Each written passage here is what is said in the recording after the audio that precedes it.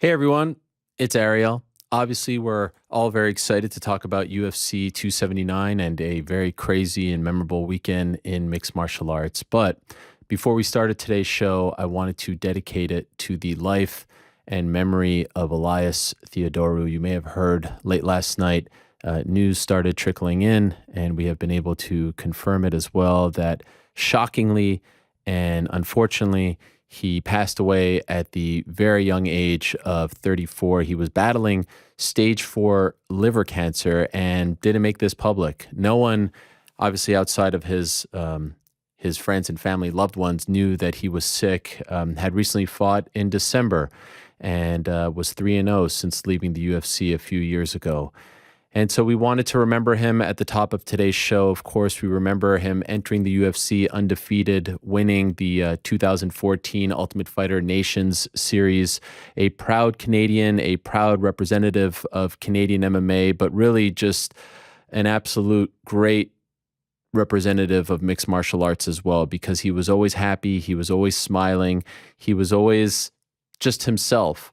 And even if you look at his last few tweets, always talking about what should be happening in MMA, advocating for things that should be happening for MMA fighters, the first fighter to get a therapeutic use exemption in Canada to use cannabis in the province of British Columbia, then the first fighter to get a TUE to use cannabis in America as well. He got that in the state of Colorado. It was a shock when he was let go from the UFC a few years ago with an 8-3 record, had a great run in the UFC and vowed that he would go out there on the regional scene and finish fights and win fights, and he did that. Won 3 straight fights. 2 of them came via finish. In fact, the last time I had him on the program was back in 2019, shortly after his release, and he left the Toronto Raptors championship parade early to come on the show. I had no idea that he did that. I mean, it was a once-in-a-lifetime event, and I told him afterwards, hey man, you could have told me we could have done this another time. He said, absolutely not, no problem.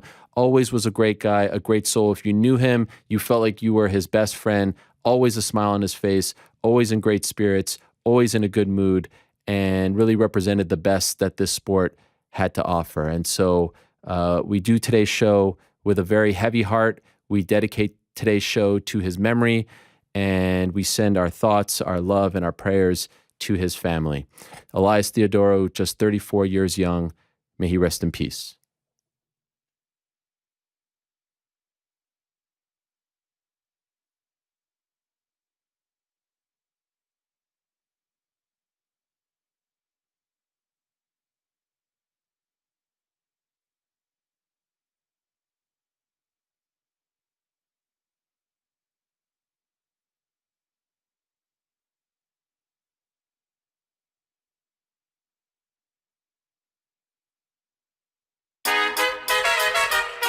It's the Mixed Martial Arts Hour with The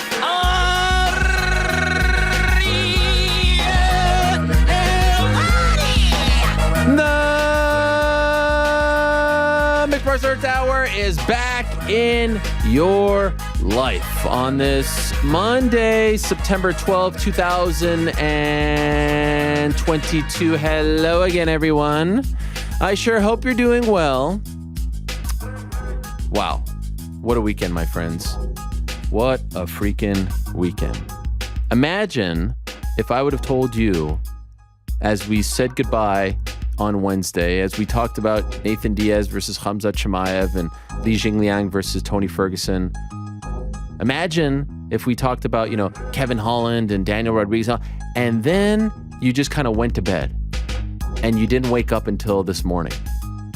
Imagine me sitting here and telling you about what happened over the last, 2-3 days, particularly like from Thursday night till Saturday night.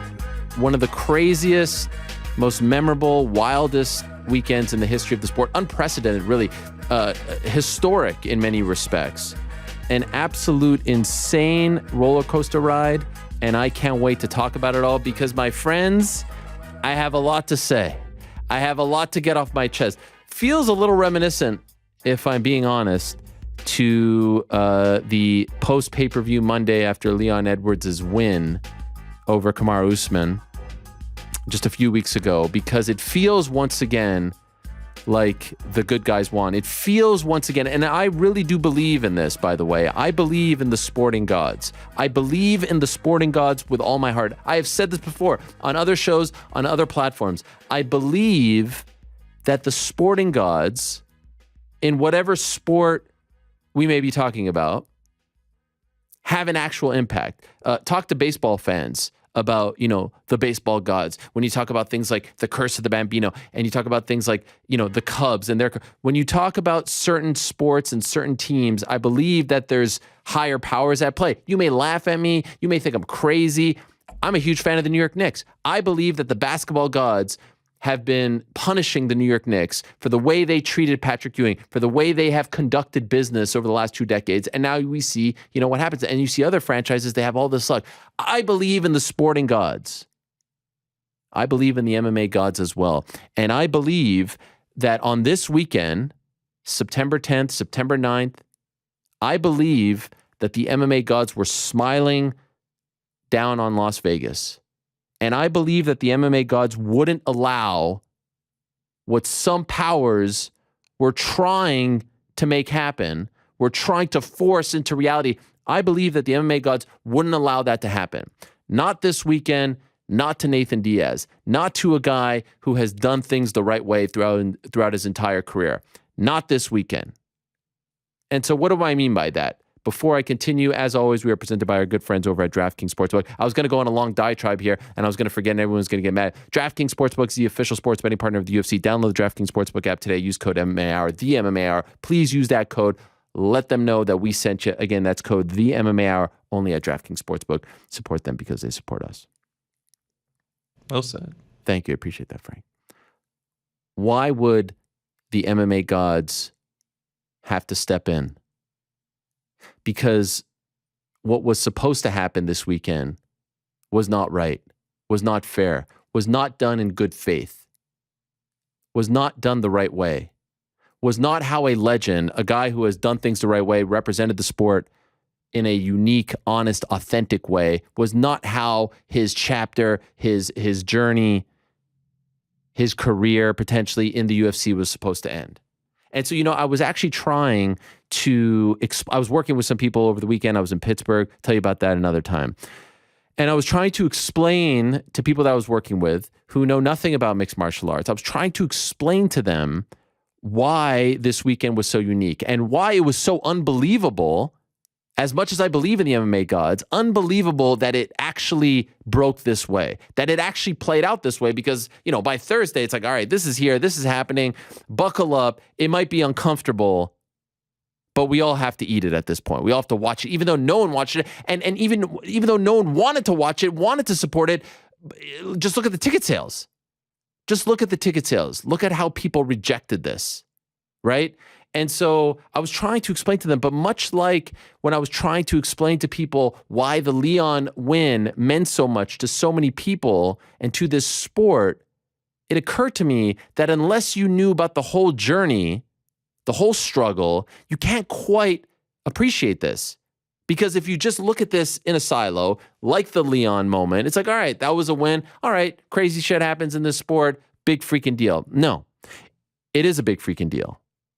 And it's really, at this point, sitting here, I still can't believe it happened. Like, was that some kind of fever dream? Did Nathan Diaz really fight Tony Ferguson on a fight that was put together on 24 hours notice after Khamzat Chimaev showed up 7.5 pounds overweight, and then the top 3 fights got reshuffled as a result of that? Did that really happen? Did he really go out with a W?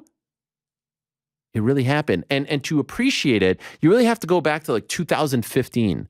2015, when Nathan fought Michael Johnson, and everyone remembers that moment when he's getting on the microphone, he's talking about Conor McGregor, you took everything I worked for, blah, blah, blah, blah, blah, blah. That's when he started to really gain his voice, puff his chest out, feel confident about his place in the sport. Remember, a year prior, he fought RDA, Rafael dos Anjos, and it was very one-sided. And it never really felt like he was there. He didn't feel motivated. He didn't feel like a guy who showed up on a mission to get a win. There was something off. Go back to the pre-fight, like something off about it, and the performance was off as well. Stays out for a year, comes back 2015, and that's when I would start to hear from people working with him, like, this guy wants out. This guy wants out. Now, the best thing to ever happen to him, of course, was he beats Michael Johnson. He gets on the microphone. He cuts the promo to end all promos. But remember, Conor McGregor was scheduled to fight RDA in 3 months. What happens? Things break. Crazy. RDA gets hurt. Has to pull out. 11 days notice.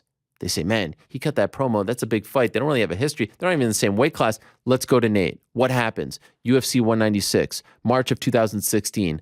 Massive win. Life-changing win. Career-altering win. Everything changes for him. They try to do the fight at UFC 200.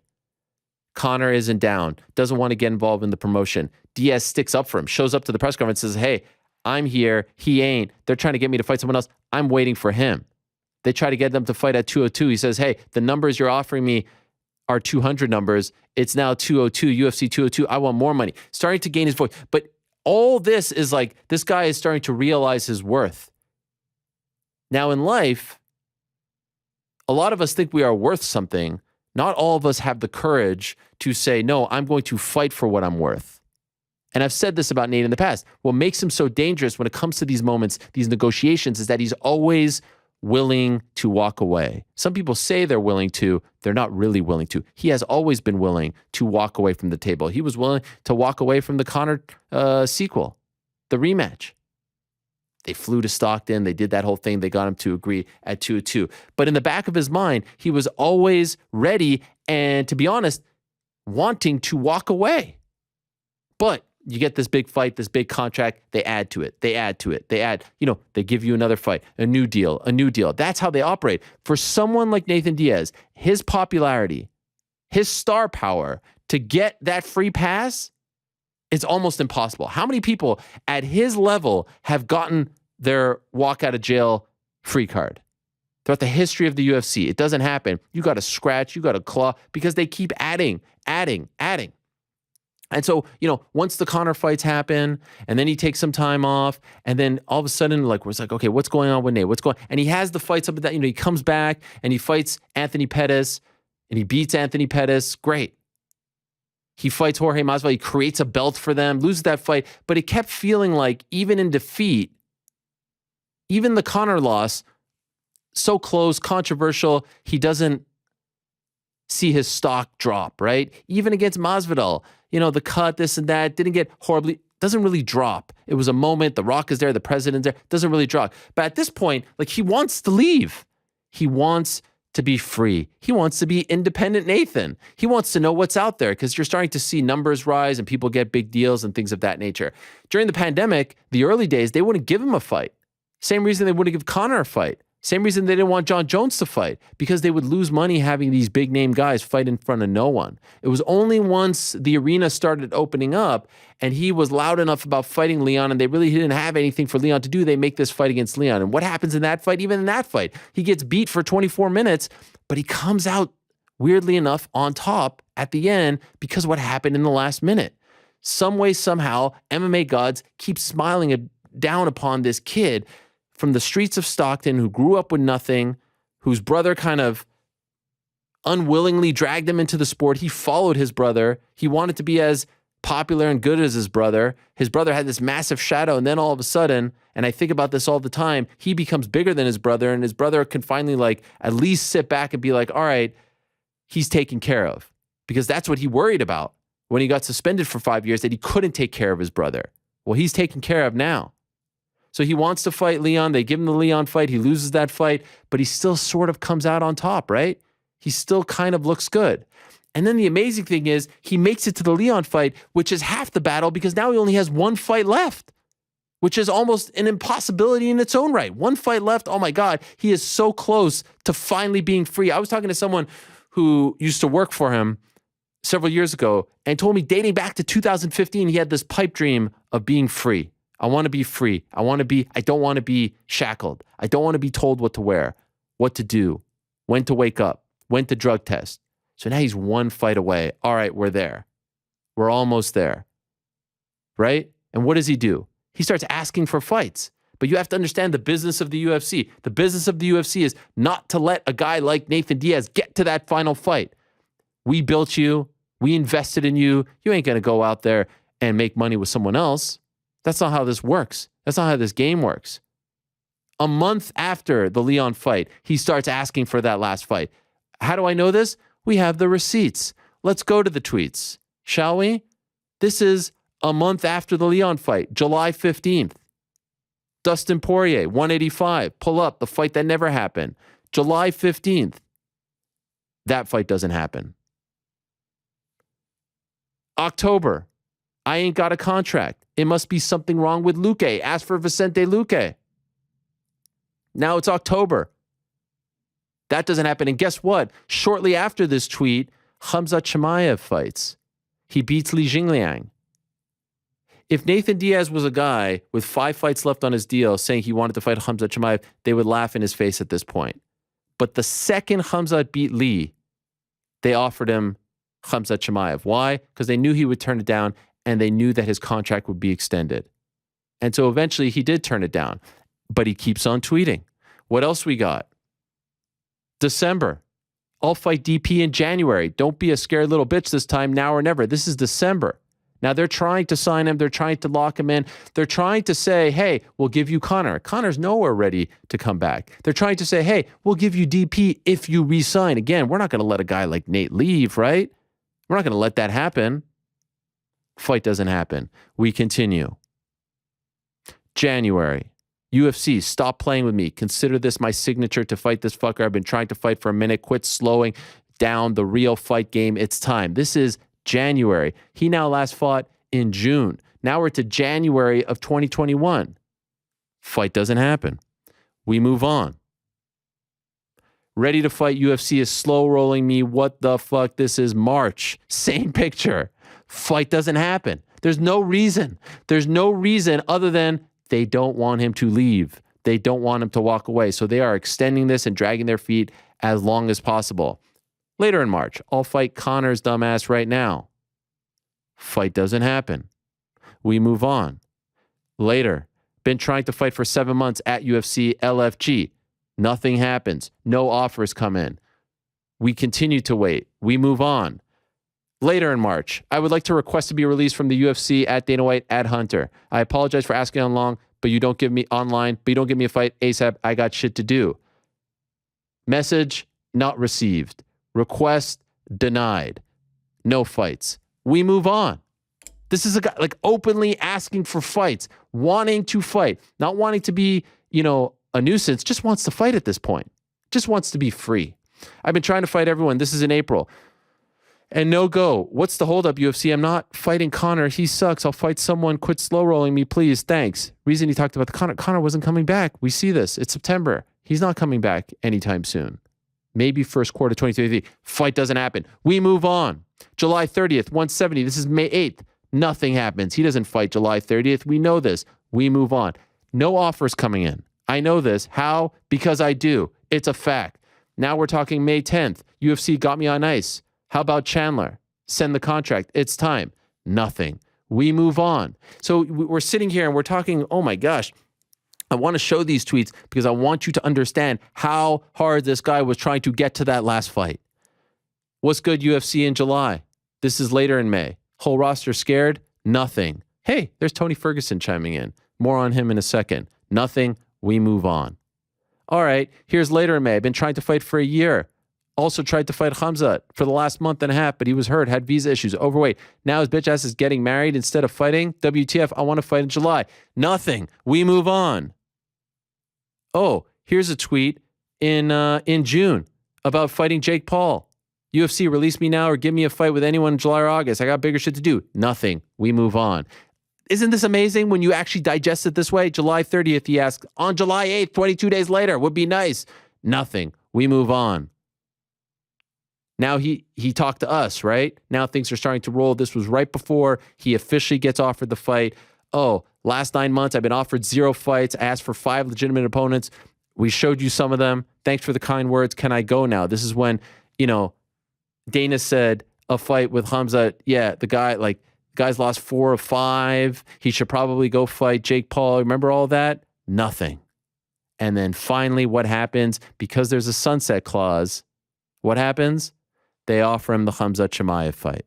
They offer him the Khamzat Chimaev fight on the last possible pay-per-view. Can't fight in Abu Dhabi because the deal's up by then. So they offer him Khamzat Chimaev in a fight that makes no sense rankings-wise, makes no sense resume-wise. He was a massive underdog. I think it was plus 1,800 by the time fight week started. We all felt weird about it. That's not the way you treat a legend. That's not the way this works. But he said, yeah, sure, I'll take the fight. In many respects, when he took the fight, he called their bluff. Because I don't know if deep down inside, they believed that he would ultimately accept it. Because if he turned it down, maybe they extend them again. But he said yes. Even though everyone was probably being like, yo, man, like this ain't the best idea for you. Younger guy, wrestler, it's not going to go well. Just look what he did to Kevin Holland this weekend. More on that in a moment. But he says yes. And he just does his thing, prepares for the fight, gets to fight week. And now we're here and it's just like, can we, get on with this thing? Because the guy just wants to be free. Let him go in there, see how it goes, and then we'll figure it out. I remember texting a guy on his team early in the week and I said, I swear on my life, I got a weird feeling about all of this. And I've said it on this show and I believe on other shows as well. I know for a fact on other shows, there was something about that matchup that just did not feel right. Didn't sit well. So fight week starts, media day, Wednesday, interviews Tuesday, Thursday, we get to the press conference. And by now, you know what happened. Backstage, Khamzat, Kevin Holland. Oh, by the way, earlier in the week, Khamzat and Paulo Costa get into a little thing, but then Khamzat and Kevin Holland get into a thing. There's a push kick. There's a fracas. There's bottles being thrown. We don't need to go over it because it feels like old news at this point. And they canceled the press conference. All right. Weird. But the thing exploded, so maybe a good piece of promotion. By Friday morning and really starting to trickle in Thursday, word starts to come out that Khamzat's going to have trouble making weight. And so Diaz's team gets called Friday morning and they're told he ain't making weight and he's going to be off by 8 or so pounds. How about a catch weight? How about a catch weight? Could you believe that they had the balls to even ask that? Offer that? Already the fight didn't make sense.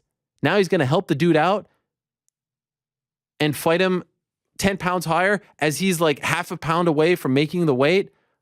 Now, they said that it was a medical issue and you respect that and you believe that. But if it was truly a medical issue, why did he end up fighting on Saturday? Fine. Why should he take a catchweight fight? And again, holds his ground, knows his worth, says, no, I ain't taking a catchweight fight. Are you crazy? Are you absolutely nuts? So now, in a crazy day, historic day, unprecedented day, they reshuffle the top 3 fights really to cater to Khamzat. I can assure you, if it was Daniel Rodriguez who came in 8 pounds over, they're telling him, peace out. He's going to get reamed at the post-fight, unprofessional. He's got to move up. If Kevin Holland this way, and I've heard nothing negative about Khamzat at this point. In fact, Dana went up at the press conference and was praising him. In fact, he wasn't even fined for missing weight because they said, oh, now it's a catch weight. He was even eligible to win a performance bonus when historically, when you miss weight, you don't win. You're disqualified. Ultimately, after hours of negotiations, after hours of shuffling and all this stuff, Diaz gets Tony Ferguson, which is the type of matchup that he deserved in his final UFC fight from the beginning. That's how you treat a legend. That's how you treat not only Diaz, but you treat Tony Ferguson that way. Guys who were supposed to fight 5 years ago. And imagine this. Imagine if this fight wasn't rejected, Khamzat versus Diaz, wasn't rejected by the public when tickets went on sale.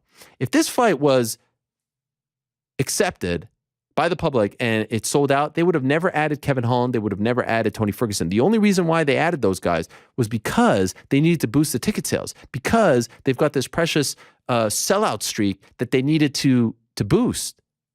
Imagine if they didn't add those guys. Who the hell would Diaz have fought?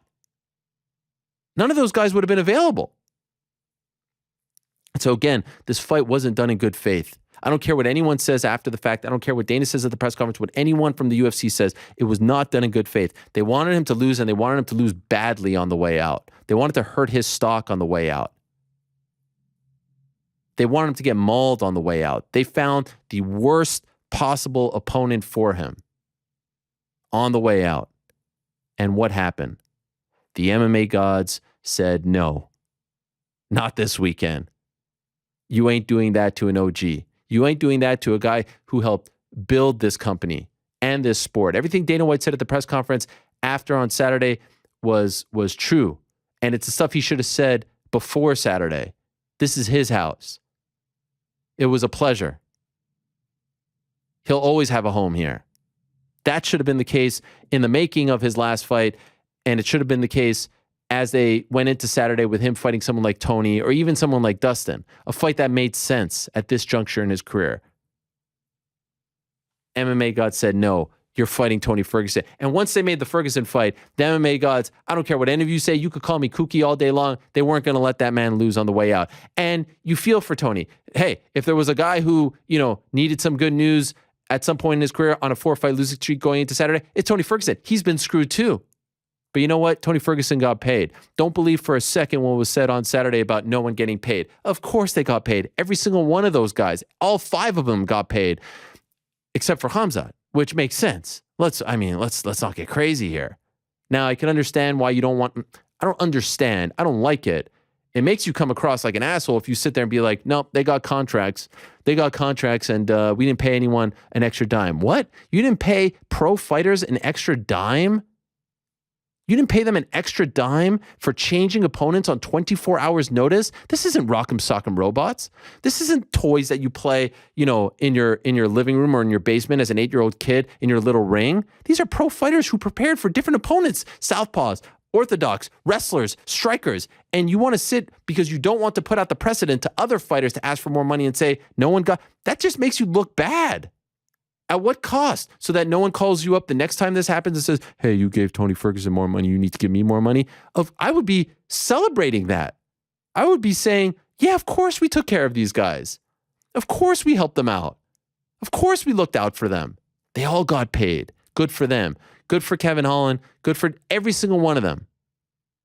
But let's be honest, some of them got screwed as well. Holland got screwed. He got a way tougher matchup. Li Jingliang, no one got screwed more than that guy. From showing up with the suit on Thursday, not getting to wear it, from getting an opponent who was tougher than his original, bigger by 10 pounds than his original, and a lesser name, and gets screwed out of the decision as well. No one got screwed more than that guy. Luckily for him, he's likable, he's charming, he's a bigger babyface now, but people got screwed along the way. There's no doubt about it. Ferguson ends up losing in the main event.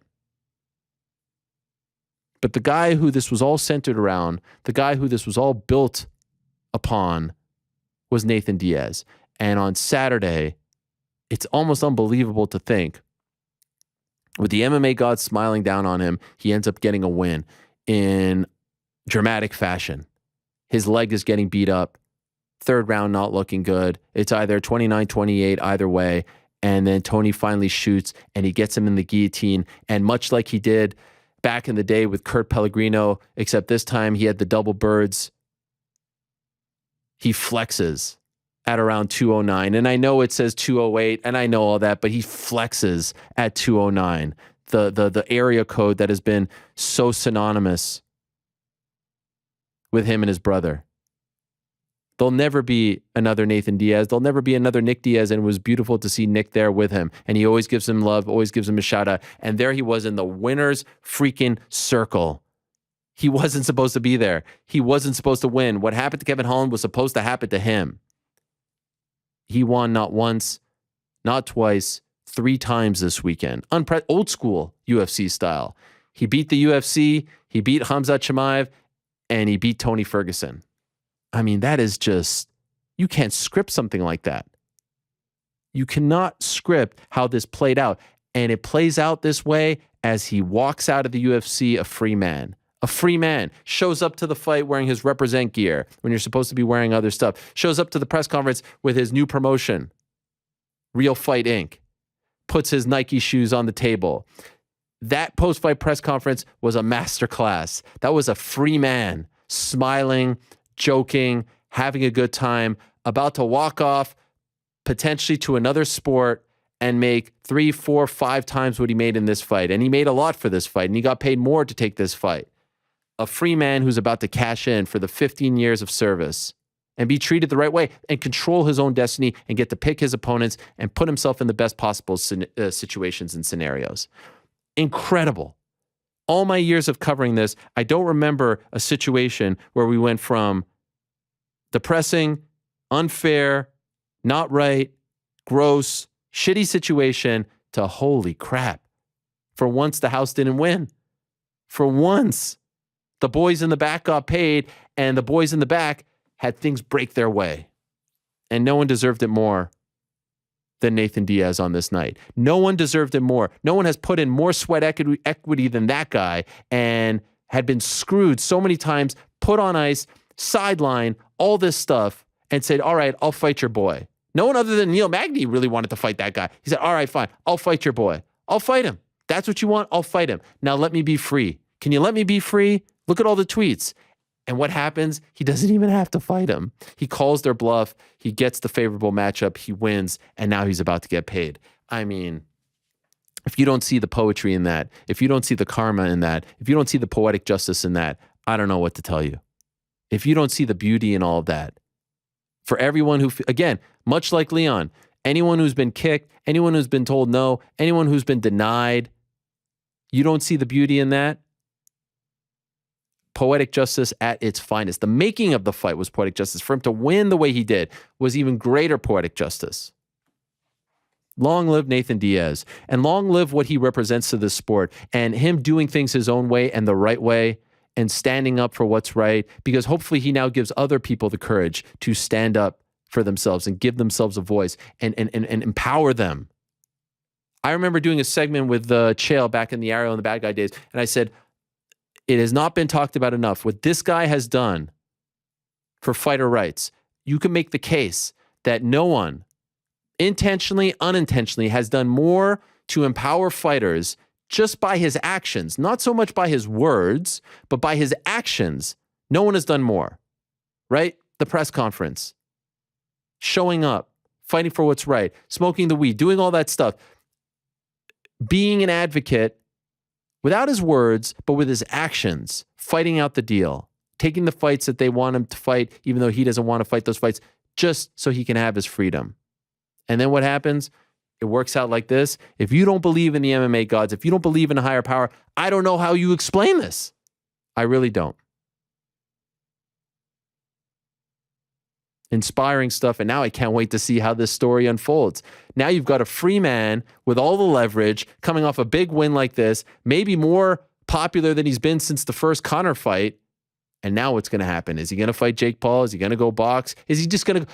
Well, he could go on the Floyd Mayweather circuit and fight a bunch of nobodies for a couple million here and a couple million there. You're not watching that? You're not buying that? Of course you are, because everyone loves this guy. Because everyone wants to be this guy. Everyone wants to have that sort of, I don't give a fuck attitude and a je ne sais quoi. He would never use that term, but you get what I'm saying. You see him at the press conference, smiling, cracking jokes. He and his brother have been misunderstood for so long. And, you can understand why. They didn't let us come in. But listen, his manager is going to hate me for mentioning him. I asked him to come on the show today because I think he's the unsung hero to this story. He's going to hate that I mentioned him here, but he deserves to be mentioned. Zach Rosenfield, since he's been working with Nate, all these things have been falling his way. This guy's not a traditional manager. He's a publicist. And he was hired to work on Nate after the first Conor fight. Very untraditional. But Nate took a liking to him and listened to him and trusted him. And he kept putting him in the right spots. He kept putting him in the right positions. He kept guiding him the right way. He had someone who was telling him what to do, and he believed in what he was saying. Not someone else who was trying to take money off, his back and out of his pocket. Truly was invested in making this guy's life better and putting him in the right spots. And look what's happened since. Another lesson for us all. You get the right people around you who are trustworthy, who are kind-hearted, who are good souls, and look how things break your way. And yeah, there's going to be setbacks here and there. But if you make the right decisions and you put yourself around the right kind of people, look how things turn out. And now look at them. Smiling, leaving T-Mobile Arena, victors, 40, 50 deep, It's one of the best stories that I've ever seen. And you hate that it comes at the expense of someone like Tony, because Lord knows he needs, a good break here or there. But on this night, it was about Nathan Diaz on his last fight and everything that he had been battling over the past year. Getting it done like this, crazy. They had to reshuffle the whole card just to salvage the guy that they were trying to put in there, the boogeyman, to beat Nate. And it works out, right? Everyone's like, they open the broadcast. Oh, isn't this great? They remixed it. It's so great. It's so amazing. I love you, DC, but come on. I wish I could talk to you right now. Oh, they remixed it. Don't pretend for a second like this is what they wanted. I had people hitting me up being like, this was WWE, this was a work. Do you not understand what was going on here? Were you not paying attention for the past year? How could it be a work? They wanted him to get beat. He ended up fighting the lesser opponent. Why would they work that? Why would they script that? This blew up in their face. Yeah, fine. The pay-per-view was salvaged. They get paid the same from ESPN. And ESPN's maybe happier with this because more people, and maybe the ticket sales were great. They did not want this for a second. They were willing to just have a card with Nate and Khamzat at the top and no one else on the bottom. They were willing to do that at the expense of this guy not getting good pay-per-view numbers and just getting beat on his way out. You think this was a work? You're not paying attention to any of this. You have not been paying attention for a second if you think this was a work. This was not a work. This was not scripted.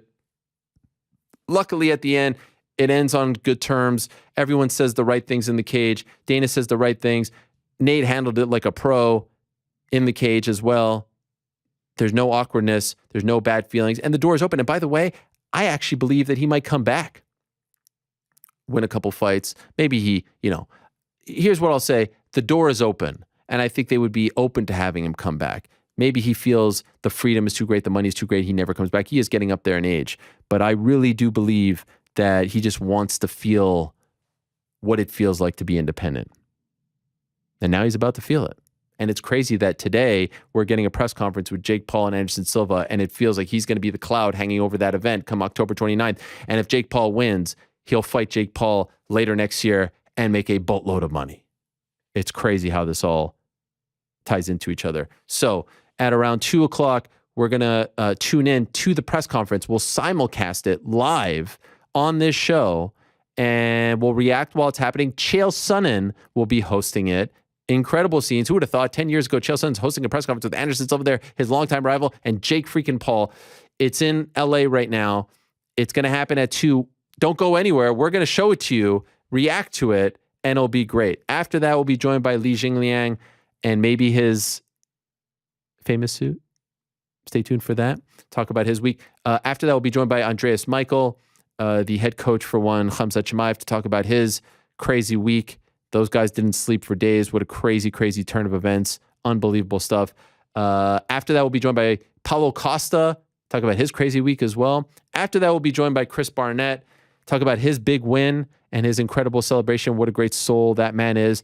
And then after that, we'll be joined by Aaron Jeffery, who was a very good friend of Elias Theodorou, to talk about his heartbreaking passing and just about the good soul and person, friend, teammate that Elias Theodorou was. So stay tuned for all of that.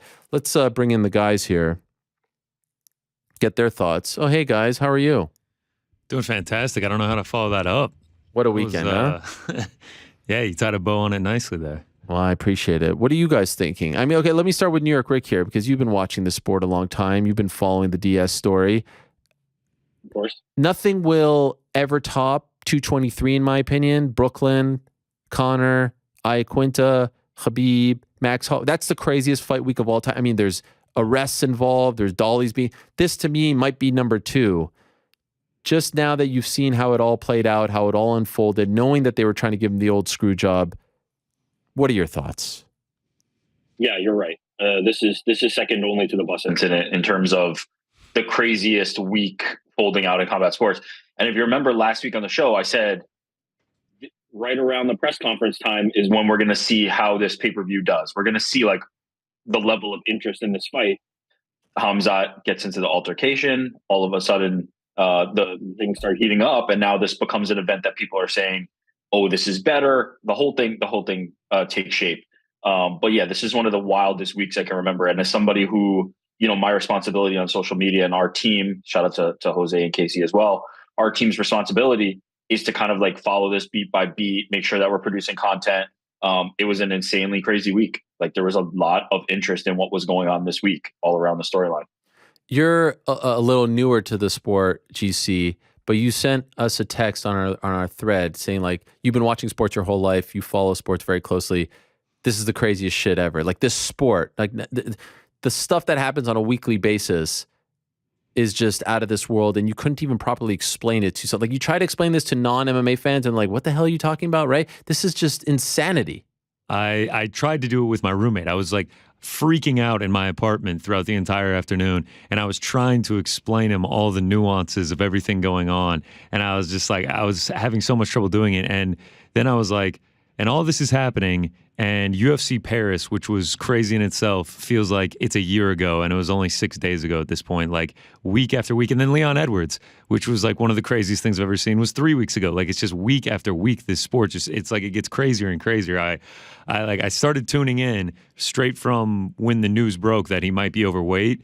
And then I was watching or listening to coverage of it until 6:30, 7 o'clock. The sun went down, and I was just sitting in my office the entire time, like just live reacting to everything. It was crazy to follow. When Khamzat was walking up onto the scale, like my heart was like racing. I was like, oh my God, what's going to happen? Like, is this all just going to be nothing and it's going to be like 171, or is he really going to be, or is he really going to be that much overweight? Yeah. It was just.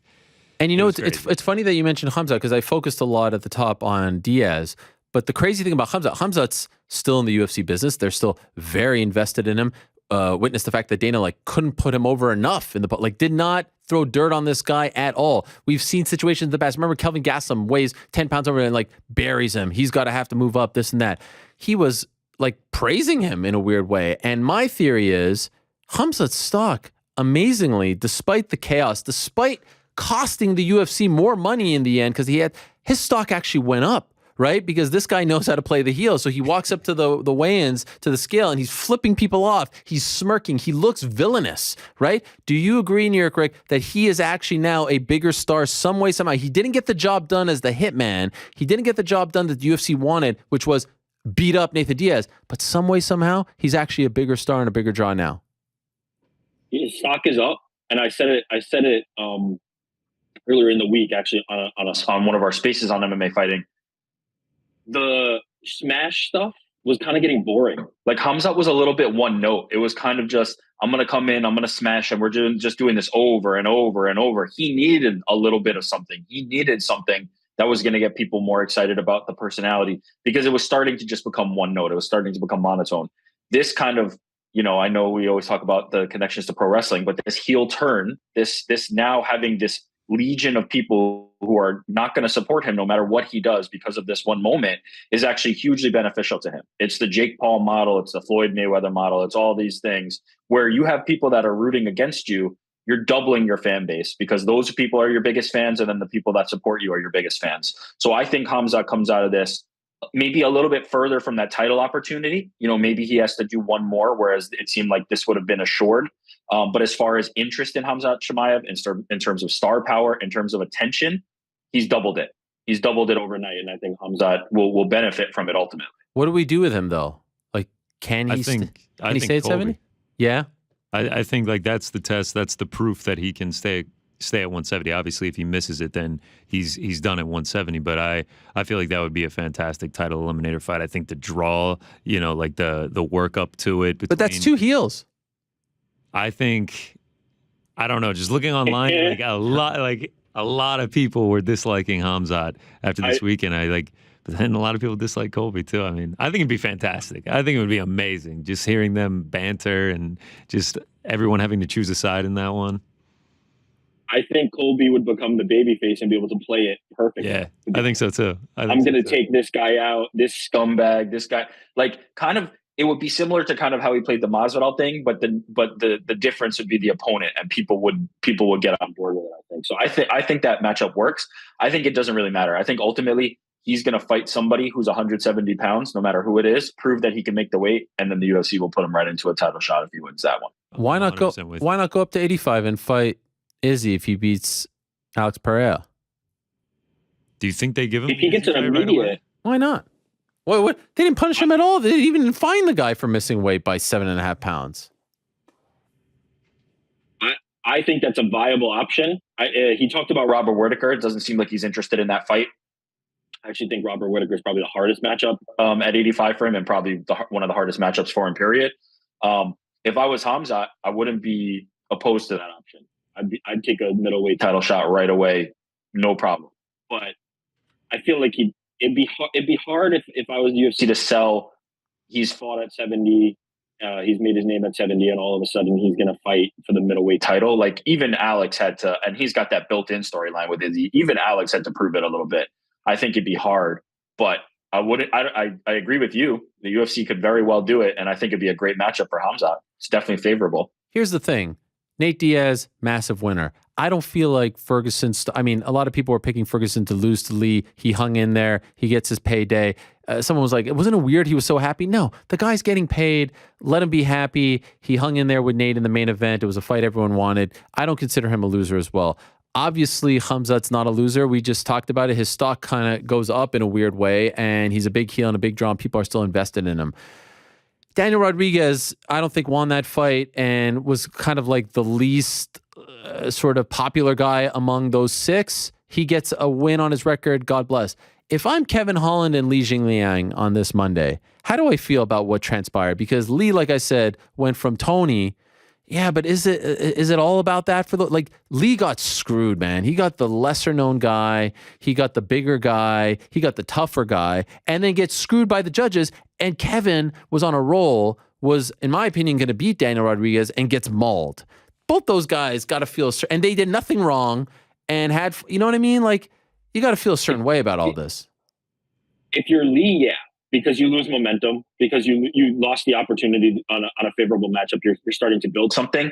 Kevin Holland, I really don't think the stock takes too much of a hit because this is the brand, right? Like, I will step up against anybody, anytime, anywhere. Khamzat Chimaev, he's the baddest dude on the planet. I don't give a shit. I'll fight him. And that's what Kevin Holland's built. And I think this just continues to support that. He'll go on another streak. He'll win another 2 or 3 in a row. And then maybe he faces another guy at the top of the division who's a wrestler. And we just start this cycle all over again. If I'm Kevin Holland, I'm happy with the payment. I'm happy I got what I wanted. I'm happy I got to go out there and compete and just, get back to it. Like, this feels like a one-off. This whole event felt like a one-off. It felt like this night was a singular night. All these things are weird. All these things are happening. Let's just get through this and then resume normalcy afterwards. So the Kevin Holland thing kind of feels like, it kind of feels like Bobby Green with Islam Makhachev. Like, no one really expected Bobby Green to win that fight. I don't think that many people actually expected Kevin Holland to win this fight. I mean, he came in as like a plus 500 underdog. I don't think his stock really takes a hit. Like, if anything, I'm a bigger Kevin Holland fan after this weekend because of it. Yeah. Wow. All right. Fine. Lee, that's though. the brand. Lee, I can't. Lee took the biggest terrible, L, dude, for sure. yes. Biggest L, yes, but like his fan base is on fire. The stock is higher than it ever. You were at the last fight, right? Yeah. You were at the fight, Connor. You were at the July 16th fight for him, right? Yeah, people were cheering against him. I was like one of the only ones cheering for him at that fight. Now, that one clip of him walking out with the suit and getting pulled back, like, he's so happy and excited, and they're like bringing him in like this, like, son, I'm sorry, it's not going to work out for you today. That one clip put him over so much, and I think did he wear the suit to the fight as well? Yeah, I think like walking into the arena. Yeah. And I'll be honest. I put in the cheeky request if he wants to show up today on the show as he's scheduled to, wearing the suit. I think the world would love it. He didn't get a chance to show it at the press conference, pre or post fight. So it's a weird thing, and it proves once again in this sport. Like, I think he should be annoyed that he got screwed, but he is infinitely more popular today than he was this time exactly last week, 5 days ago, right? Infinitely more. I agree with that. But here's the key to all of these things, and this is the part that seems to be forgotten. Sometimes these things are insular. Sometimes these things exist only in the MMA community, right? We're passing it around. It's MMA memes thing. For somebody like Kevin Holland, he's going to parlay this into a big opportunity. It'll be a co-main on something. It'll be like, he will be able to parlay this. He will be able to utilize this. For Khamzat, he's going to maybe parlay this into a number one contender fight or a title fight if he, let's moves up to middleweight and they grant him that. Lee has to be able to parlay this, and how can he? Like, that is the key. Like, can he make his next move an important move to be able to parlay that popularity and parlay that success and capitalize on it? Because most of the time, what happens is like, yeah, this is a thing, and then it disappears, and then somebody bumps it up every once in a while on the internet, and it becomes this meme thing that we laugh about. But can he use it is going to be the most important part. And it's hard. I think it'll be harder for him, to be honest, than any of the other guys. What do you guys think? GC, I'll start with you. What do you think Nate does? How does this play out? Well, he said that he wanted to leave for a while, maybe go box Jake Paul after the Anderson Silva Never said thing. Jake Paul. And by the way, he did never say no one at the press conference asked him or Dana about Jake Paul. And I know Dana keeps saying, don't ask me about Jake Paul, but like, it's now very clear Jake versus Nate. So it seems like what happens though? I agree with you. What happens if he loses to Anderson Silva? Yeah, see, I don't know. The whole lead up to last week, you talked about Nate getting away clean from the UFC to like have this huge matchup with Jake Paul. Now the pressure for Nate versus Jake, pressure is all on Jake Paul. If he goes out there and beats Anderson Silva, I mean, I really do think that's a huge boxing match. Gigantic. Like, does crazy sells. If he loses, I don't know. Is Nate not going to fight him if he loses?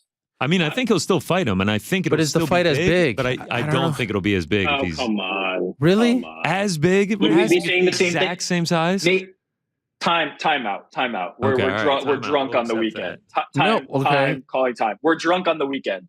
Nate Diaz was about to go in there and get mollywopped by Khamzat Chimaev. He was going to have his head ripped really clean off his shoulders. Yes. 100%. And then we were going to sell him on a fight with Jake Paul. Come on, stop this. Like, there's no stakes. No. There's no stakes. We've seen Nate lose. We've seen him get beat. We've seen him get dominated.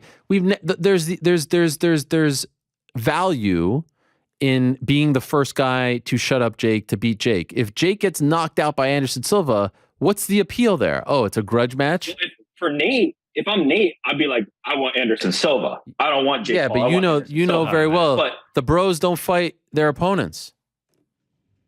Listen, that's the fight. So then if you're saying that, right, then it's still Jake Paul. It's Jake Paul. Who can I make the most money with? Who can I make the most money with? But you agree though that the fight isn't as big if Jake loses. I don't think so. I really don't think that it takes any hit. There's no stakes. I think it takes There's a hit. really It takes a massive hit. I think it takes a hit. Why? People, listen to me. People are not tuning in for that fight for quality fighting. Nobody. I mean, of cares course they're not. Wins and losses. Nate Diaz has wins or losses are completely removed from the story of Nate Diaz. It's independent. He exists independent of wins, losses. Nobody cares. Jake Paul, same thing. Sure, it'll be like, oh, Jake Paul lost. Of course he lost. Who cares? Like, he's going to lose. It's inevitable. Nobody gives a crap. He will still draw the most money. And of Jake course, Paul it's a fight to make. Of course, it's an opportunity. It's there. But there's no more beloved figure right now in MMA than Nate. Would you agree with that?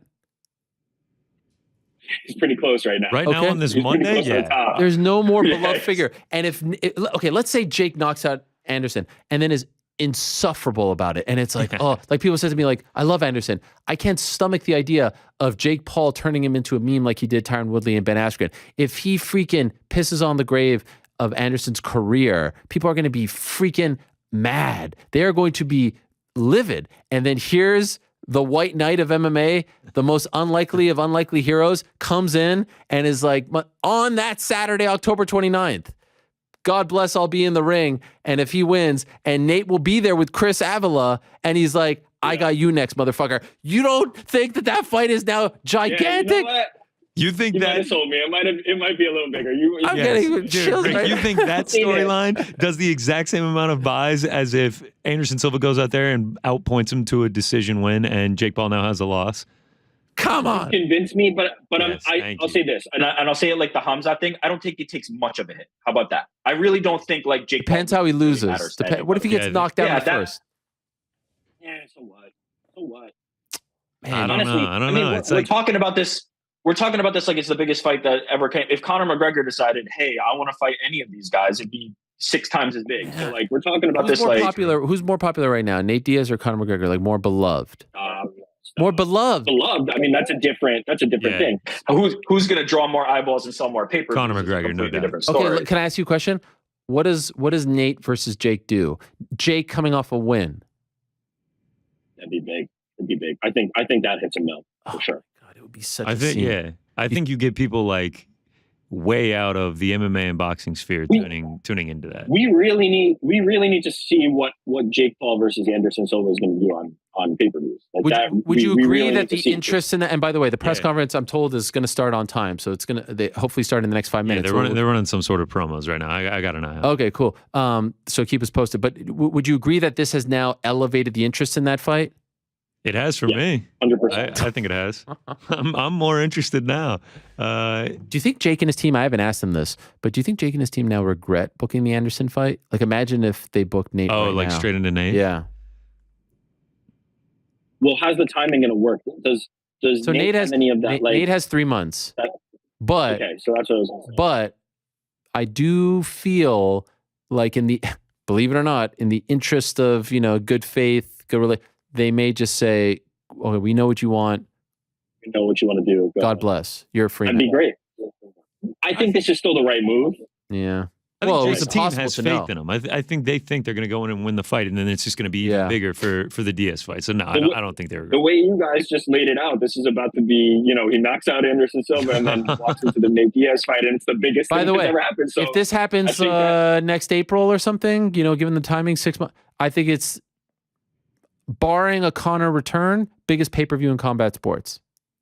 It could be that boxing year. or MMA of 2023. Yeah. Well, we assume Conor's going to be back next year, right? Yeah. I'm assuming. I hope so.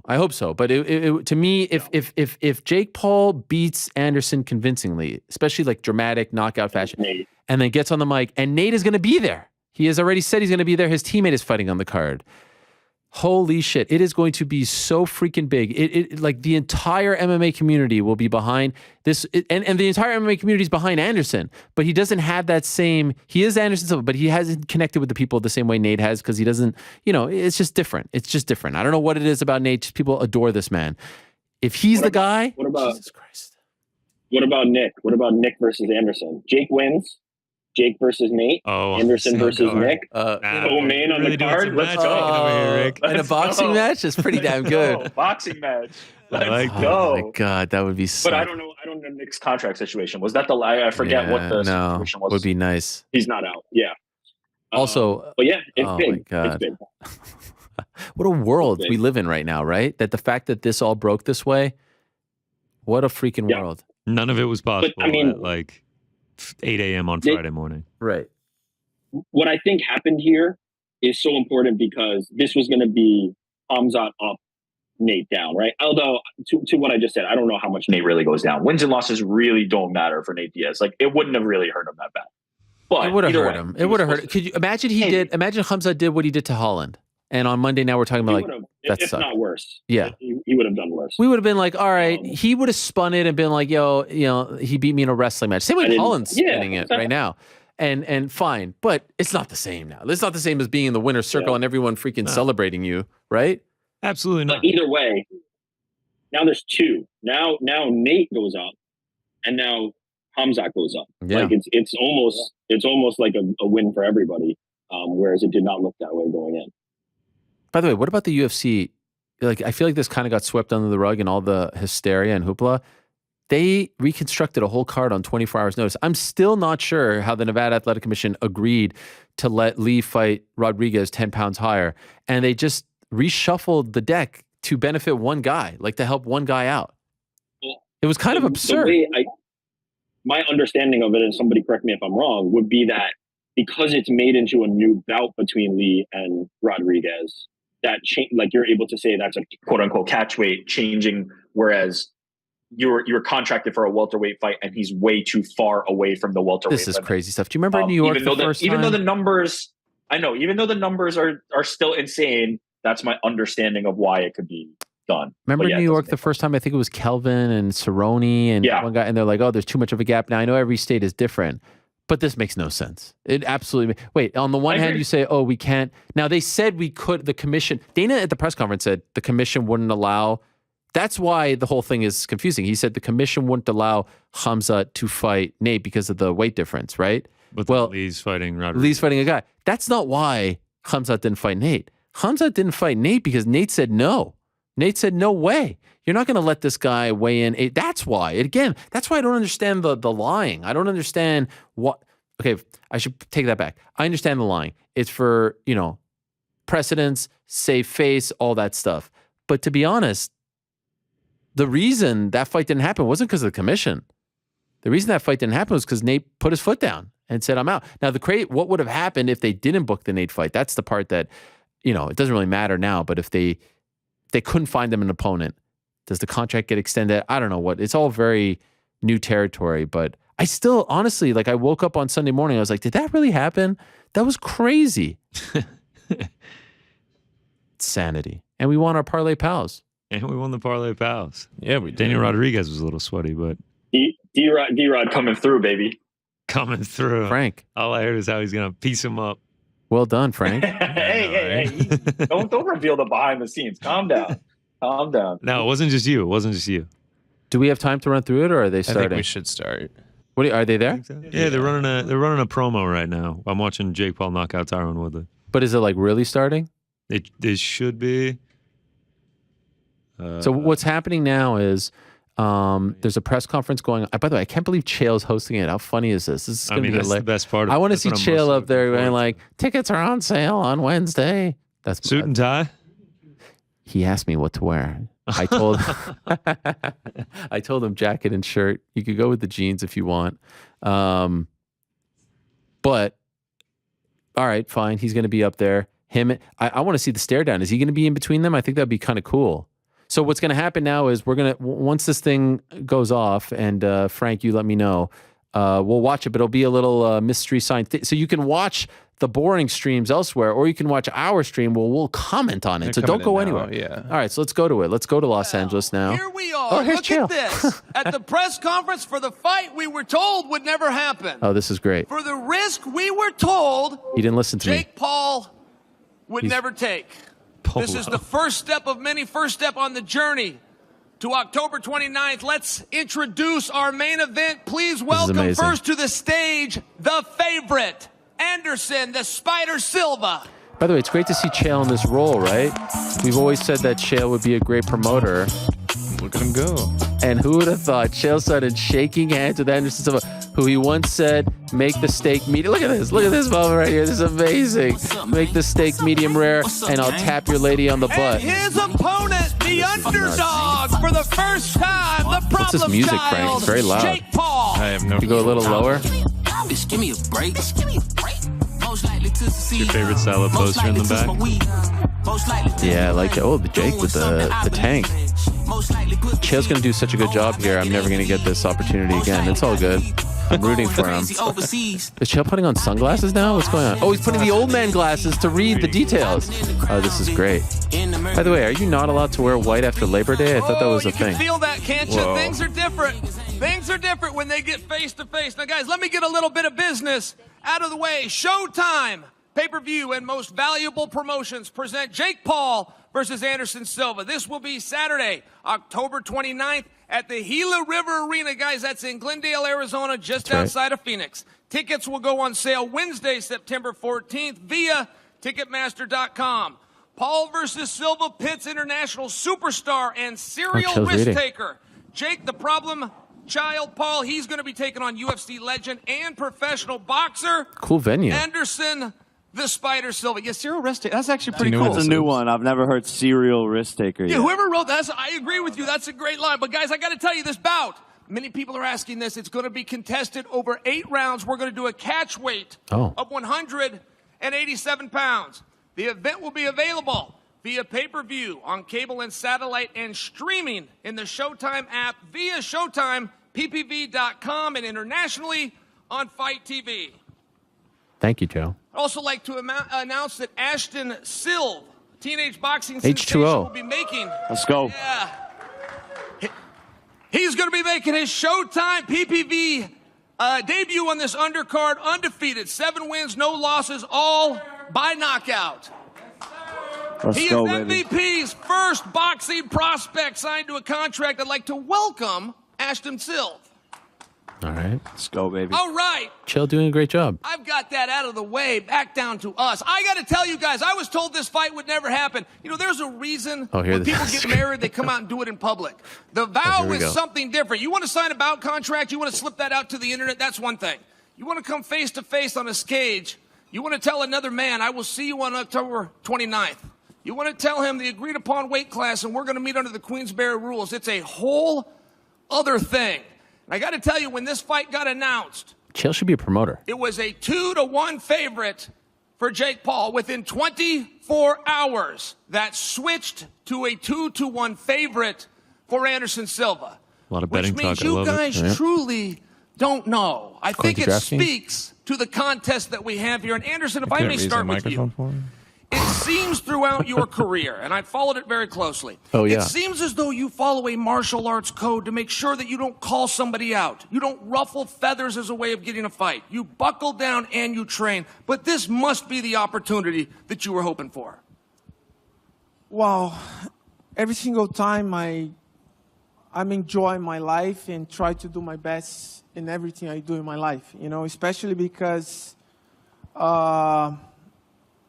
I love my job.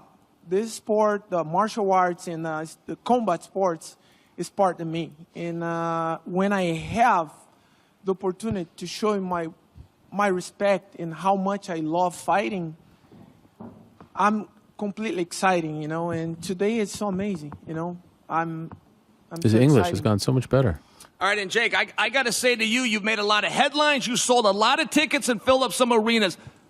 But the fun is over. You don't play games with Anderson Silva. Yes. Correct. Except I'm about to. Hey, the fun was over day one of boxing, okay?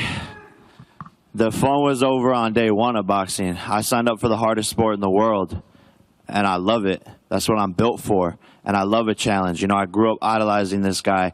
For me, this is even surreal that I'm, like, sitting here. I have to take a moment to be like, wait a second, is this real? All the cameras. I was sitting on a couch watching this guy as a kid, and here we are. I love the challenge. This is my toughest fight yet, and I'm prepared. Anderson, you've got a star here. You're going to have a full arena. You are going to be the main event, but none of those things are new. You do have an opponent who's being respectful. He's not getting under your skin. Mistake. Is that a tactic, and are you prepared for it?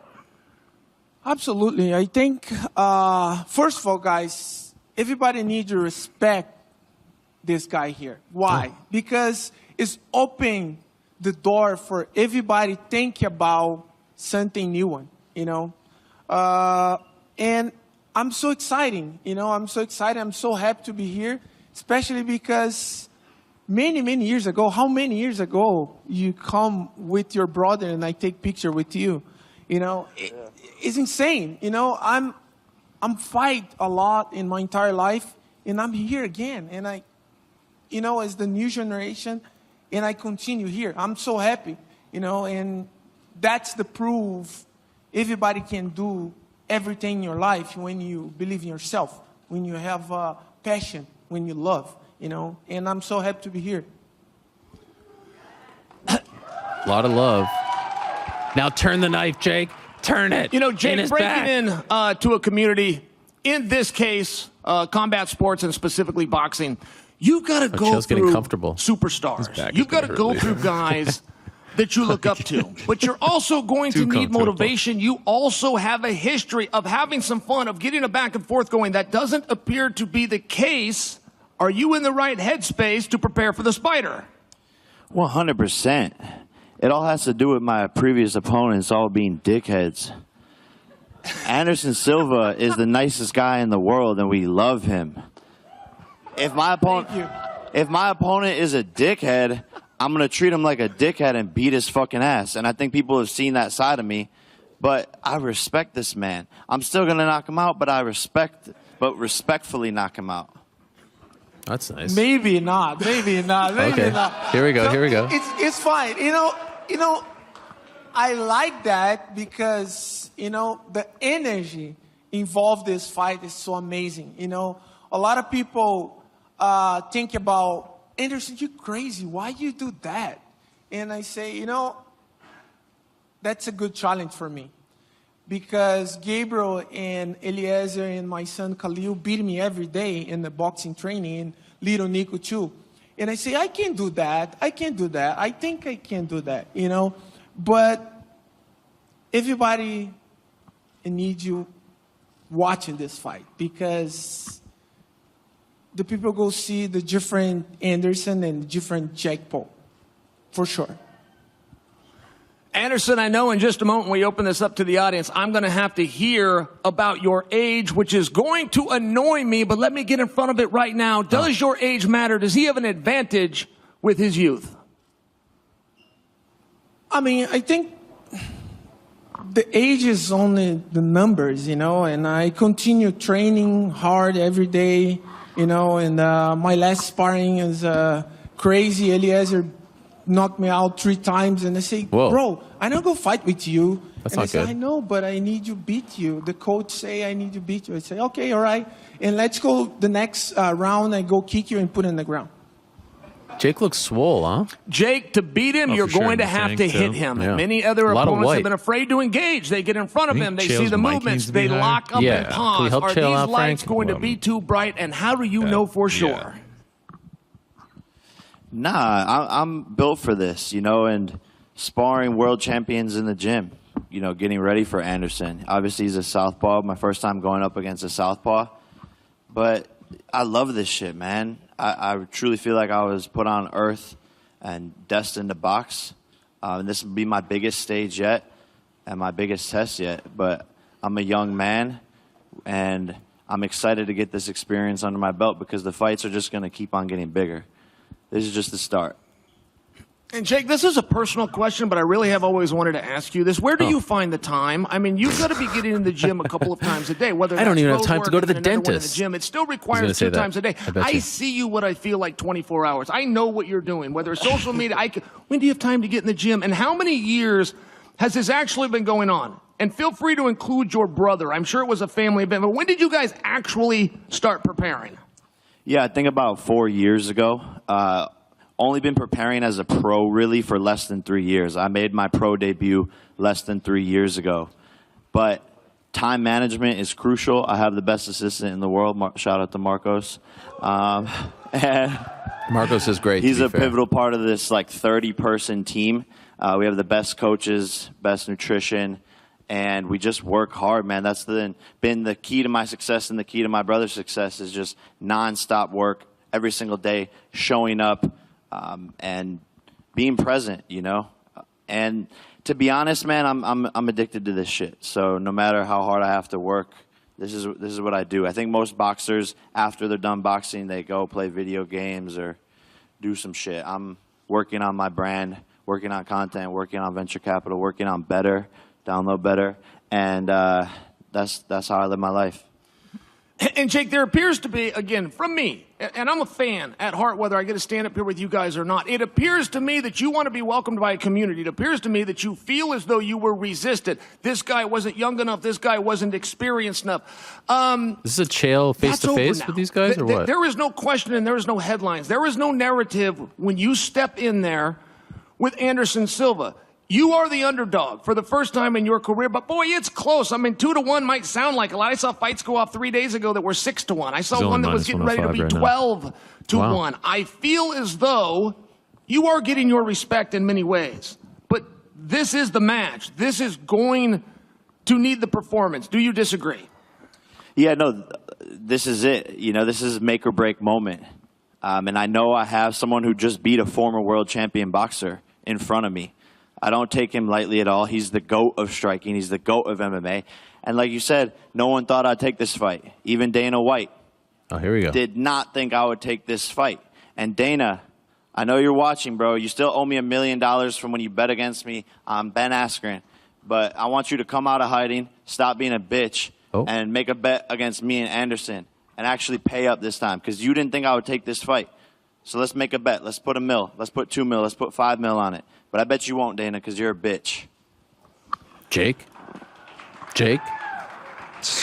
Well, Anderson, I was not planning to invoke Dana White. However, he did make a statement about your opponent. He said your opponent won't face you. He said your opponent is not good enough to face you. He said that you're the greatest combat sports athlete of all time, and that conversation needs to be revisited.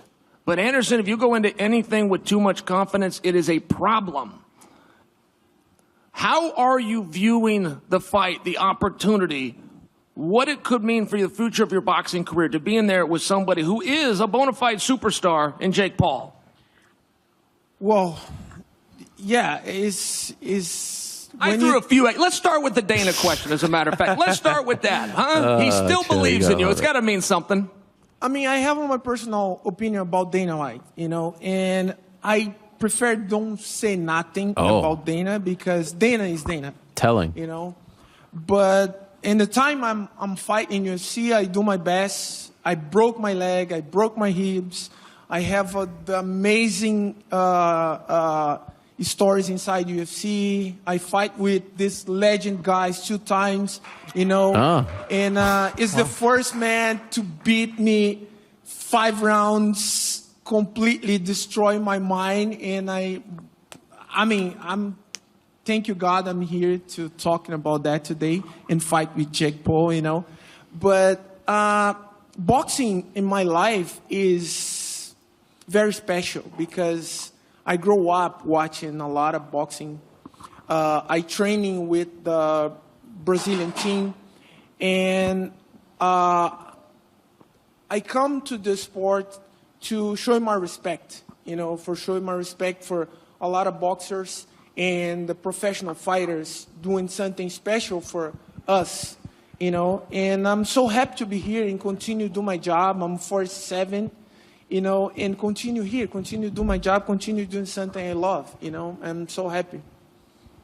And guys, let me speak directly to you. We are a community. This is the fight that we wanted. This is the fight that we told Jake Paul he did not have the courage to take. This is the fight that Dana White said would not be made. Now, I only bring that to you because if we're going to try to get ahead of this thing to take away from a potential glorious moment by Jake Paul, people talk about age.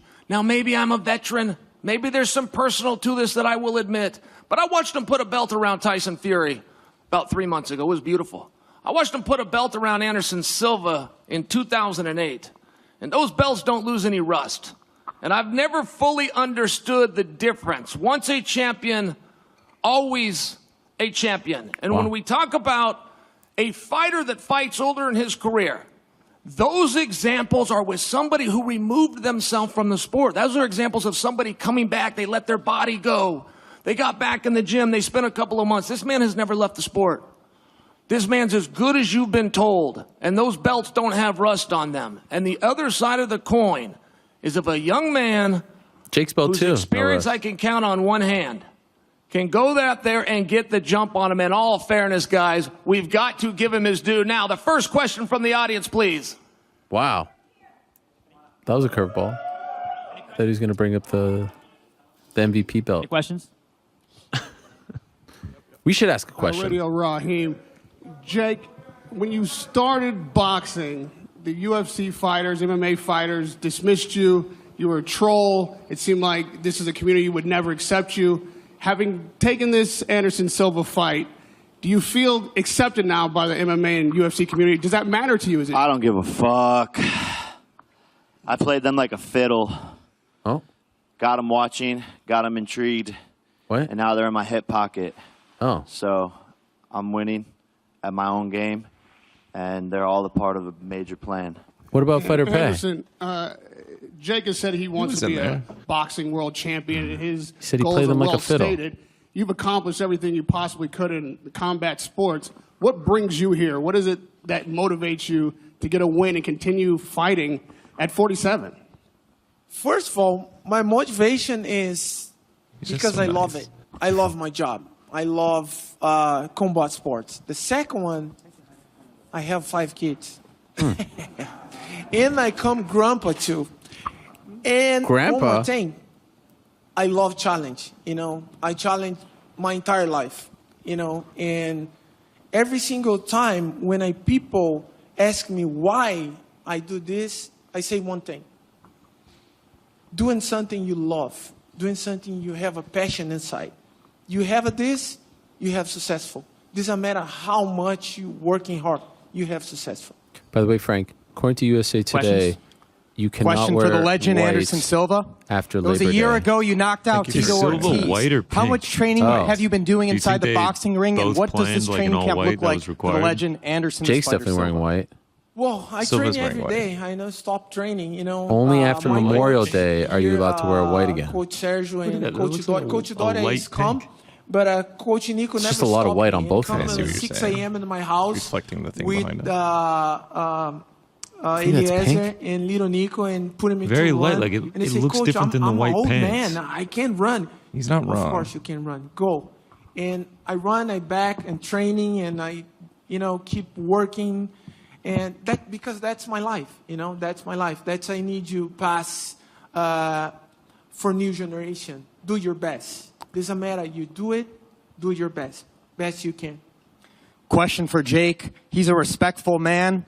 You have According a to Mary great demeanor Claire, up there on stage. Is there one of the any subtle side bets jabs that that you're the old willing to money take with this crowd guy used to distinguish leading up to the themselves fight? from the nouveau riche was to make Yeah, wearing white after Labor Day a fashion faux pas. I was gonna say if you Thank beat you me, for the, I'll get a spider filter there. tattoo. I guess they didn't get the memo. No, stop, But- bro. Oh, again with the Let me tattoo. tell you that. But- No. Oh, here we go. You don't need to put in the spike tattoo. I know you're my fan. Don't worry. Hey, wait. Let's go. Stop. Come on. I'm your fan, too. I'm a big fan. Oh my But God. I hate tattoos, bro. I know.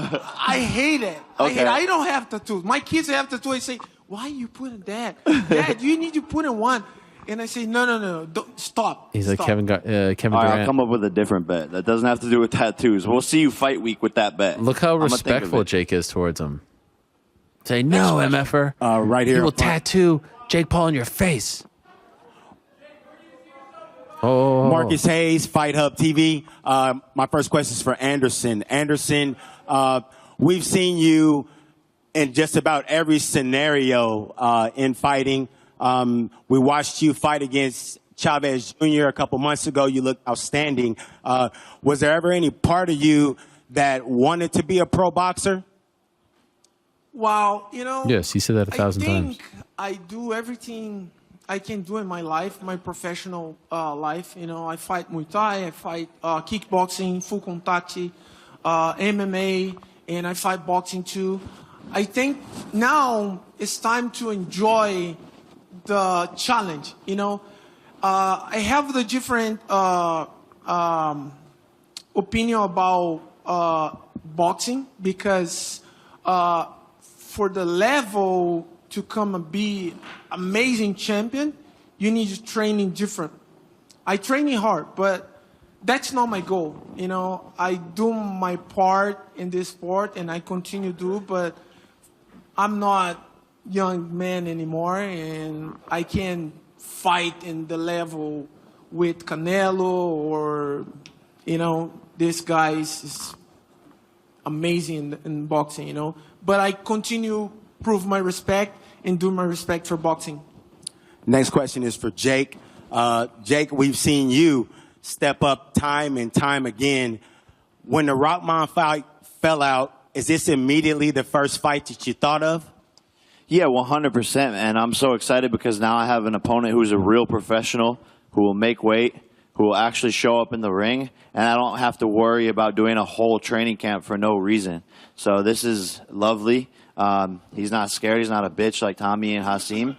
So he's going to actually get into the ring, and that's exciting. And as soon as Hasim canceled, I wanted to fight a pro boxer so that the dumbass back here was saying, "Photo bro, pro boxer." Like, yeah, it's like his IQ is like 5. So I've tried fighting a pro boxer, but they won't fucking get into the ring with me. So this fight was supposed to be after Tommy Fury or Hasim, but we were like, all right, they don't want to fight me. Fuck it, let's just go right to it. G'day, Jake. I've got a question for you, Jake. Settle down over there, champ. Settle down. I just want to say hello from Australia, mate. Boxing Deep Dive, Tassie Brown. Just want to, first of all, congratulate you and your brother for all the eyes that are brought on this sport of boxing. So, being an ex-fighter, you brought so much attention to the sport, mate, and I'm a massive fan of you and your brother. So, first of all, congratulations. Thank you. It's all right. And I want to say next, so Anderson's such an awkward fighter. Your preparation, you learn in each fight, each training camp, you're getting better, and you can see that in your results. What sort of sparring are you going to be looking at to sort of prepare for a guy like Anderson, who's not he's very, very awkward fighter? Yeah, look, I mean, he is and he isn't. I think on the inside he gets a little shifty, but we have a ton of sparring partners who are emulating, his style. And I think, it's my first time going up against a southpaw, which will be very interesting. But that's also an advantage because he doesn't have any footage to watch of me going up against a southpaw, so he doesn't know what I'm going to do. So we both have an advantage here, but have world champions sparring in the gym every single week at a very high level, and we're prepared. Just keep that front foot on the outside, mate. Trust me, okay? Yeah. Now for Anderson, mate, such an honour to be in your presence. You're a legend, mate, and very, very respected in Australia. You love down there, mate. You've always, been known as a boxer, obviously, as well. Like there was talks about Roy Jones Jr. How come you didn't sort of go there a bit earlier 5 more in your minutes. career? Or just Li Jingliang will join us. Now you just focus leech. solely on boxing. So it didn't happen early in your career because there was talks that you could have switched over earlier. Well, it's a good challenge for me, and I train in boxing because I love it, and I have a lot of partner to help me. Robson and Eliezer, my son Gabriel, my son Khalil, and a couple Brazilian champions, Olympic champions come to help me, and I'm so excited because every single time when I go to train with these guys, I feel I can do anything, and I feel happy, and I feel completely, I enjoy because I know I train with the young kids, champion in the world, and I can do my best I can. And I don't. No questions about Nate? Come on. For nobody except one thing, just do my best every day and enjoy. That's why I'm here. Thank today. you. Everyone should show these guys respect too and just chill out. You're both legends. Well done, guys. Thank you. All right, God all bless right. you. Thank you. Next question, please. Right over here. Question for Anderson Silva. Anderson, you've had so many big fights with the bad guy over here to your right, big fights in Brazil, big fights in Las Vegas. When you think about this one with a new kind of fighter in Jake Paul, what's the energy like? Is it the same? Does it feel like just business? What is it like for you? Yeah, it's the same energy, Fight is fight, I training for do my best and to hard fight, That's I training hard every day. That's I have my sparring come to Brazil to help me. The one friend mine is come to Orlando to help me. And it's very tough. It's very tough fight. It's not joking. This is Gabriel Gonzalez for Cage Set Press. Jake Paul, you've made a lot of money from a young age. You've gone from beefing with other influencers to now you're about to step into the ring with one of the best fighters in combat sports history. When you take a step back and look at how your life has evolved in just a short time, what do you think about?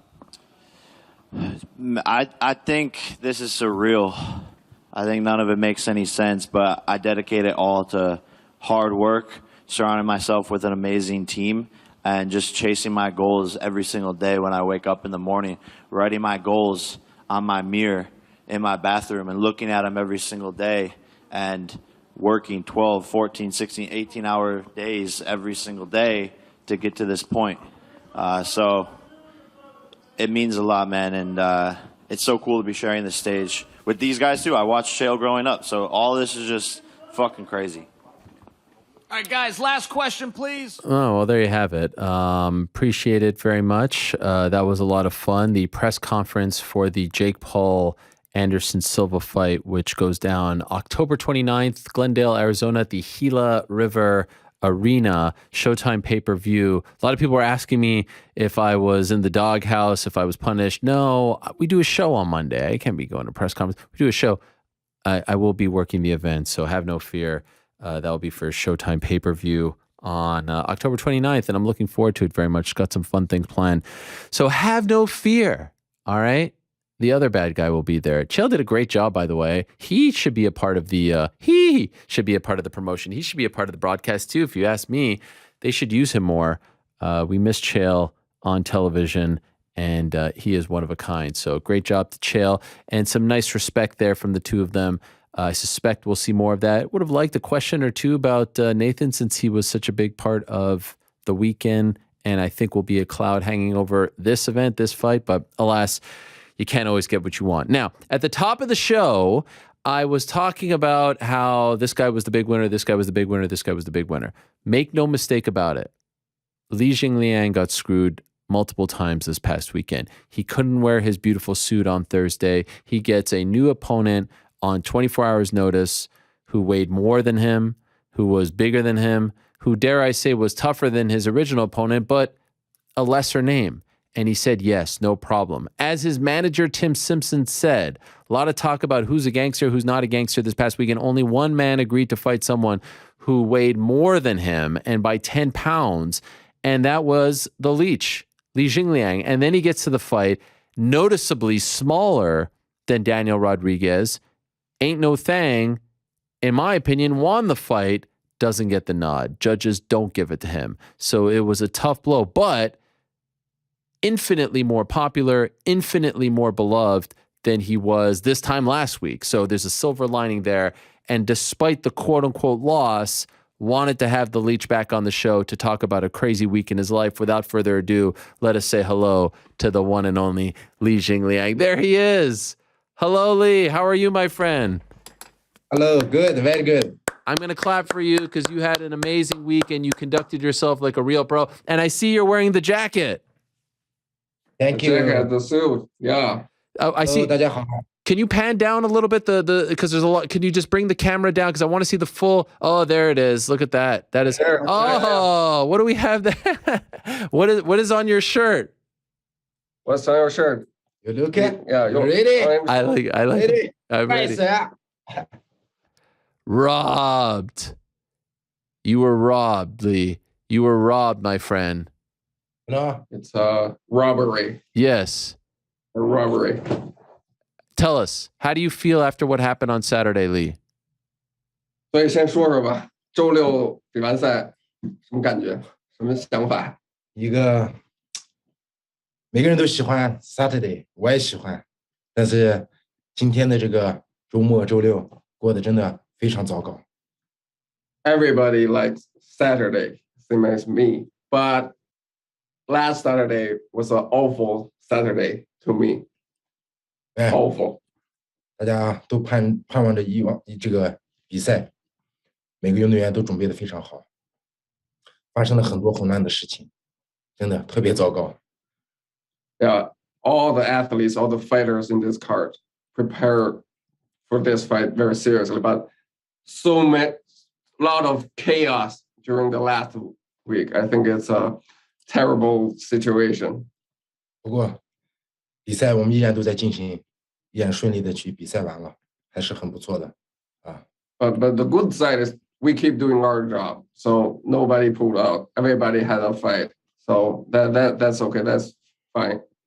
只是把一副好牌给混乱了，但是这个牌我们还要继续打下去。And we just shuffled a good card, but we still need to keep working on that. So can we go back to Thursday? Thursday, you're getting ready to go to the press conference. You look fantastic. There's a clip of you. You're about to walk out and they pulled you back. And it's heartbreaking because you seem to be in such great spirits. You were looking good. You were feeling good. What did you see at the did you see the whole brawl situation break out back there? 所以啊，就回顾一下周四新闻发布会的事儿，对吧？都准备登场了，结果被拉回来了，被通知不能上场，是不是很感觉心里怎么想的？而且就你在后台，你看到整个这个混乱的过程了吗？他们打架这些事儿？哦，我都看了，我都见了。事情是这样子，我跟大家描述一下。就我们已经是3对6个人做新闻发布会，霍兰德和我的对手，然后齐马耶夫和小马，我和托尼·福克森，然后本来是6个人一起上的，由于我们的助理啊、教练员都已经去前面观众席坐下来，去我们准备上场的时候，这阵这个齐马耶夫去跟霍兰德，我看着像去打招呼，但是我觉得可能是那个氛围气氛有点重，但是我没有想到他们会动手，当时我心里有这么想，然后我就看他齐马耶夫过去了，到他面前，后来他看他过来的时候，好像那个感觉是杀气很重似的，然后后来他就 push 把那个谁推开了，然后齐马耶夫就很不高兴，然后就砰一脚就上来了。我就看他们打起来了，不行啊，这还没有比赛呢，怎么会打起来呢？然后我就赶快抱着齐马耶夫过来，当时他们的人也有4-5个人，还有很多这些工作人员，也有一些保安，然后我就赶快把齐马耶夫说现在不要打架，不要打架，然后我就把他拦开了。他们很冲动，很冲动，运动员嘛有点脾气，这很正常，对吧？ Yeah, I was there at the backstage. So when we were there, there are 3 pair of fighters were there for the press conference. So Kevin Holland, D-Rod, me, Tony, Khamzat, Nate. So we red corner are on this side. So when we are waiting for the press conference, we make a line. So Holland is the first and the second. And when Khamzat comes in my eyes, he was trying to say hello to us. So he said hello to me, and then went to Kevin and trying to, in my eyes, he's trying to say hello to Kevin. But I don't know why. Maybe Kevin feel he is a very kind of a little bit aggressive, and then just Kevin pushed Khamzat. And then Khamzat just go backward and then come back and kick Holland. So they just throw punch and kick to each other. So everybody was shocked. And then I just grabbed Khamzat, I hold Khamzat and separate them. And I told Khamzat, not today, bro, not today. So it's a complete chaos there. Yeah. Complete chaos. 人员也来了，拦开之后，然后就把他们分开了嘛。Yeah, and then everybody comes, the security, even Dana. 也很开心，在那后台喊，很气愤。然后齐马耶夫也很生气，他们的工作人员就把他分开了。And we just separate these two, and but they still shout to each other. Yeah. Talk trash to each other. Yeah, Dana was there too. He tried to calm these 2 guys down. Yeah, just not today. 然后大拿就上台说话，大拿上台说话的时候，这阵小马在对面嘛，他们和叶魔还有那个谁，我的对手，他们在那时候，小马就开始，小马当时好像带了很多人，具体多少我也不知道，反正他的身边有很多人，我看着有像10几个大概。我不知道是有工作人员呢，还是他的那些助理啊，还是他的教练员朋友们，这我不太清楚。然后我就看着一个瓶子歘朝着这个齐马耶夫飞过来，齐马耶夫歘还躲过去了。然后2个人也吵起来了，非常严重，有点像冲突。我说现在不要打，也跟那个说，到最后工作人员开始拦开。后面，然后大拿也下来说话了，然后就说一对上，就怕我们6个人在一块又打起来了，那人就很难控制了。Yeah, then then Dana went on the stage and they changed the plan.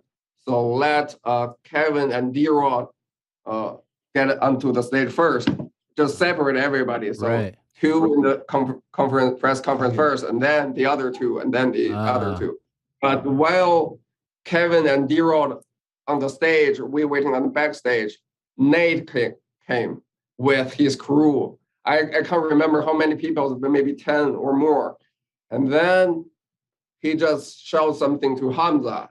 And then I saw a water bottle thrown by Nate to Khamzat, and Khamzat ducked the bottle. And then seems Nate brought a lot of people to the press conference. So when I was ready to get on the stage, and they just told me, okay, we cancel the whole event. Wow. And there was a clip of you walking out and getting pulled back in. Did you see how popular this clip was? One clip alone, I think turned you into a fan favorite. Did you see how this clip went viral? 所以就是那个画面啊，就是你出场，然后我给你拉回来，我说取消那个，就那个小视频在网上现在都特别火，就所有人大家都一定都特别喜欢你，然后觉得你这个西装没弄亮相特可惜啊。是的，因为我们是专业的运动员，职业的运动员，所以说无论是对自己、对自己的教练、对自己的团队、对自己的家庭，对吧？对赛事、对粉丝，都是要尊重的。我觉得是这样子，所以说我特意也准备了一套西服，然后我觉得精神面貌这很重要，每个人都喜欢帅帅的出场，我也是一样的，对吧？这样对吧？我们一年就打这么1-2场比赛，帅这么1-2次，所以说这一场对我来说非常重要，我认为是这样子。Yeah, you know why I wear a suit? Because, I'm a pro, so this is a huge event. So I want to show my respect to everybody, to the promotions, to my opponents, to the fans, So I want to wear seriously, just show the respect. We only fight 2 or 3 times every year, and this is, I think, is one of the biggest events in my career. So of course, I want to show my best to everybody. So that's why I wear the suit.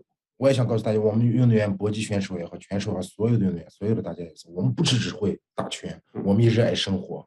我们由于平时训练很辛苦，然后很累，然后没有时间去穿自己喜欢的这种西装革领呀、休闲服呀，可能大家都是看到我们在画面中说的是运动服呀，然后大汗淋漓的呀，可能让大家感觉到臭气烘烘的，有些人不喜欢，但我们也喜欢西装革领，我也觉得很帅。很舒服，所以说特意我在新发布会展现这一面，告诉大家，我们不会在外面说，跟别人轻易的去动手打架。如果说那个人如果是想跟我来碰一碰，那来呀 ，come on， 习武是干什么的？学习是干什么的？两者，学习就是让别人跟你好好心平气和的说话，有理有据的。练武是干什么的？让别人跟你好好说话的。Yeah, I think I just want to show the other side of myself. Even I think because we are fighters, so most people can see us this side of when we competing. So we wear or training, we wear shorts, sneakers, t-shirt, sweaty a lot. We also have the other side in our life. So I want people to see that we can be fancy, and like everybody, we can wear a fancy suit. And of course, I also want people to know that even we can wear suit or same everybody, but don't piss me off. I'm still a fighter, so please talk nice to me. So when did you? By the way, who styled you? Who made that suit for you? Because the suit now should go in the Hall of Fame. I think it should be in the Hall. So many people talking. Even Nate Diaz was talking about your suit at the post-fight press conference. Could we give a shout out to the person who put this all together? Even the necklaces were very nice. The sun, everything, the whole look. Who put it all together for you? 谁是帮你整个设计了这身西装衣服？因为就这身造型啊，这周确实太亮眼，就很多人都谈，包括小麻都谈说这身西装太帅了，所以赶快就是给大家介绍一下谁帮你。这次我一个朋友叫杰森，然后他说我们整套西服出场帅帅的，然后我们就去了拉斯加的这叫缝纫店的一个店面，大家喜欢的话也可以去看一下。Yeah, it's for my friend Jason. He just suggested me let's get a suit for this fight week. So when I arrived Las Vegas, we just went to a custom suit shop. There are tailors there, so they just made that suit for me and made everything for me. Beautiful. And so then, as you say, yeah, just get ready for the suit and ready for the show. As you said, you're a professional. You show up on Friday, you make weight. When do you start to find out that, hold on, you might not be fighting Tony Ferguson? 所以啊，当咱们一切准备就绪，穿的整装待发，降重完成，结果被告诉你不会打夜魔了，换对手了。当时第一反应是什么？想法是什么？当时我觉得，当时我有点不太接受这个事实。我觉得为什么 ？Yeah, at the first reaction, I cannot accept that. 我的体重也过了，夜魔的体重也过了，为什么就把我们这对会打乱的？为什么让我的对手夜魔，然后去跟小麻去打，对不对？为什么不让我去打？为什么不跟我说 ？Yeah, I made weight. Tony made weight. Why don't let us fight? It's not our fault. So why let Tony fought Nate as a main event? Why don't let me fight Nate? It's unfair. I cannot accept that. Why didn't they do you versus Nate? Did you ask for that? Did they give you a reason as to why they didn't do that? 为什么他们不让你打小麻或者什么？他们有给你任何解释吗？UFC 我不知道。Yeah, I don't know. Yeah, the only option I have at that time. 到最后只让我和霍兰德和那个谁发生冲突，那是他们的事情，对不对？那他们可以解决去，对不对？因为我的体重达标了，因为我尊重赛事，对不对？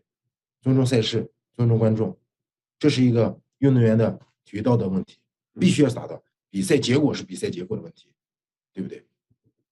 体重就是对赛事、对对手、对观众是一个尊重。Yeah, I did everything I should do. I made weight, and I'm ready for the fight. But they missed weight. They fight at the backstage.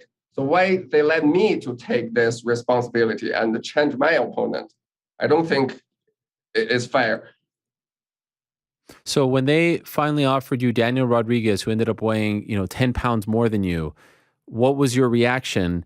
And did you consider just not fighting at all? 所以啊，那最后他们就给咱们就是罗德里格斯，而且比你重将近10磅。那当时你是怎么想的？甚至有没有想过就是不接这个比赛，不打？我有选择吗 ？Do I have options？ 我有选择吗？我们来是干什么的？运动员来是干什么的？我们是来比赛的。我的对手被抢走了，为什么？为什么不让我和小马打？对不对？我差在哪里了？Why I was here? I'm here for fighting. 我哪个地方做错了 ？Why they 到现在也想不明白。Why they just took my opponent away, gave Nate 大家也看到了 and changed the other one to me. 所有的选手的表现，大家也都看到了。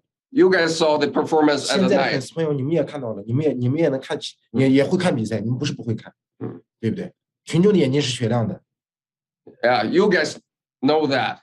The fans, you know MMA, you know the performance of the fight night among all these 6 fighters, who performs better. 我们也不是第一次见面了，牛当，我4月份就来到美国，在这边开始备战比赛。我们的比赛的那天，也是我们的中国的一个非常大的一个节日，中秋节。我们是团圆的日子。我为了比赛，我们运动员为了比赛，我带着教练团队，我们在这边，我们还在减重那天，很想吃我们的中国的节日的一个东西叫月饼，特别想。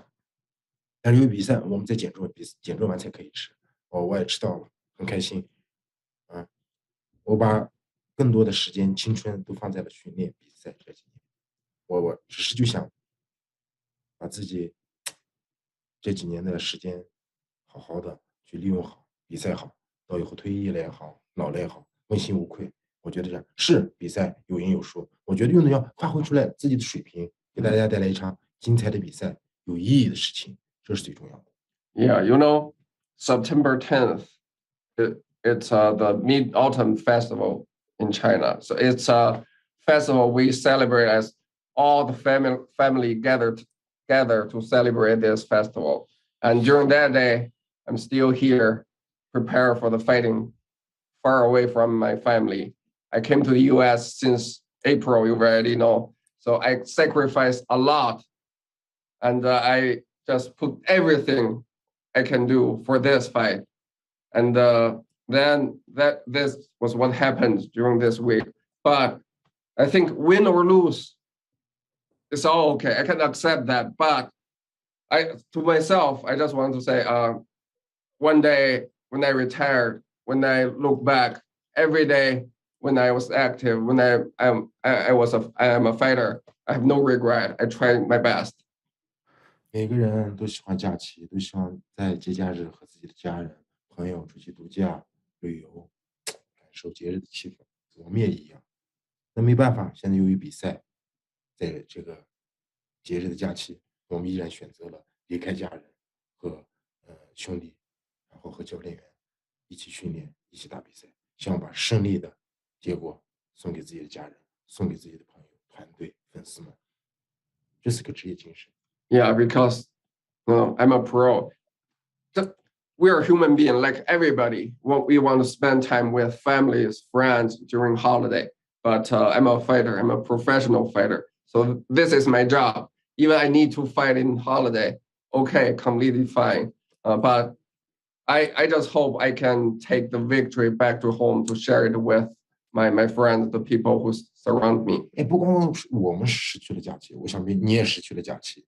对吧？裁判员、教练员主持人大家都失去了假期，都在为这场精彩的比赛给大家上演，粉丝们上演，我觉得都挺了不起的。对，因为我们热爱这项运动。Yeah, I think everybody, like you or all the staff in the UFC, everybody work for this event are the heroes.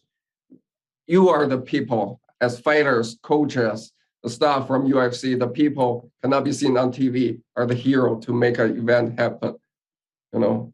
No, but in my opinion, he's one of the heroes because he's the only one who took on someone who was bigger. You're the only one that had to really get a crappy situation. Everyone leveled up except for you. You took on a bigger guy with a lesser name who's a tougher opponent, and then you get screwed by the judges. So could you put into words, Jingliang, can you tell us, like, how do you feel on this Monday? Because we're all here talking about the suit and having fun and Nate Diaz, but you got screwed. As you say on your shirt, you got screwed not only by the situation, but by the judges as well. How mad are you on this Monday? 所以他觉得你是这周真正的英雄，整个救场的人是你，而且就敢于把自己放到险境里挑战比自己重的对手。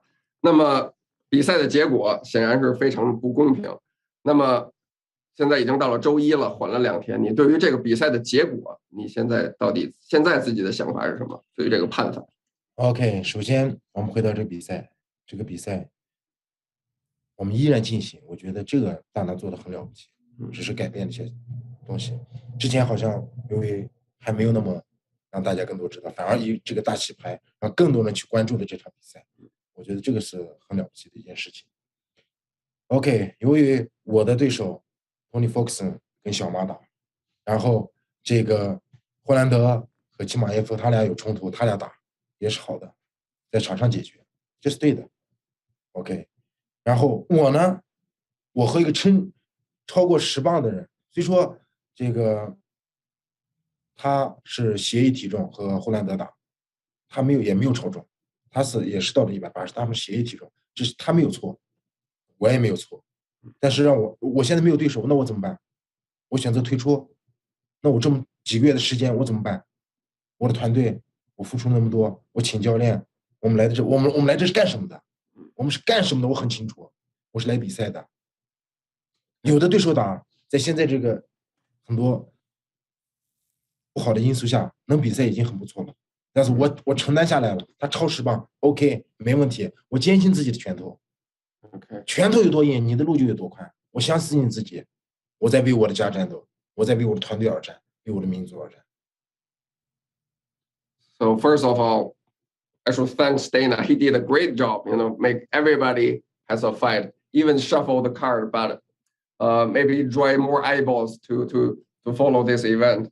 And then I think Nate fight Tony. Okay, fine. And Khamzat fought Kevin. Okay, they can solve their problem inside the octagon. That's fine too. But how about me? I fought D-Raw,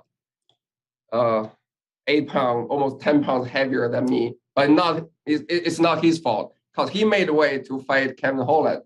And it's not my fault either. I made way. So both of us, we don't have options.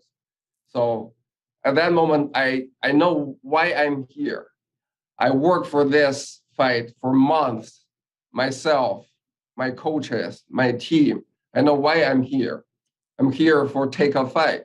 So when they let me know that, okay, your opponent will be D-Raw, 10 pounds heavier than you, I said, okay, no problem. Let's fight. I trust my fist. I know it won't be an issue. But more important than that, I know my mission to here this time. So I still feel happy that everybody got to fight this time. 我们运动员就是来比赛的。你准备那么久，你说对手被别人抢走了，现在你临时找一个超重10磅，甚至他恢复版现在他180的话，应该最少在190到200磅之间。我称重的时候。我去比赛的时候，我是183磅，对，从170涨了13磅，是这样子的。UFC 也有记录，也有称重，你们也可以看一下，对吧？他现在应该在跟我打的时候，在场上的时候，我感觉他在195到198之间，我感觉。Yeah. So for the opponent D-Rod, I don't know the exact number of his weight on the fight night, but I felt he was like 195 or 200. But I was only 183 on the fight night. I checked before I leave from the hotel with UFC. So definitely he is much, much bigger than me. And despite that, you think you won, right? But before they announced the scorecards, did you think you had done enough? And could you tell us which rounds did you think you won? 所以啊，就抛出这些体重什么，但是即便抛出这些，在比赛里你也觉得你是赢了的，对吧？那你我认为我是赢的比赛。Yeah, of course, I think I won the fight. I won the fight. 他的技术非常好，他是打防守反击的。我们通过也就几个小时的时间，我和我的教练团队分析了他的很多打法。所以说这次你们也没看到我们猛往前压，是带着节奏走。比赛我们每个运动员最重要的是干什么？赢得比赛，只是这里面有很多策略、方式、方法。我执行了我们这次的技战术的打法。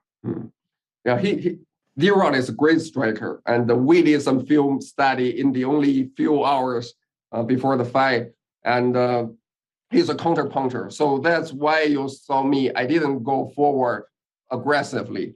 I just draw him come towards me and find the opportunity to punch him, counter punch him. 他就打了我几个前手，他的后手非常好，但是我没让他这次的后手发挥出来，这是我的目的。Yeah, I just get touched by some of his jabs. He has great cross, so but he didn't touch me by his cross. This our game plan. Yeah, this our game plan. 对，至于这个结果之后，我真的不敢相信。But when Bruce Buffer declared the result, I couldn't believe that. I couldn't believe that. 本来就是个很糟糕的一个这个配对的时候，导致的以后结果是个更不敢让我相信的事情。我知道世界上有很多事情不公平，但是对于这件事情，我觉得是101个不公平。Yeah, it's already a awful matchup, and the result was worse. And I think it's just injustice. 我认输，但是我要知道我输在哪里。我不明白，我想知道这个裁判，你凭什么判我输？我输在哪里？你可以告诉我。Yeah, please. I can accept loss. That's fine. But please tell me why I lost the fight. Please, the 3 judges, tell me why you think I lost the fight. Tell me, explain to me, please. You know, 你知道这个裁判吗？他不只是一次是这样做的，他之前有很多次案例，小南、亚东，我不知道他什么意思。粉丝们，你们觉得呢？他什么意思？他对我有什么想法？对我个人吗？还是对某种人有什么想法？这个裁判我觉得他有问题。我希望我坐下来想和他聊聊。我输在哪里？我希望即使他说出来的话，我希望我下一次不要在同样的地方犯错。Yeah, it's not the first time it happens. Please, 这个裁判你告诉我。The judges from the commission did terrible decision, and it happens on Yan Xiaonan before as well, on Song Yadong. So 还有很多其他选手 ，a lot of other fighters, a lot of. 为什么只针对我们这些？是有什么？他是有什么企图吗 ？Yeah， 粉丝们，你们觉得他有什么企图？你觉得主持人，你觉得他有什么企图？我想知道。So I just don't know why. I want to sit with the judges and let them explain to me how they score a fight, the criteria. Explain to me. Let me understand. If I understand this sports wrong, correct me, please. 包括大拿也说了我赢了，包括粉丝们全场粉丝也都是这样，包括在看的现场的观众朋友们也好，还是网上看的朋友们，你们也看到了，对不对 ？I believe I won the fight. Dana believe I won the fight. All the fans believe I won the fight. 我们的赛事组织 UFC 是 UFC， 裁判员是裁判员，是分开的，这个也是非常好。Yeah, and I know UFC and the commission are two separate organizations. 大拿也不能去阻止他们重新的判罚。Dana can do nothing on the decisions. Can I ask, did the UFC take care of you? Do you feel like they took care of you? Did they take care of you for taking this fight? 就是对于这场比赛，接下来这场比赛 ，UFC 对你有什么关照或者给予了一些什么额外的？这个可能大家会想。李锦亮去接了比自己超过10磅的选手，可能会给了很多钱，跟你们想象中的远远差得很远，不会有那么多。Yeah, some fans may imagine that, okay, I took this fight, UFC may pay me a huge amount of extra money, but the case was not like that. 因为我准备好了，机会是等来的还是自己创造来的？因为我准备好了，所以说他即使超了10磅，他超了20磅，我那天比赛我依然会和他打，因为我准备好了，因为我 ready，let's go， 因为我是个职业的选手。The only reason 因为我在为我的家而战。The only reason I took this fight is I'm ready. 梦想而战。I'm ready to fight. 无论对手是谁，他有多么强大，还有多么可怕。So 一旦我进到笼子里，不好意思，如果说你打不到我，那我就要把你放倒。No matter who you are, no matter how big you are, if I think I'm ready, I will take the fight and fight against you in the octagon. They didn't give you anything extra for taking this fight? 之所以我能接受怎么样，当然是给了一些比我的出场费的报酬多了一点，但是远远没有像大家想象中那么多。他给我的2个条件，要就是让我打这个主赛，要不然就是联合主赛 ，OK， 然后会给我找个好的这个对手，但什么时间没有定，这个我能理解。当然了，我希望我能打到头条主赛，能打主赛。联合主赛可以没问题，我希望我能打数字的头条主赛，不是格斗职业的主赛。OK， 你明白吗？我希望大家能看到我这样吗？ Yeah, Dana just called me before the fight, said he owed me a main event and called me a main event, but he didn't just say an exact time when and where. But I need that. I think I need the opportunity, the bigger stage to show myself. So if it was up to you, what happens next? Are you staying in the States? Are you going back home? When do you want to fight again and against who? 所以那下一步的计划干嘛？是待在美国吗？那想下一场什么时候打谁？下一场计划想打谁？如果说我现在因为上一场比赛跟我踢的脚稍微有点肿，可能休息1周2周就好了，然后又开始训练。如果说大拿给我安排下一场比赛，如果说头条主赛的话，那我当然是留在美国继续训练，继续比赛。当然了，如果说让我选对手，我想选马达。你们不是这个笼子里面啊，不缺少这个 legend， 缺少的是奇迹，要的就是最狠的人。男人对自己下手一定要狠。Yeah, so my foot injured a little bit, so I might took a break 1 or 2 weeks, then return to training. And let's see what Dana give me. If he give me a main event for the next fight this year, I will stay in the US. And if you want me to call out some name, I would say Jorge Masvidal. I want to fight the BMF. Yeah, 可能我更多的会牺牲一些，陪我女儿还有家人。因为这场比赛之后，他们也看到，对结果他们也特别不满意。我再告诉他们，这就是现实，这个社会有太多不公平了。只要你去愿意承担，你喜欢这件东西，你不要去跟别人去解释什么，做好自己这是最重要的。我可能如果说大家给我安排比赛，可能我又会延期回国和家人团聚。Yeah, I also explained to my family, my wife, my daughter, even we missed each other, but that's my job. So if Dana give me another fight end of this year, so I may delay the plan to return to China to get together with my family. You deserve that, my friend. 说你值得一场好的比赛，一场主赛，一个好对手。谢谢。如果说粉丝朋友们你们喜欢的话，请艾特大拿，艾特马斯维达，我们来一场比赛。Yeah, for the fans, if you like this matchup, me versus Jorge Masvidal, please add Dana and Jorge on social media. No, let us fight. No, 我们都在迈阿密。And we are all in Miami right now. Oh, you're in Miami right now? No, Miami. Now he's in Vegas, but he's training in Miami. Oh, right. Of course. Right. Well, I wish you guys the best. Thank you so much for doing this. I really appreciate it. And I'm really sorry to see how it all panned out. But I have to say, despite all the bad luck, despite you getting screwed, I really think your stock went up. I really think people love you so much more now, and you're a real fan favorite and want to see good things happen to you and want to get behind you. So that is perhaps a silver lining in all of this. I really do believe that. So I hope that you feel that as well. And I hope you're getting a lot of love from the people and you're seeing the love that you're getting. I see it, but I hope you're seeing it as well. 尽管这周的结果可能最终结果不会那么满意，就比赛的结果，但是整个这一周你收获了无数粉丝的热爱，希望你也感受到了这些。我感受到了，谢谢。Yeah, I felt that. I felt the love from everybody. I felt the love from everybody. 每个人都喜欢勇士，都喜欢正能量的人。然后再次的感谢这么多粉丝们对我的支持，谢谢你对我的采访，谢谢我的家人、我的团队、我的兄弟们对我的帮助，感谢，谢谢你们，我会用我的行动来证明。Thanks all my fans. Thanks Ariel. Thanks all the people who support me, help me. Yeah, I will show you guys who I am.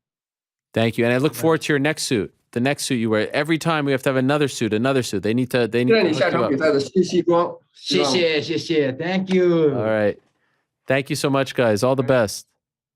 All right, there he is, Li Jingliang, the pride of China, the leech, and what a great guy. I mean, dealing with that with the utmost class, the utmost grace. He really did get a raw deal and all of that. And I'd like to think that they will take care of him. Not just monetarily, but yes, give him another big fight, give him a big stage, give him a main event, give him an opportunity to right this wrong. Getting a win over Tony Ferguson is a very big deal for a guy. Leach versus Jorge Masvidal isn't the worst thing in the world. Frank, where are we at with Andreas? Just 1 sec. All right. Getting a win over someone like him, very big deal. A fight against someone like Jorge Masvidal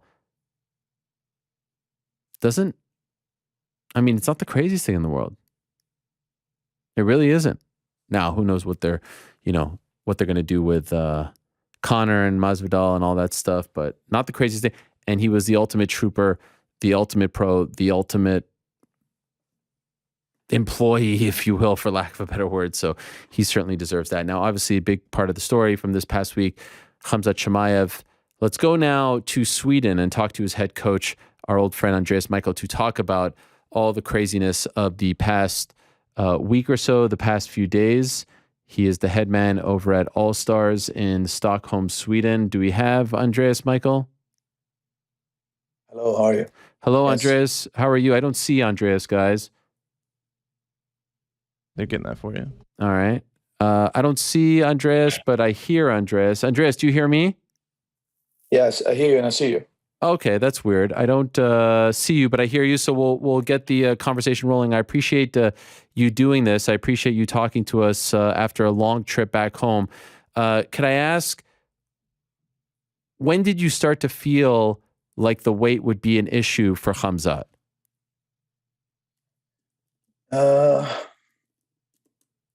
I started feeling that the weight would be an issue, I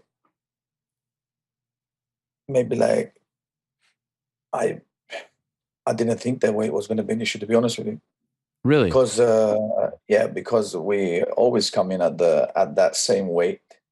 It was just this time it was just very hard to take the weight off. When did you guys get to Las Vegas? We got a little bit late. That's the thing. We got a little bit late in Vegas because we came in on Thursday. We usually come in 2-3 weeks before the fight, but we got in a little bit late this time, and that was the only difference in everything. That was the only difference. The only difference was that you guys came a little late. Yes, we came a little bit late. We usually come when it's a Vegas fight. We usually come about 3 to 2.5 weeks before. Okay. So 3 to 2.5, and this time, why did you come later? Because there was a little bit of visa issues and things like this, all over the world now, and it's just taking time with everything. So we just it was in the middle of the summer, and difficult to get times in the embassy and things like this, So it was like the red tape things, Was the fight was the fight ever in jeopardy? Was it ever in jeopardy of him being removed, him being taken out of the fight? No. Okay, so there's no jeopardy in the fight ever happening, but not happening. I mean, right. But like the Vegas trip, there's like Ariel, there's a lot of excuses that we can come up with now. Like at the end of the day, like we didn't make weight, and the physician came because there's a lot of people that are saying, "Oh, it was Andreas' decision." Let's just made an interview now, and I don't know, I can't remember if I said it or not, but this is what happened. Like the physician, under the physician's advice, not to continue cutting weight, I made a decision. And if a doctor tells you that you should stop cutting weight, then, I'm not a doctor. I better listen to him, yeah? Are you still there, Andreas? Yeah, can you hear me? Yeah. Okay, so we're having a bit I of asked the question. Okay, the issue is I have to be 100% honest. I can't see you right now for some reason, and I think there's an issue with the Zoom. We're going to send you another Zoom link, and then because I can't see you, and honestly I can't focus because I can't see you. Okay. So we're gonna text you another Zoom link right now. Okay. It's going to come to your to your WhatsApp in a second. All right, because I want to see you right now. This is kind of driving me. Just log out. Just log out. What? So just leave the no. just leave the. No. Close this one, and we're going to text you another Zoom link right now. Okay, great. Thank you. Sorry. We got to be faster on that because I can't see him, and that was very distracting to me. Do you guys need me to text it to him, or do I text it to him? Joe's got it. All right. So hopefully we'll get him in a moment. I want to see Andreas here. There's a lot of details, and it's a very sensitive situation. So let's reconnect with Andreas, and we'll send them the new Zoom, and hopefully that will be able to work. And if we could tell our next guest, who I think is Paulo, that we're a little bit late, that would be great. Probably 15 minutes late there. I would appreciate that. So there's Andreas Michael. He's going to rejoin us of Allstars in Sweden. A very tricky situation with Khamzat, but I appreciate him coming on, especially after a long trip. A long trip from Vegas to, I think, New York to Sweden. There's a lot to get into there with him. And of course, a lot to get into as far as his future, right? Is he going to stay at 170? Is he going to stay at 185? He's fought at 185. He's had success at 185. He has fought at middleweight. He has beaten the likes of Gerald Meerschaert, who's a tough out at middleweight. And of course, he has had success at 170. He just beat Gilbert Burns, and now he fights at essentially a 180 catch weight against a guy who has looked very good as of late, Kevin Holland. So does he stay at 170? Does he fight a Colby Covington? Does he fight an Izzy? Does he get a title shot right away? The UFC obviously very much behind him. They want to promote him. They want to be in the Khamzat business. So it's going to be really interesting to see what he does, and never takes any damage, never absorbs any strikes. So it's a very interesting scenario and an interesting development to see how it unfolds, to see what direction they go with him, because obviously he's a huge deal. And like I said at the top of the show, a bigger deal now than I think he was last week. A bigger deal now than he was last week. Is he not joining? What's going on?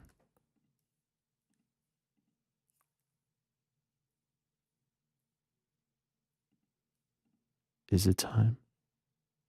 He's coming. Is he there? 1 second.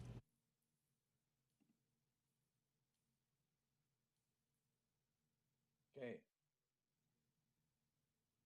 Great. Here he is. Andrea, I see myself. There he is. All right, perfect. Andreas, sorry about that. You see me now? Yes. Okay, perfect. Yeah. So could you tell when did it start to become apparent that something was it Thursday night that you started to realize that it was going to be an issue? Yeah, Thursday night. Like as we're cutting weight, we cut like everything went well. Like then we went back to the room. We couldn't continue cutting. We booked the gym at the hotel, and they opened up for us. We had the sauna, we had like running machines, we had like treadmills, everything. Then we went back, and I let him go. I went back to my room. Then all of a sudden he said, because I left him under supervision of like Guram and another guy. I always do when they're cutting weight, because you never know. It's a very sensitive time that. So I'll always leave the guys with under supervision that evening. And they came up to me and they said, they came in my room in the middle of the night, and they told me like that Khamzat's like having problems, health issues. So we all got scared. We called the UFC, we called the physician, and the physician, like under close examination, said that he would not advise us that we continue cutting weight. And when the doctor tells you that, you get scared, right? Mm-hmm. There's not just somebody that, like, for me, this is like a person that we're a team, we're a family. It's my responsibility to take care of them as well. And let me clarify that, because I did an interview now, and a lot of people say, no, but it was his decision, bro. Yeah, of course it was my decision. But I made the decision under the guidance of the physician. Like, it wasn't just my unprofessional opinion that he couldn't continue. Like, I've been doing this for like, I think like 25 years now. And this is the first time that a guy misses weight. First time that a guy misses weight under my supervision. So if he's going to miss weight, then I have to be sure that he can't make weight. I have to be sure, 100% sure of that. Like, and I need to know that, like, it's dangerous for him not to continue cutting weight. Otherwise, he's going to fucking continue cutting that weight and making weight. I'll force him to do that. But when a doctor tells you that it's not safe, then I have to fucking listen to the doctor, because, you know, he knows a little bit more than me. Sure. About how the body works. Did they tell you what the issue was? Like, what was going on with his body? He was getting like muscle spasms, shaking, vomiting. When he stood up, he was passing out. So it was actually, I was worried. I was worried about him. So was there any part of you said, like, let's not fight at all? Forget 85, 80, whatever. I told him, like, fuck this. I told him, like, your health is number one. That's why we called the physician. Called the physician, and we were like thinking, like, hey, like, forget about the fight. Is he all right? Yeah. This guy is all right, you know? Like, cutting weight is like, it's very dangerous for the body if you push too hard. And I just wanted him to be okay. And I thought to myself, like, okay, if this means that I'm going to risk his health, then I've got to make an executive decision now, and I've got to be a leader and do what's best for him. And I talked to the doctor, and I said, doctor, what do you think? The doctor told me, like, listen, like, I don't advise that you continue cutting weight. The doctor said to me, I do not advise you to continue cutting weight. And I want to like point this out, because there's a lot of different stories. Every time I give one interview, people are picking up like things, small things, and manipulating them and making their own things up. This is exactly what happened. And this is like, I'm not manipulating. I'm not trying to find. Like, there is no conspiracy theory. Of course, we would have loved to have the legacy fight with Nick Diaz. Of course. Are we crazy not to want to fight that fight? Right. That's like it's not going to happen again. We missed our chance there. Right. You know, like everyone says that, like, you know what, like, he wouldn't have given you anything. Of course he would have given us something. That fight is like, is you're fighting like a big name, a popular guy, and you're building your brand up. And that was the fight that we wanted. And that's what we trained for and suffered and went through hell for that fight. And people are saying, like, oh, we tried to get out of it. Are you kidding me? Like, Kevin Holland is a much harder fight than Nick Diaz, and all respect. Nate Diaz. Excuse me, Nate Diaz. All respect to Nate. He's like, he comes to fight. He's a warrior. He's a fucking warrior. Like, I'm a fan, and I think that he's got a heart of a lion. You know, he comes like, and he brings it. You know, he's not someone that we take lightly. And we know that, like, he's a guy that, like, is gonna come to win. But you saw what do you think would have happened? Like, if I'm asking you now, what do you think would have happened? Like, if Khamzat fought him? Oh no. Can I be honest with you 100%? I didn't like the matchup because I felt like it was a mismatch, because I feel like a legend like Khamzat is on a different level right now. He is a horrible matchup for Nate. I'm letting you answer that, because if I answer it, no, we all know say he was a plus 1,800 underdog.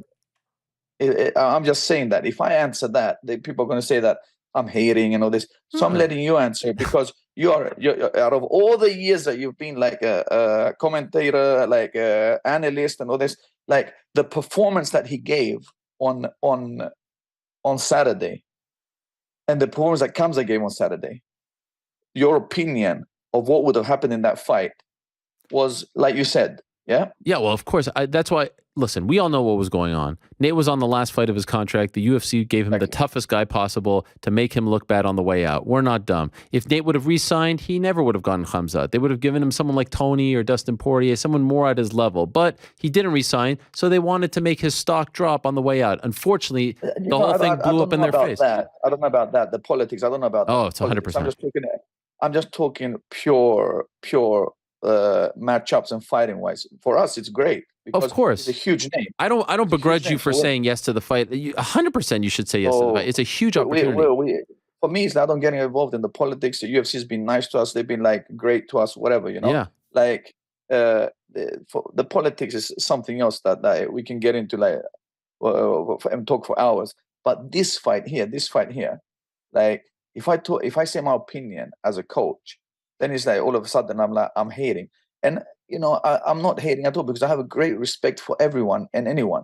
And what I'm just talking about what we saw on Saturday. And what we saw on Saturday was that Kevin Holland was a game fighter. Kevin Holland is dangerous. And Khamzat walked straight through him. Kevin came to me after the fight and said, "My God, this guy's the real deal." He said to me, he was in the cage. He goes to me, he ain't a joke. This is the real deal. He's good, man. Mm-hmm. He's good. And he's like, I've been telling everyone, I said to him, but you're a warrior, I said to him. You're a fucking warrior, Kevin. You had the choice not to take the fight. And you took the hardest guy that you could find for you. Like, hat off to you, because you got balls, man, I said to him. So can I ask you, on Friday, how did we get to Kevin? Like, what was going on? Because Khamzat showed up, and you can understand why the fans are a little bit mad. Like, he was smiling, he did the finger and everything, and he's playing it up. Like, you know, like, but this is good. This is good. I think his stock is up. I think people now, you know, either they want to root for him or see him get beat up. But let me ask you, on Friday, how did that 6-hour period was crazy. How did we end up with Kevin from your perspective? How crazy? Because you know this. If they don't like him, if he's not as big of a star as he is, they're not rearranging the whole card for him. They would have told him to take a hike. So they rearranged the whole thing just for him.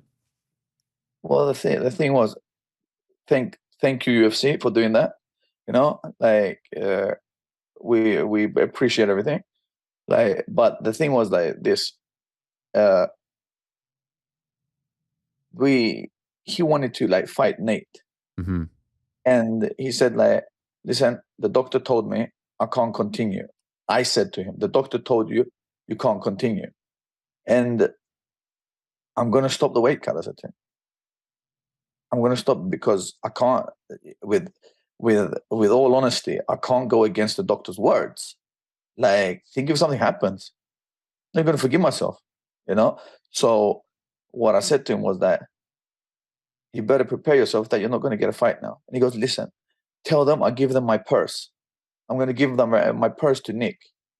I just want to fight, he said to me. To Nate. Let me stop to Nate. Yeah. But sorry, I'm jet lagged. Like I just came like I know. from I landed today actually. I know, it's crazy. I appreciate at it. lunchtime. So the Nate just gave him my purse. He said, I want to fight. Like, please tell Nate I'm sorry. I just want to fight. I trained hard for this. I don't want the fight to like disappear. I'm sorry to Nate that like he's cut weight and he's done everything he should. My body can't take this. For me, it's not hard fighting. For me, it's not hard training. The hardest thing for me is like when my body shuts down, like when I'm taking the weight, and I wanna make it worth his while, and I want to give him my whole purse. And he said that. Then the UFC went back and started discussing, and they started this and said that, and the rest is what happened. Okay. Like they came to us, Kevin Holland, 5 rounds. Like Kevin was like, and Khamzat were talking. Oh, that is a show. It's a show, like Ariel. Yeah. The guys love each other. It's a show, you know. After the fight, they hug each other. They like say hello, yeah, let's go, whatever, you know. It's a show to sell the fights. Is a show like to bring the pay-per-views in. Like I don't get involved in that stuff. Like let the guys sort that out. Like all the beef and all this shit that's happening. Like what's going on between them. But Kevin was honestly up for it. He wanted to make a name for himself as well, like in the middleweight, in the welterweight division, and he wanted to get ranked, and he took a chance. And that's why I'm saying that Kevin's a warrior, because he took a chance. He took a chance willingly. He took a chance, like, and he put himself in the position either to make or break. And respect to Kevin. Respect to Kevin. Like, and I was more worried about the Kevin fight because Kevin is he's tricky. Okay, but he's no wrestling about and all this. Like, but Kevin is tricky.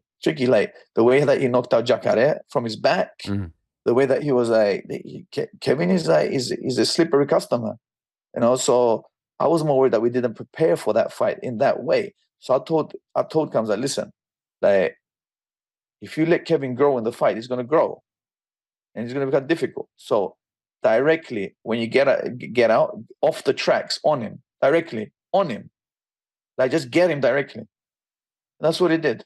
He got him, and Kevin was scrambling the hell out of himself, like turning, twisting, and trying. But once he gets you, once the wolf's teeth sink into you, like, you know, there's only one way from there. So considering the issues, getting down to 170, do you want to see him fight now at 85 so that he doesn't have to put his body through this? I'm thinking like this, like, if it's a title fight, he's done. His whole career has been fighting at welterweight. So he's missed weight this time. Right. But it's not as if he's been missing weight all the time. Of course, he's been having a little bit of a hard time, like making weights sometimes, but he's always made weight, you know. But the point of the thing is that, like, of course, we're going to fight like make it a little bit easier and fight at welterweight some of the fights. But we're game for at middleweight for some of the fight. But we're game for welterweight as well. We're not going to lose our rankings there, hopefully. Right. You know, because we're so close to a title fight there. Once we take the belt there, we're going to like pursue the middleweight division with all our hearts. Right now, we like. Some fights are going to be at middleweight. Some fights are going to be at welterweight. Worthwhile fights. But that's up to the UFC, of course. Like, that's not up to us. But we started this camp heavy. That was what the problem is as well. We started this camp heavy. We got an offer to fight Nate Diaz, and we could earlier than this in August. And it was too soon because he was heavy. Then they moved it like 10 days up. And it was, I believe that it was like, we started just too heavy this camp. Yeah, we should have had like a little bit more discipline and held our weight like to a reasonable level, like to a reasonable weight, like closer to the one that he's training at and going into camp. But that's about that. That's basically about it. Like I can't. There's we can find a lot of reasons and excuses and all this. Like at the end of the day, yes, it was like, I'm not slagging off Khamzat. Is like a magnificent fighter, like, and it's like I love him to death. What I'm saying is that it was absolutely unprofessional from our side not to make weight. Anyone that doesn't make weight is unprofessional, absolutely. Like, and I want to like excuse us to Nate's camp, like for that. We should have, like, of course, made weight, and there is no excuses. I can sit here and tell you like, but it was this, it was that, whatever, blah blah, like just wasting time. The truth of the matter is that you sign the contract, you make weight, and that's what I've been doing for like 23 years, 24 years, whatever. Like, but at the same time, like, I'm not going to jeopardize anyone's health when the doctor's telling me like that to stop cutting weight. You know, I listen to the doctor, and I'm not taking that on me. I'm not letting that guy risk anything. And I refuse. So at this point, okay, so you don't think it'll be an issue? Can I ask you? You know, there was the thing with Paulo Costa earlier in the week, the press conference. Any part of you ever say to him like, hey, like, let's not get into a fight before the fight. You know, we need to get paid here. Like, do you sit and talk to him, or is... I always say that. I always say that. But these guys, they have they're aggressive bulls. A lot of testosterone, you know. Right. And Paulo said something before. Paulo, you know what? Like, I don't even blame Paulo. Paulo's just trying to get a payday. Right. You know, right now, like, Khamzat is in everyone's bullseye. He's the one that like that started to make the name, that make waves, like that's in favor, like that, and everyone's just calling me out to get a payday. And I understand that it's a business. You want to take care of their families. So Paulo started something, and when you say something about Khamzat, he checks you on it. He just doesn't let it slide. And Paulo said something like a couple of days before. I didn't even know that when the shit happened. I was just like, what the fuck is happening here?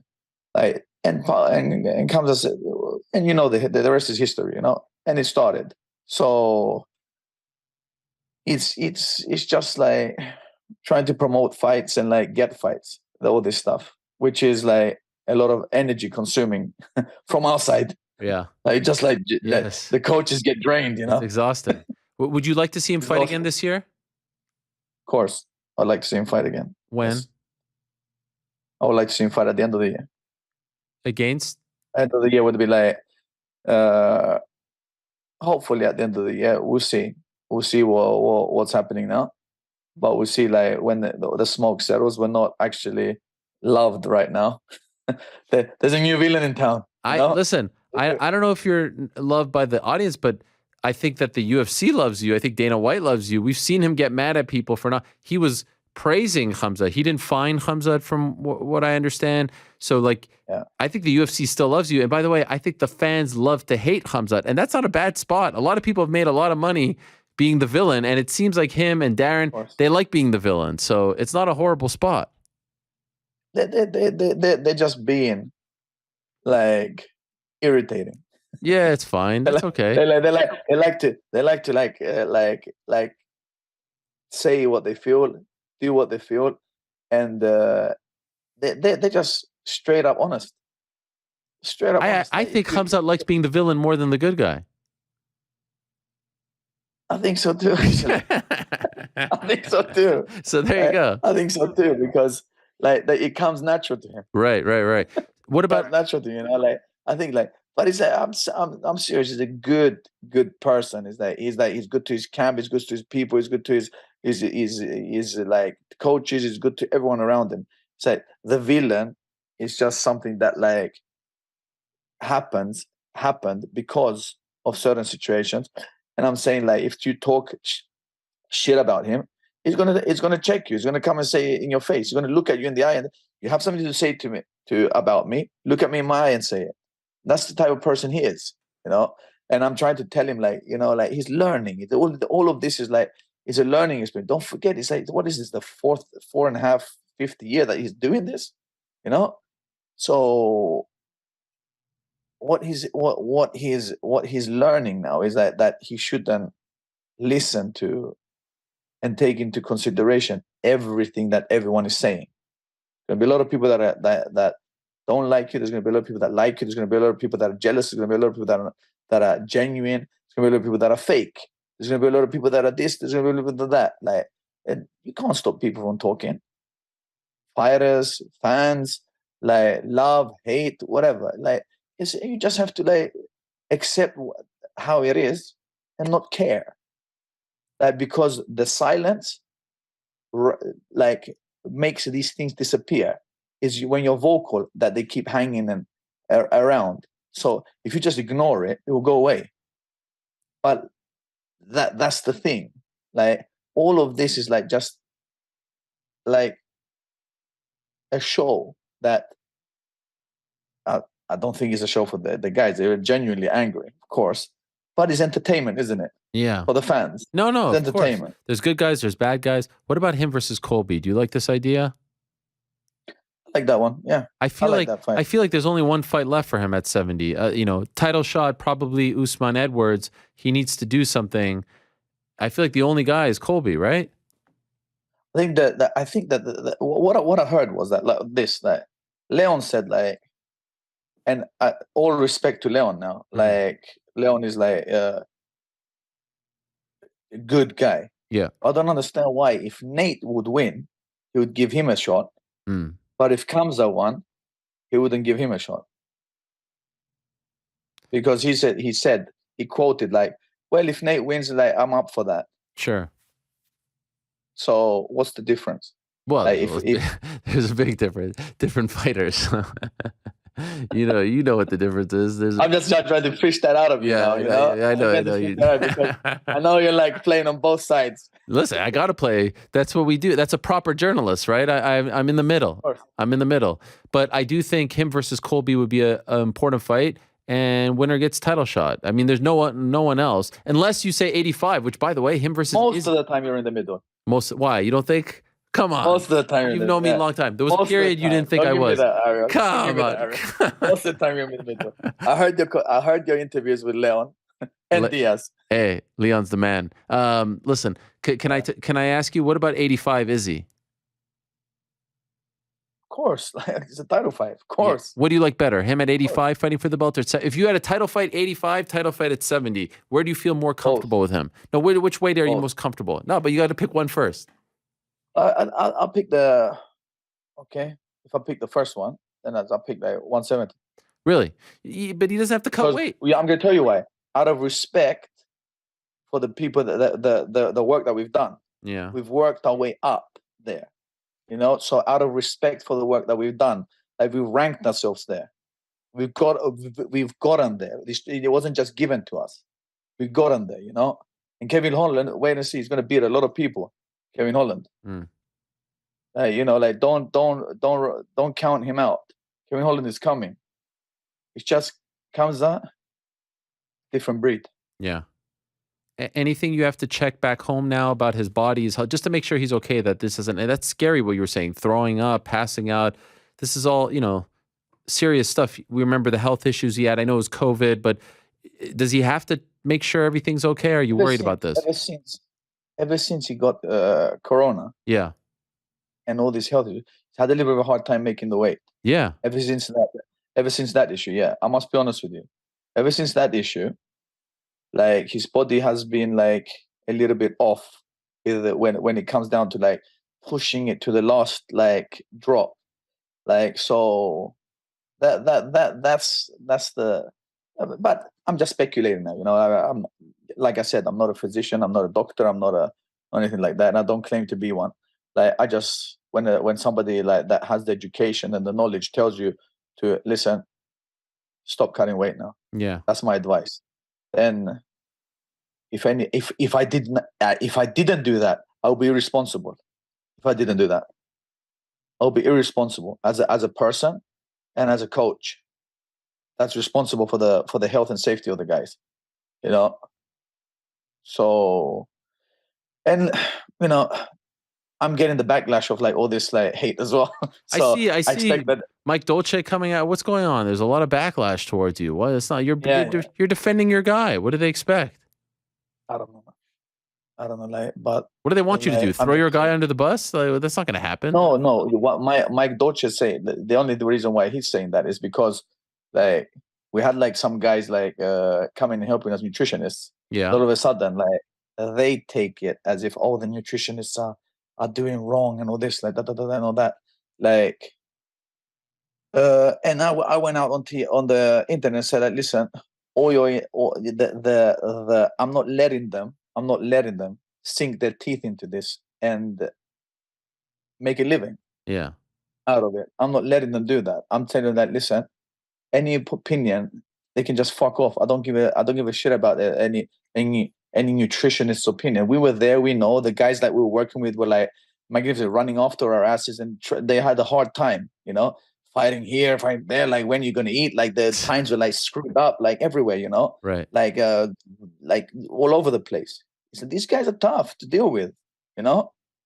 So like, and then it's like all these nutritionists come up with the super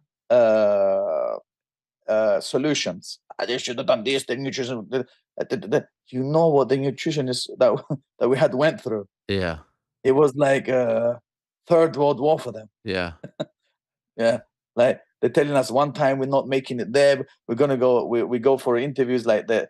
It ends up like being late and this, that, the other day, like they miss it. It was like the whole week was chaos. It was chaos the whole week. You know, it was like it was as if that we were. It was surreal. You know, it was very, very, very strange. Like that week. Do you take a couple of days off? Do you take a couple of days off now, or do you go back to the gym? I mean, I'm working tomorrow. Yeah, geez, aren't you exhausted? Say, never rest. The way that I teach is the way that the way that I preach is the way that I work. Yeah. So like this to me is just like there's a lot of other guys fighting. So it's not their problem if I'm tired. They want to win as well. Sure. So I have to go there and make and help them as well. So I don't really get involved like in this. I said what I said, like I'm saying what I'm saying, like, and I don't really like the problem. The main problem is like why people might be a little bit upset is because I didn't say to the fans to fuck off. I said to all these experts that are seeing their chance to come in now. You understand? Yeah. Like and show us what we're doing wrong. Right. Like and what the nutritionist did wrong and what this did wrong and what that did wrong. Like, and if they knew what they just manipulating the situation because we had everything that was needed. It was just certain aspects that made things difficult. Yeah. Okay. I can say that made things difficult. We don't have to like keep like getting these excuses going and all that. Like, they make weight. Like, a lot of guys are trying to like find out why and when and where and like and trying to like this. But Mike, you know, these guys, God bless them. Like, all love. Like, and I'm sure they're gonna find other customers to other clients. You know, we got this. Don't worry about it. Like, we got his way. His way is going to be under control. Don't worry about it. Andreas, thank you very much. Congratulations on the win. Crazy week for you. A lot of people wouldn't come on to talk about all of this, especially after a long flight. So I appreciate you very much. Especially after like what comments I'm going to be getting down here now. Nah, you're good. You're good, man. Ariel, they're gonna slaughter me now. No, they're not. But you know what? Like, if you only say what people want to hear, then you're a yes man. There's nothing you said that was controversial here. You said you apologize. We're unprofessional. You said I'm not apologizing for anything. What I'm saying is that if you only say the things that people want to hear, just to be the good guy, I know. then you say you're a sellout. Yeah. So you got to talk the truth and you got to say how it is. And if the consequences are that you get like a little bit of poison thrown at you, yeah, then sorry, that's how it is. All good. You know. Thank you, Andreas. Talk to you soon. Thank you very much. All right, there he is, Andreas Michael, joining us. Great stuff from him, and he is right. He came out and he said that we were unprofessional. Apologies to the Nate Diaz team. And we roll on. I could tell you the interest in his next fight, interest in his next weigh-in going to be super duper high. So stay tuned for that. All right, in a matter of moments, we've kept him waiting long enough. We're going to be joined by one Paulo Costa. Borrachinha is going to join us. Looking forward to talking to him. He had a busy week as well. He was all over the place. He was sitting in the front row at UFC 279. So I'm looking forward to talking to him. Let me know when he's there, and we'll get rolling with Paulo Costa. Still to come, Chris Barnett, who had a massive win over Jake Collier on Saturday, and also Aaron Jeffery, who is a very close friend of the late Elias Theodorou. Wanted to have him on to remember his friend, who unfortunately yesterday we found out passed away. I can't even believe that, at 34 years young. And we'll also recap GC's betting weekend. But for now, let's go to Paulo Costa, my good friend, Borrachinha. There he is. Hello, Paulo. How are you, my friend? My beautiful, handsome guy, Ariel Hawani. It's such a pleasure to be here one more time, my friend. Yes. I feel home. Wow, you're so popular, Paulo. It's unbelievable. You're all over the place now. I'm a pop. I'm almost a Michael Jackson right now. Unbelievable. What a week for you, Paulo. Crazy week. No, it's believable. It's not unbelievable. No, it is believable. It is believable. Unbelievable. Okay, yes. Believable week for you, Paulo. I'm joking. It's a believable week for you. Can we start, Paulo, with what happened? I think it was on Tuesday at the PI with Khamzat. What happened? Oh, my God. What happened is I saw some Chechen gourmet scared as a fuck, man. That guy asked, called my name. I was training. I was chilling out, training with my good friend Jake Shields. Let me do the right side. Yes. West side. And I was training there with Jake Shields. Yep, Jake Shields was taught me some good position of American Jiu-Jitsu. Yes. And man, I was there training with him, and I saw Gourmet Chechen, Chimaev was there, look almost like this, watch us training. And I saw him and say, okay, let the guy learn some techniques with us.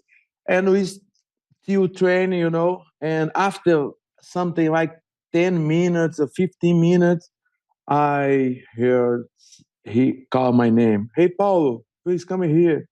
And I look, okay, let's go there immediately. And when I get there, he say, Paulo, what you talk about me on media? Please tell me. I say, my friend, look, you want to fight me? No, I just want to know what you talk about me. Fuck what I say about you. I want to fight you, But I say, I want to fight you on the cage. Official fight, for sure. Because I'm a nice guy, you know me. Yeah. And of course, and he say, okay, so let's fight now. But on that time, he had 10 people, more people, of his team there beside him, and they hold him.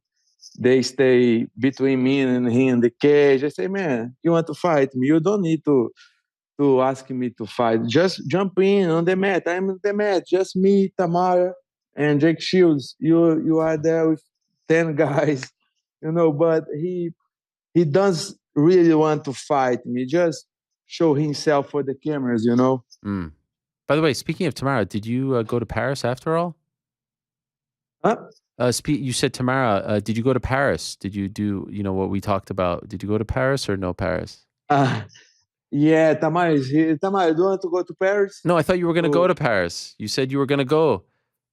for the Whitaker. But I didn't go. I didn't go. Yeah, I didn't go. I need to stay here because I did the surgery on my hand. So I could not leave. But maybe we go soon. If Tamara want to go, it'd be nice. And Tamara. So you didn't. Yeah, she said. You didn't ask the question. I propose. Yeah. You didn't ask the question yet. I just wanted to get an update since the last time we spoke. Okay. Yeah. So I can't go to Paris. You know. Okay. I can't go to the Paris. How is your hand? Man, it's getting better each day. I cannot punch yet. You know, so hard. I can't punch very hard yet. I need to wait for more 3 weeks to start punch bags and face. But it's going very well. I can grip. I can do jiu-jitsu, wrestling, kickboxing. You know, but I cannot punch yet, unfortunately. But I think I can. I will be fine to fight in December or January. Do you live in Las Vegas now? I'm still here for a while. I have a plan to move here for sure. I love America. I love Americans as well. Man, this is the place where everything happened. You know, it's important for us, especially for Brazilian guys who don't speak English very well. So to stay here to learn a little bit more about this amazing culture, you know, and to do some business here is good, Ariel. Yeah. And I think this is the right moment to come here. I think. I really think this. I feel this. So, yeah, it's always hard to leave your country, you know, your home, Brazil. I love Brazil. I love favela, where I came from. But maybe it's the right timing, the exact time to move here, I think. Yeah, and speaking of business, did you talk about maybe extending your contract? I know you said one left, but sometimes with one, have you had those discussions, or your manager tomorrow have those? Why do you keep looking behind you? Who are you waiting for? Are you nervous about something, Paulo? What's going on? You keep looking. No. Who's that? Dana White? Yeah, what's going on? Maybe Dana White's coming, or Gomes Sheshen. I need to be aware. Okay. No, I'm joking. I think he's not here on the Tamara anymore. But I did a discourse with. Hello, Ariel. Yeah. Are you there? I'm here. Okay, sorry. Yeah. Okay. Just because I saw the something here on the screen. You see me? Hey, so yeah, I see you now. Yeah, okay. Of course. It's better to have you on my screen. It's make this better to look. Yes, for sure. So I haven't speak with Hunter or Dan White yet. I saw him. I saw Hunter UFC Saturday, and he asked me when I will have a free time to discuss and to have a dinner with him. I think maybe tonight or tomorrow night, because I'm going to New York. I'm going to visit you. Yeah, Thursday. What? You didn't tell me. You could have come in studio. Yeah, till when? Yeah, of course. I'm telling you right now. Oh, okay. When are you coming till? I'm going Thursday night. Yeah. To go to watch my friend Giovanni. He's a boxer. He'll fight on Masonic Temple at Friday. Let's go there. Yeah. Watch him fight box. And are you gonna you come to visit me on Monday in studio, or are you going back? Oh, should be amazing. Thank you. Wow. Thank you. When are you staying till? Yes. When? Till when? How long? Okay, till when? Probably until Wednesday or perfect. Thursday. You come in. That'll be nice. Of course. Okay. Of course. That would be amazing. Yeah. I had no idea. Have opportunity. Yeah, it'd be beautiful. Now, did you see Khamzat the rest of the week? Did you see him again?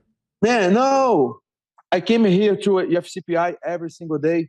Yeah. Trained to do physiotherapy, but I just saw him that day that he asked me to fight Monday. Yeah. After that, I didn't see him here anymore. Unfortunately, I'd like to, to talk with him, to give him some hug. Yeah. To show me my how I appreciate him. I appreciate that guy a lot.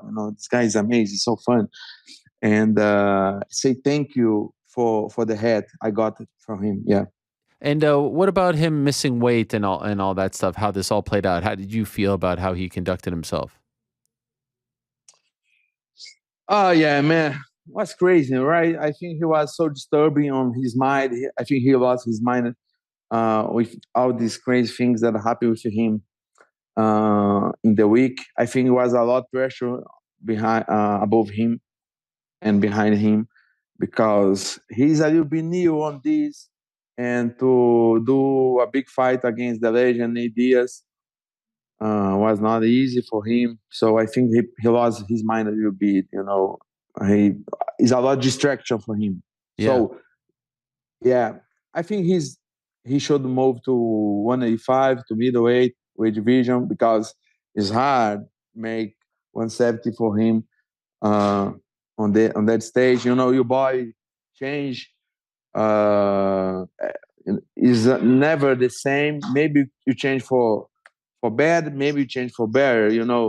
And I think he need to put a lot of enforcement to make that weight, and I think it's a big problem for him right now. Maybe he cannot do this anymore.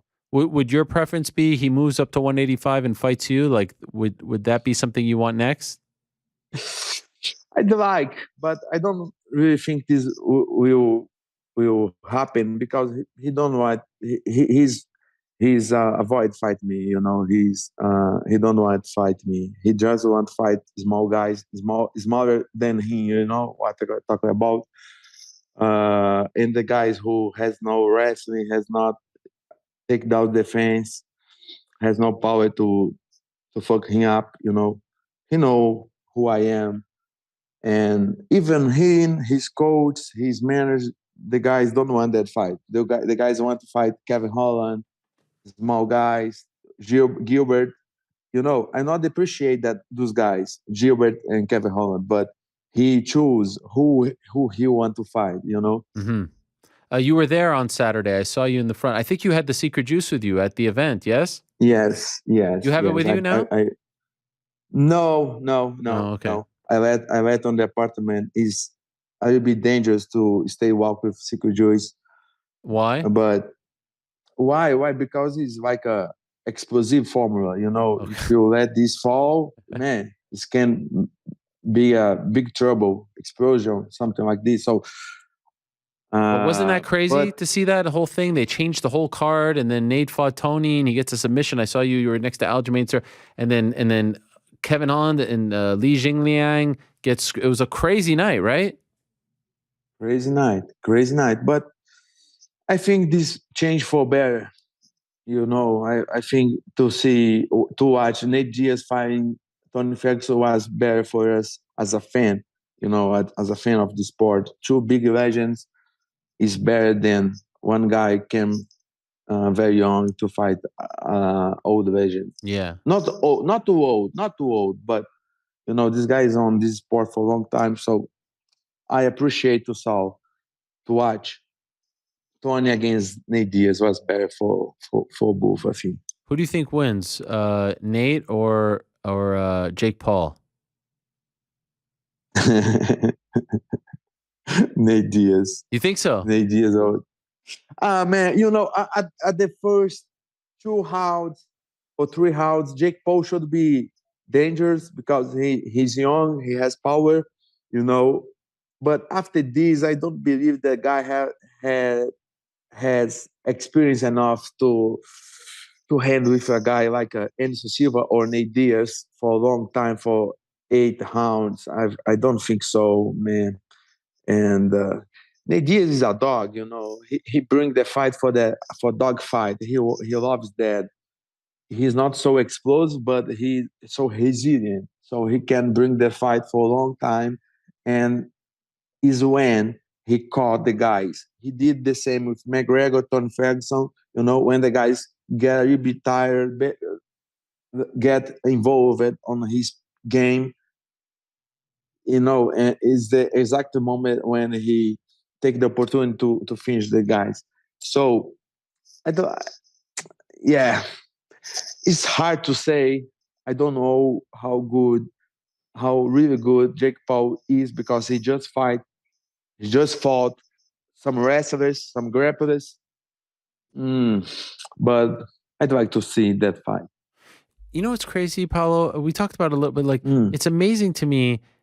You know, the whole thing that happened with Israel and the wine and everything, people were mad at you. It was almost like you became sort of part of it. Now they love you so much. Like, you're one of the most beloved fighters in the UFC. How did things change, so dramatically for you? I felt same. Yeah. I agree with you. I agree with you. I felt same. The people had a lot of expectative above me when I fought Israel. And I understand completely. I'm on very good hype, undefeated. And man, I need to say for everybody who was mad with me, I was mad with myself as well, because I lost the very good opportunity to fight the skinny boy. I had a horrible night before the fight, man, and I should not fight that day because I had the good condition to fight. I didn't sleep. I had cramps for all my body, and especially on my legs. I should not fight, but I am a persistent guy. I say, okay, I can handle this guy, but was not a good idea fight a champ on that day. You boy and your mind and your reflex. I don't know say como fala reflex. I don't know. Yeah, reflex. Maybe help me here. Your reflex. Yeah, it's not good. I drank a bottle of wine, man, before the fight to try fall asleep. Was crazy night, but guys, forget this. I back, and I will never did the same mistakes that I did in the past. I'm a monster. I'm wild. I love to train. I feel a lot energy when I came to fight. And man, will be very hard to Adesanya or somebody else beat me in that cage. I had issues probably when I fought Marvin. I was fat as a fuck, but lean in the shape with good camp. I think I am unstoppable. So, yeah, go ahead. And no, after what happened there with Israel and then the Marvin thing back to back, I feel like the people were so down on you. UFC down, like the stock was so low. Now your stock is so high. Were you down on yourself? Were you depressed? Were you sad? How are you feeling after that? Of course. I was so unhappy, so sad, because I really think I can beat him. I really think I have the weapons to beat Adesanya. I have a lot of power. He don't like this. He's a good fighter, of course. I'm not saying nothing different than this, but I believe in myself a lot. I have a power to make the infight, the close fight, bad for him, And he need a distance to keep the fight safe for him. But I was so sad because I lost the good opportunity. But I will fight him again soon. I just need to beat one more guy or, two maybe. And if he's still there, or maybe, or even if if he lost the belt, I will fight him again. And I'm on the way, Ariel. I put everything on the track,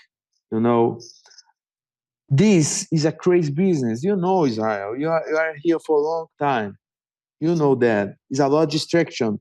If you did a little mistake, it can put everything in trouble. And that's what I did. But I want my redemption, and come back with no pressure. I'm feeling good because I have no pressure anymore. Everything bad happened to me already. So I not fear nothing anymore. So makes sense. It makes total sense. It makes total sense. How did you get people to love you so much? How did you get people to love you again? What was the secret to that? I'm just doing what I think I need to do. I'm doing myself, authentic myself. I look there, the picture. the picture who shows how fake is this gangster, the Gourmet Chechen. So I'm show myself for the people, with no filters, just me. I'm a fun guy, I am a smart guy, and I am the people. I'm the fight of the people. So if the people love me, I'm so grateful for that. And because I love the people. I love do this shit. I love jokes. I love train. I love fighting. So the people love me because I love them as well, I think.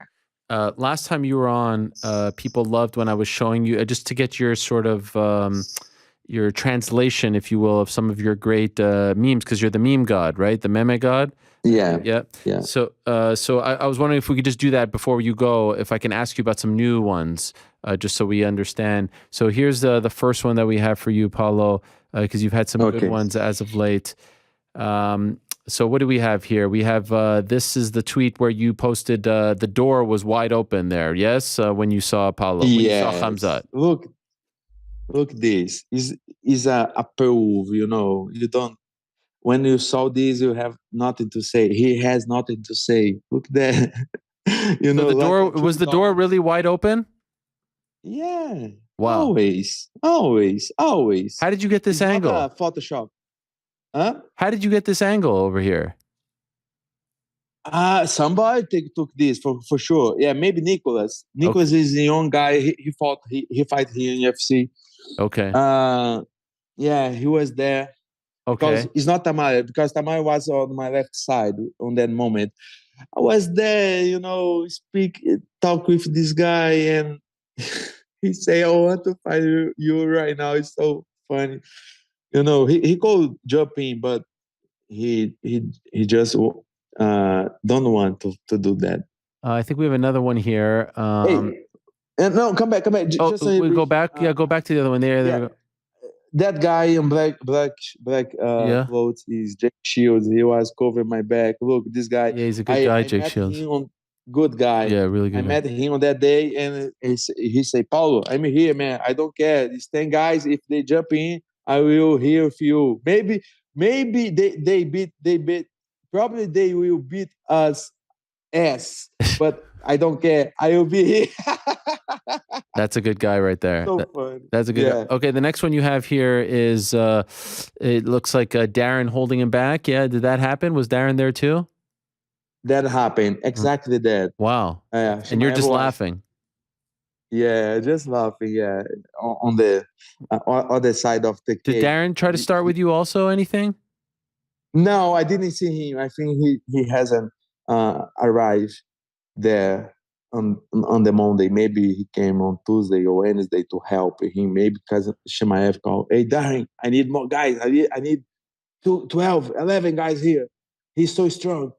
I need more guys here to help me." So Chimaev was like, "Oh, you are so you have a good look because these guys, my friends, are holding me here. So if they not, I could jump in and fight you right now." All right. What about this one here? We have this one. It seems like the secret juice really helped out Jake there. Yes.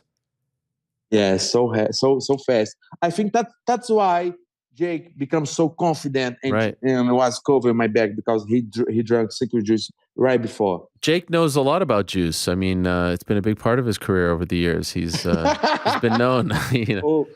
You are get in trouble, my friend. Listen, when West Side comes for you, Ariel, take care. He's a big fan of the needles, Jake. What else do we have here? Needles. This is USADA showing up, and the secret juice is still in the fridge. Is this your face? Yeah, man. When USADA came at 6 a.m., I was like this. Jeez, what the fuck is going on? Why do they have to come so early? Why do they have to wake you guys up? I mean, it's a little rude, right? Man, I don't know. I think USADA is a little bit mad with me. Yeah? I think. Why? Think they will fuck this guy because this guy cannot be so strong like this. Why he's so strong? Why he's so big? We need to fuck him. We need to put his weight cut in trouble. Let's fuck him. I don't know, man. I really would like to know who is the head of the Focusada. Man, this guy is, oh my God, this guy is pissing me off a lot. I'd like to know. If I know, this guy is in trouble. Okay. What about this one here? We have your old friend, I think Valid is there, yes, with the grandma? Yeah, but he's a little bit pissed off as well. I don't know against who. Why? Why? Why is he so mad? I don't know. Valid is always pissed off. Always. I had Valid on my side for five years, and he always pissed off. I never saw that guy laughing. And what the grandma? She's a very nice lady, right? Oh, you know her? I know of her. I've never met her. Oh, she's amazing. She's amazing. I love met her. She's amazing. So nicely, my grandma. I love old people, man. I don't know why. I love old people. Yeah. What's not to love? And what about this one? I wanted to ask you. You posted this picture. What is puta? Yeah. You wrote puta here. What is that? Morning, fellas da puta. Fellas da puta is like a son of a bitch. Oh, okay, okay. Who is the son of a bitch? Son of a bitch is a cutest way that I call my followers on Twitter. Oh, fellas da puta, son of a bitch. But is that a good thing or a bad thing? Good thing, of course. Oh, okay. Fuckers, son of a bitch. You used to use these good words to treat each other. Oh, it's a very, very good way. Is that you in that picture? That's a great. I mean, your body, you're glistening. Yeah, it's of course me. Yeah. Why are you questioning? No, I actually I believe that. Have you ever done modeling, Paulo? You've done modeling before? No. Really? Yeah. I wish. Yeah. You should. I should maybe, but maybe in New York, some agents can, touch me, and maybe Ariel Hawan, can you be my agent? What do you think? I don't want any problems with Tamara. She seems very tough. So if I work with you, then she's gonna think you know what I mean? No, she's okay. She's okay with this, just for models stuff. Just for modeling, okay. Yeah. You know, it's Fashion Week in New York this past week. When? It was this past week. Oh, I lost. Would have been great. You could have been walking down the runway. I think you have, Luke Rockhold model as well. You beat him, so now you could be a model. I'd like to replace him. Yeah. I'd like. Of course. Extra money. Why not? Why not? No. Yeah, maybe I can create an OnlyFans soon. Oh, you're thinking about that? I think about that. Yeah. Of course, I think about that. Yeah, I think a lot of money.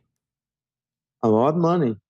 A lot of people want to see the. Do you want to see me on OnlyFans? Well, I'm not. Yeah, it depends on what the content is. Oh yeah, no, just good content. Yeah. Good content. No full naked, just underwears. Okay. Yeah, I think you could make some money with that. Maybe I wouldn't subscribe. I'm not sure. One place I am subscribing though is your YouTube channel. Oh yes, guys. Let's give a plug to the YouTube channel.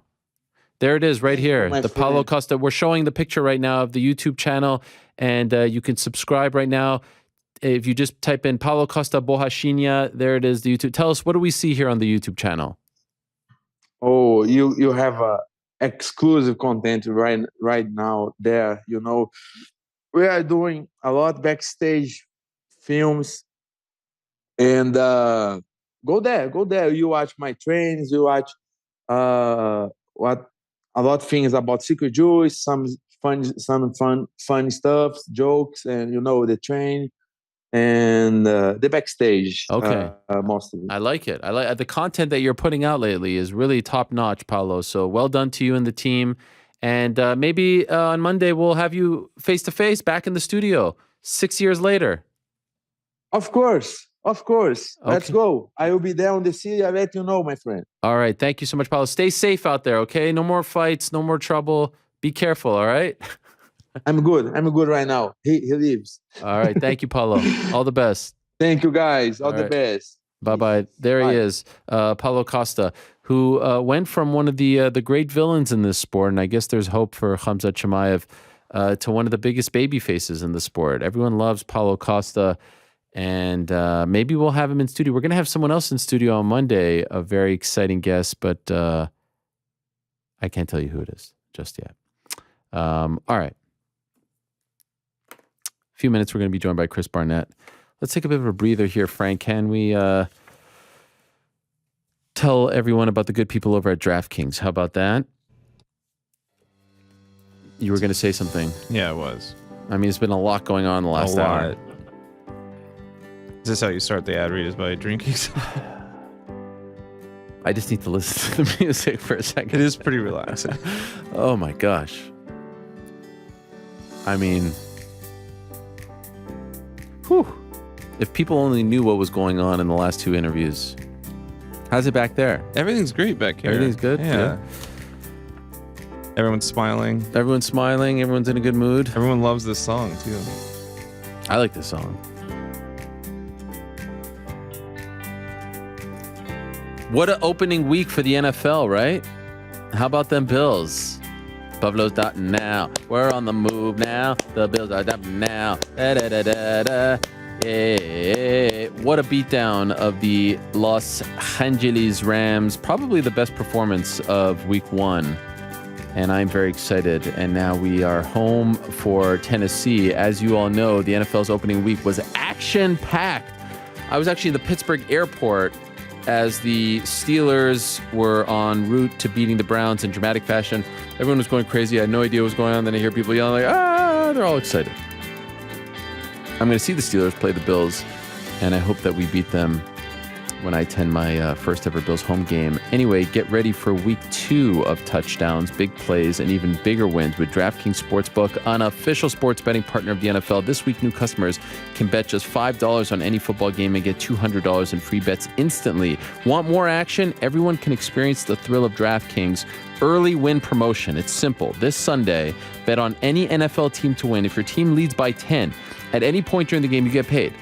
I repeat, if your team leads by 10 at any point during the game, you get paid instantly, even if your team loses. Fight fans, DraftKings Sportsbook also has you covered. Don't forget about the Corey Sandhagen Song Yadong fight happening this Saturday. And don't forget about Triple G Canelo also happening September 17th, a fun one. Never a dull moment in combat sports. As always, you should download the DraftKings Sportsbook app now. Use promo code DMAR to get $200 in free bets instantly when you place a $5 bet on any football game. That's code DMAR only at DraftKings Sportsbook, an official sports betting partner of the National Football League. Minimum age and eligibility restrictions apply. See show notes for details. All right, still to come, Aaron Jeffery is going to join us. Thank you. Aaron Jeffery is going to join us to talk about Elias Theodorou. Still to come, betting recap, GC on fire. How many weeks in a row now is it, GC? 7. 7 weeks. 8 Wait, if you count the DJ. I mean, that was just the one play, but... no, of course you did hit count that. Yeah, why wouldn't you count that? No, I don't know, because it wasn't like a full slate. Nah, screw that. 8 in a row. If you're counting the DJ, yeah, it's 8 in a row. I'm counting the DJ. You won. You were up. Whatever. UFC Long Island. That was the last time we had a losing week. Your birthday. Yeah. July. That's almost 2 months ago.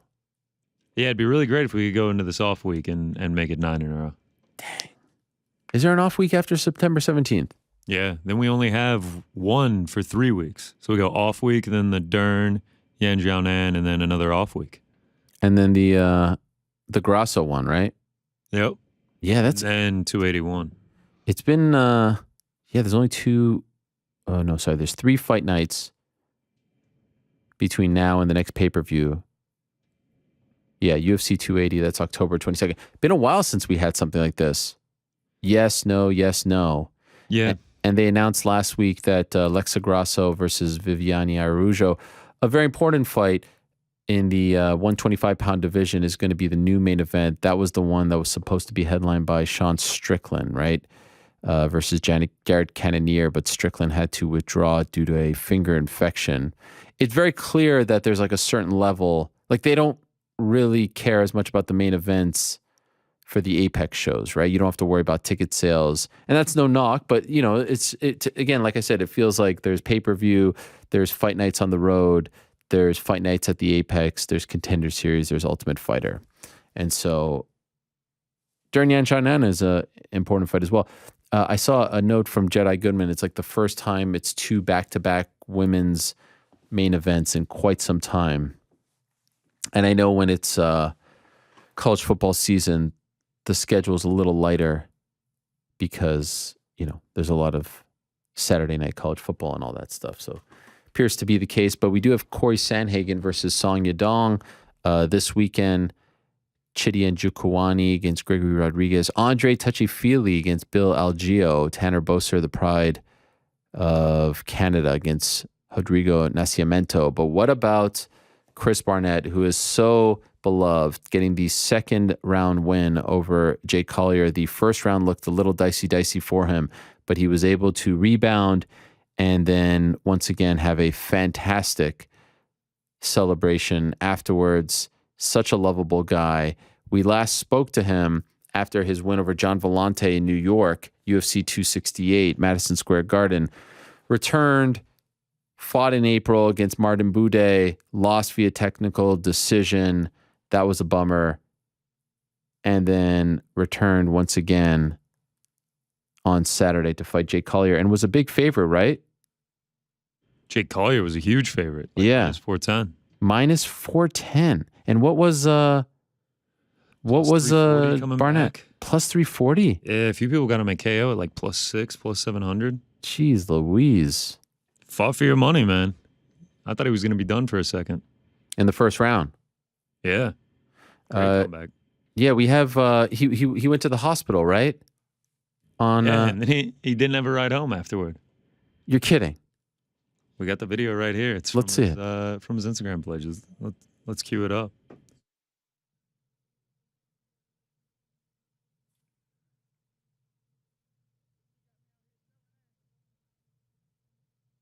Is there sound on it or no? Where the van at? There it is. Come on. Oh, that's the right damn place. How many hospitals? There can't be too many hospitals here. Nah, Boy, they took us to the children's hospital. That's why. What? Nah, this is trauma. Oh. They got the children's hospital, trauma, and then they got the Children's hospital. Somebody come pick me up. We at the trauma hospital in Vegas. Come Please. What is going on? Somebody. Anybody find me?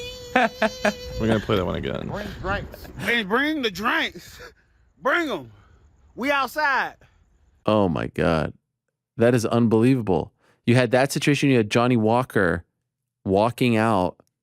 What I was told what happened with Johnny Walker was, did you guys see this? Johnny Walker in full gear, still wearing his gloves. It looks photoshopped.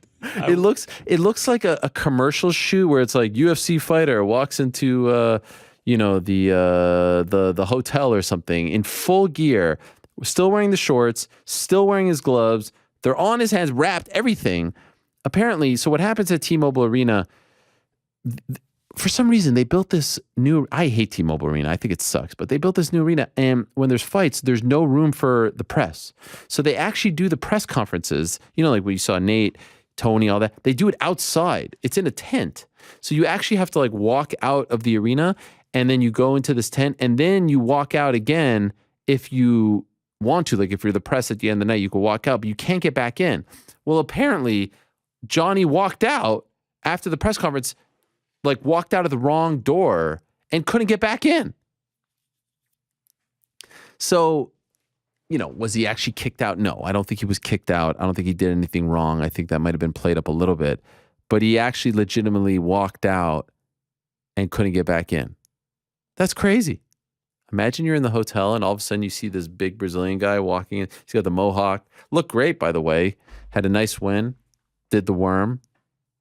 And he's walking. I think he had shoes on, if memory serves me correct, but he was wearing the shorts, gloves on.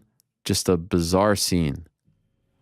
I should have the picture in a second here. He's barefoot. He is barefoot? Jesus. Who goes to the press conference barefoot? Doesn't even put the shoes on? The shoes were very much a topic of discussion. Nathan Diaz talking about the shoes, the Project Rock shoes, which again, another deal that they cut. Do the fighters get any cut of that? No. Crypto thing, that one, all this stuff. The only one that they get a cut of is the Venom deal. and the cut is so minimal. So weird seeing Nate and Nick walk out to the Venom stuff. So weird. Why they think that's a good... I mean, I understand why they get a ton of money off of it, but it just... Why you would want these incredibly unique fighters looking the same is beyond me. There he is, yeah. Wow. That's like the valet, right? Cars? Yeah, I swear this looks photoshopped. Like it really does look like someone like you just put him in there. Also, he's such a large human being. And he still has the gloves on. That's what makes him look even more out of place. Why would he go to the media day wearing the gloves and not wearing shoes? Did he put a shirt on? Oh, my God. What's up with Chris? We're getting him on right now. We're efforting? He looks fantastic. Yeah, Okay. efforting. I'll circle back with you in a minute. Everything is being efforted today. Everything that could go wrong has gone wrong. Yes. But we're still here. We're still standing better than we ever could. I can't sing. Our next guest can definitely sing. He's an incredible singer. He had a massive win. Great comeback win. Underdog win on Saturday. He's Chris Barnett. Let's go to him right now. There he is. What's up, Chris? Ooh, I like the setup you got here. Hey, oh no, don't mind that. That's my little Twitch thing I'm trying to do now these days. Look, I didn't know whether or not to, like, me personally, I love my black eye, but I didn't know if the viewers wanted to see it. But how would you? I want to see it. I want to see it. Be proud of it. Glasses or no? No glasses. Okay. He wants it off, then they're off, baby. Oh yeah. Wow. Yeah, baby. How are you feeling? Man, amazing. Like $1 million, dude. I feel great. Super fantastic. I'm here with you. Actually, let me turn this down. This is super great. There we go. There we go. There we go. All right. Yeah. Yeah, man. I feel good, man. Thanks for having me, sir. It's good to have you back on. What kind of injury did you suffer there in your eye or around your eye? Just he caught me with that. I think it was like that first lunging right, and split it. And it's a small one. I've got like that one, and then I don't know if you can see. Oh yeah, damn. There. Whoa. Yeah, I got that one in Korea. So this one that's a baby compared to that one. By the end of everything, I'm gonna look like what is it, T2 from Terminator? Yeah. I have that robot eye over there on that side. So. Stitches? But yeah, no. This one's just what was it, 11? 5 are gonna dissolve, and then in 5 days I have to go get the other ones out. And by the way, I know you went to the hospital. We just showed the clip you posted on your Instagram. They left you stranded there? No one picked you up? No. What happened? What happened? Oh no, I feel so bad. I hope I didn't get nobody. No, this is okay. Me, I'm goofy. Anyway, a video was gonna happen regardless after the fight. So it just happened to be that big miscommunication. All that was literally was like we ended up being on the wrong side anyways of it. Oh jeez. But I was outside anyways, and I was like, "Hey, hang on, what's going on out here?" But no, like they never did that. It honestly, the way the video came out, and then like the whole Johnny Walker thing happened, and I was like, "Oh God." Yes. That's what we were just talking about. Somebody's getting in trouble, but no. That was just literally like. It was a whole, my team couldn't go technically because this service was supposed to come pick us up, but the service heard this and that. So it was just a whole, I made it back. How about that? That? We made it back. Me and Jake Collier, we drank and watched the rest of the fight together at the Wow. You were both at the hospital? Yeah. No, not at the hospital. He went back to the hotel. I went to the hospital, then went back to the hotel, and he ended up being at where would we go? We went to Coyote Ugly inside of New York, and we were just in there, literally chilling, watching the rest of the fights. You and Jake. It was amazing. Yeah. There's a picture I put a picture up of me and him actually just in there, dude. And that's why I like the picture says I love this sport, and like that's one reason why I love it, dude. Like we literally just traded blow for blow, went back and forth, for what all of 7 minutes or whatever, and here we are together in the club. I'm in there with his team, my team's with his team, and like you would have never known we fought each other that night. You would have thought me and him got in a fight somewhere else, beat some guys up, and now we're celebrating. That's the way it looked. Did you plan that, or was it just coincidence that you were both there? Yeah, coincidence. Like, by the time I left the hospital, by the time the UFC got me back to the hotel. Company man. You're a good company man. By the time I got back to the hotel, I went upstairs, I changed, and then my team texted me, Scott and Todd Duffy actually. Wait, before I jump forward, how you feel about Todd Duffy returning, sir? Huh? Oh, is he returning? Look, I'm telling you right now, this is my little shameless plug for my man Todd. He is back 100%, like full on, like Todd Duffy, Duff Man. Let's go. Yeah, For who? To knock down some towers type stuff. For who? Who's he fighting for?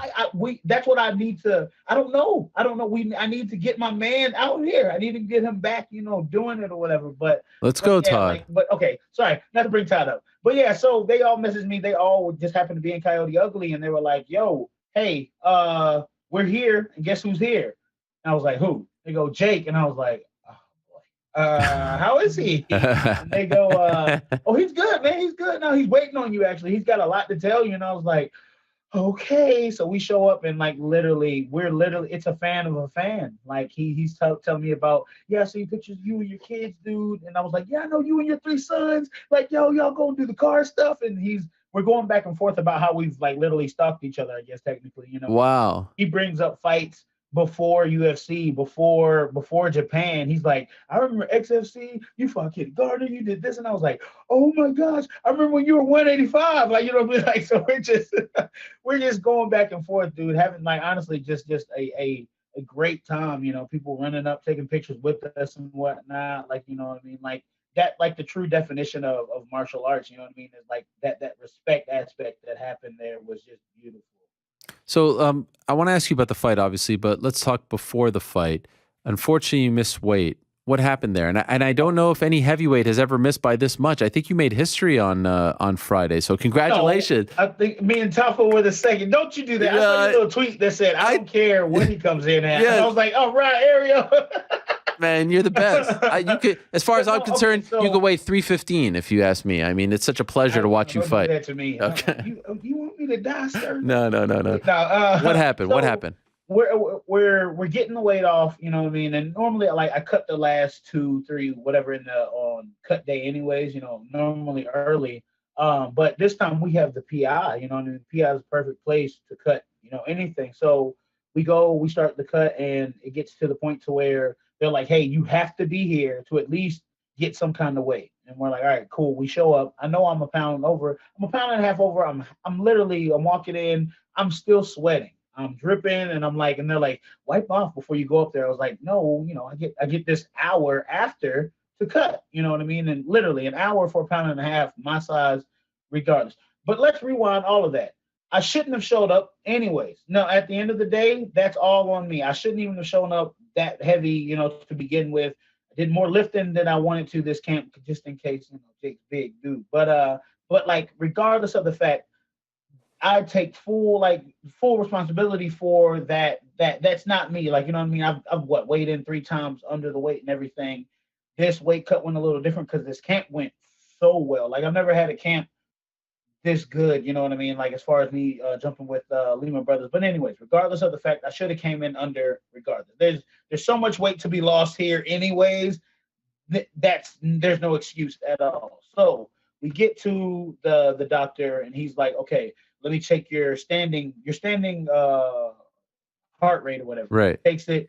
He's like, oh my God, it's high. And I was like, dude, you got to understand, if I tie my shoes wrong, my resting heart rate is going to be up. You know what I mean? So like, I'll freak out, So he's looking at me. He's like, oh, your body's hot. You're this, you're that.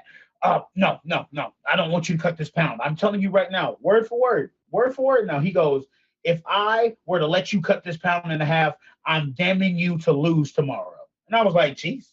He's like, whoa, hang on, man. Like, is it that serious right now? So he's frantic. I'm frantic. Scott, my coach manager, he's frantic. He's like, what do you mean? Our resting heart rate's going to be high anyways because we're big. And they're going at it. And he goes, watch this.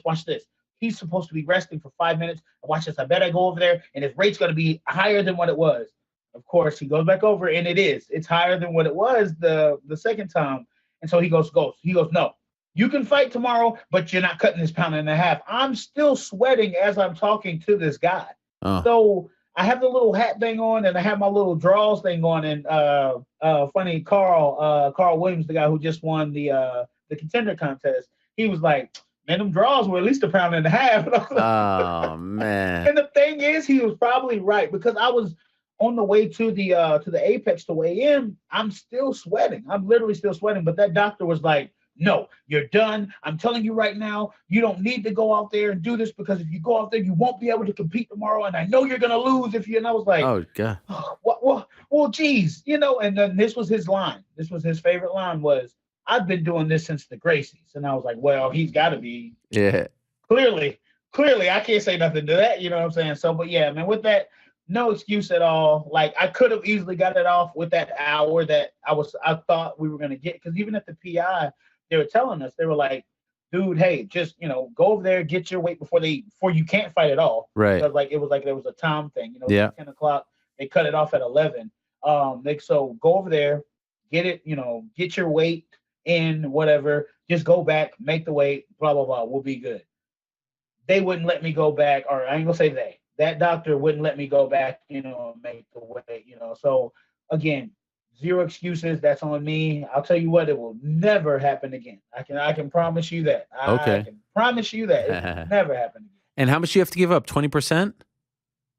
Yeah, 20% of it. That sucks. I mean, man. and then Doesn't that hurt? to a guy like Jake? No, to a guy like Jake, whatever. You know what I mean? Like, we probably would have worked it out in the casino somehow, anyways.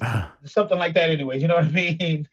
Jake's a good dude, man. Like, yeah, like just his whole overall thing, like him as a father and everything, man. Like the fact that he's not. If we were the same person, it'd be like parallel universes, like literally, because he's off of social media, I'm on social media. But when it comes to the boiled down thing of like what we are overall as like beautiful humans, we both share that so much. Amen.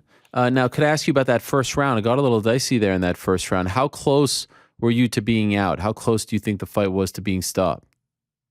When he took my back, now that I go back and watch the fight, I was like, okay, let's see. Boom. Oh, big shot. Okay. That's that one I feel right there. Okay. Oh, and then once I heard the ref go, Chris, you got to do something. And that's when you see me, okay, well, shoot. And he spins, but he forgot. I don't have a neck. So he went too high. And I was like, yes, I'm good. Because I could breathe through my nose and everything. Because that hot, dry Vegas air out there cleared everything for me, apparently. Then what was it? I think his name, Marcus. I think Marcus was our ref, right?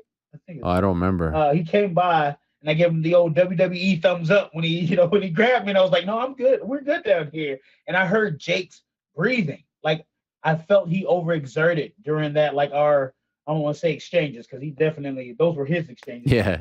Had exchanges. I could hear him down there.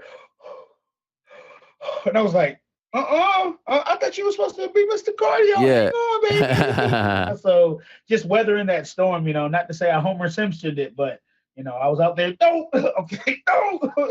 Those 2 times he definitely dropped me, with those punches. But yeah, man, just that first round. I was worried because that was the same doctor, the doctor that came. Oh in. my God, really? Oh my God. Could you imagine? I was like, no, not you again. That is amazing. But yeah, he looked at me and I was like, he goes, look left, look right. And I remember when I fought Boudet, and then the doctor, he goes, look up, look left, and look right. I was like, oh, all right, look here, Dr. Strange. Stop making, you trying to make a portal over here? You know what I mean? So I knew, I was like, just follow his fingers and you can't mess up, Chris. So I just kept following his fingers. And then he looked at me, he goes, are you good? I was like, yeah, man, I'm good. And wait, I know everybody's gonna ask. It wasn't a stroke, people. Okay. Jake had caught me in my jaw, and like literally a chunk of my jaw from the inside was just dangling in my mouth. So watch. When I go to bite this, watch what my left side does. And that's what was going on with the left side of my face. It What? wasn't anything crazy. You're kidding me. Yeah, like there was a chunk of my jaw, like the inside of your mouth, Yeah. like just dangling. And I couldn't bite it because, you know, it was like taking a butter knife and trying to cut through steak with the mouthpiece in, trying to get this chunk of my jaw that was out or dangling. Like, I guess I bit down on one of those punches he threw. I bit down too hard and bit a chunk there. So when I was doing this, Oh my, what? that's what I was trying to do. I was trying to get that chunk of my inside of my jaw gone. When you say jaw, do you mean your cheek? Yeah, I keep saying my cheek. Okay, I was like, down what? Here, Your but yeah, my cheek, my bad. Yeah, no, my whole jaw dislocated. Yeah, I was like, No, what are you bite my talking about, man? teeth. Oh, how does that feel now? That's kind of annoying, no? No, the way the mouth heals, like the inside of the Yeah. mouth, is weird. It is Like, weird. It's honestly like I couldn't even show you the piece. You'd be like, yeah, whatever. You had a stroke, like you know, like Yeah, it looked like your jaw was like dislocated or something. No, I literally was just trying to, I was like, trying to just get it off, and I couldn't because of the mouthpiece. Like, I should have just took the mouthpiece off and bit it out or whatever. But yes, my cheek Okay. Can I ask you something? You get the big win, you get the comeback, it's great. You do the flip, and you don't just do like your typical flip, you land on your butt. Doesn't that hurt your butt? No, the cage is not, it's not concrete. Like, you know what I mean? It's not grass, you know what I mean? Like it's cushioned. Like, you know what I mean? I know some of those slams, you see people get knocked out from the slams and whatnot. That just lets you know how strong some of these guys are taking them actually down, you know? Right. It's not it's the cage isn't that hard, and then on top of that, I got a little donkey back here, man. Shoot, I got to make the stallion back here, you know. So like I'm not no little. But you're landing like straight on it, like. But yeah, nah, man. That's dude. I have a move they called spank the baby that I used to do at the swim pool, to where I would like literally jump up, land on my butt, and do a flip into the pool, like off of my butt, you know, into the water, you know. So. Yeah, no, man. I've been getting whoopings and everything else with this. We're good back there. It's cast iron. Was that one of the most gratifying wins of your career, considering how the first round went, for you to come back? And I know disappointing, your last fight against Martin Buday was disappointing. Like, to come back and everything that happened on Friday to regroup and get the comeback when you were a massive underdog. We were just talking about this before you came on. This has to be one of the most gratifying wins of your career, no? Yeah, well, you know what's crazy? I want to before, even 5 days before the fight, I totaled my car. Like a gear jumps out, airbags go off. They're like, and as they go off and whatnot. And I sent it to management. I was like, y'all better not say nothing. I'm fine. This fight is still going on. And they're like, are you sure? And I was like, nah, I'm good, dude. Like, after what happened from that previous camp, they're like, nothing couldn't, trust me. A plane could have like hit me, and I was like, we're good. Let's keep it moving, you know? So like going into this, even from Friday, even from everything, yeah, man, like it was good to me also because I personally feel he beat Arlovski. You know what I mean? Like with that whole thing leading into it, like that was one fight I watched a lot, was watching him fight Arlovski. Like one thing I was worried about was getting headbutted. But like just watching that fight, I was like, yo, Jake can be that guy. Like he can be that dude, you know, like he every Carlos Felipe split decision, you know, like all his fights were either unanimous or split decision, his losses at heavyweight, you know what I mean? So that just showed that he definitely belonged in this, you know, in our heavyweight category. And then on top of that, he had the cardio, he's got this, he's got that to do it. So beating him, yeah, it was like, yeah, okay, I still belong. Like, you know what I mean? Like, you know, because that Buday loss, you know, you always question, no matter what, you know, it's always going to be there. But with this win, it definitely helped rebuild that just encouragement, that itch that you need, you know, to push forward and keep moving, you know. So yeah, I would say this was a big one. This was a big one. And what happened in the last camp? That was the camp where my wife had passed away. So like literally from February 8th until what was it? April? No, I'm sorry, until May 10th. That was pretty much the whole camp, right? we were in the hospital. So from February 8th until May something, she was in the hospital, right? And that entire camp, I was maybe getting like an hour a day of training, and then I had to be at the hospital because we didn't know what was going on. She ended up passing away from encephalitis, and they called me 30 hours before the fight and was like, "Hey, you're gonna have to make a decision when you get back." And I was like, "What do you mean?" You know what I mean? Like, what are you talking about? Before we left, there were signs of, the stuff, the medicine that they were having to give her had went down, the plasma treatments that they had to do, and this and that. Like, it was a whole. I don't know if you ever seen the movie Brain on Fire, with oh my God, her name. She was in that movie Kick Ass. She's like, I think her name's like Hit Girl in Kick Ass.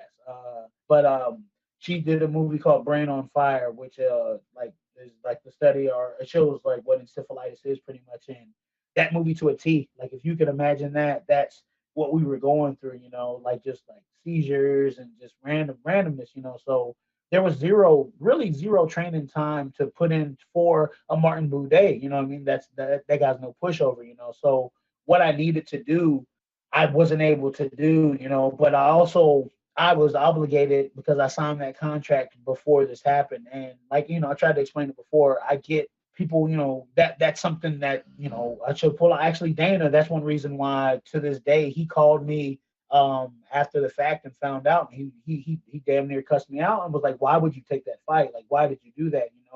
And that was crazy, you know what I mean? To get that phone call from him, like, because he didn't have to do that, you know what I mean? And he went through several people to find me, you know what I mean? So, which was crazy because, like, again, Dana White, he could have been doing anything else, sent the letter, send it, or whatever, you know what I mean? But he personally called me and was like, "Dude, you don't do stuff like that, man. Like, you know what I mean? Like, you let us know this is going on, blah, blah, blah." And I was like, "No, I signed the contract.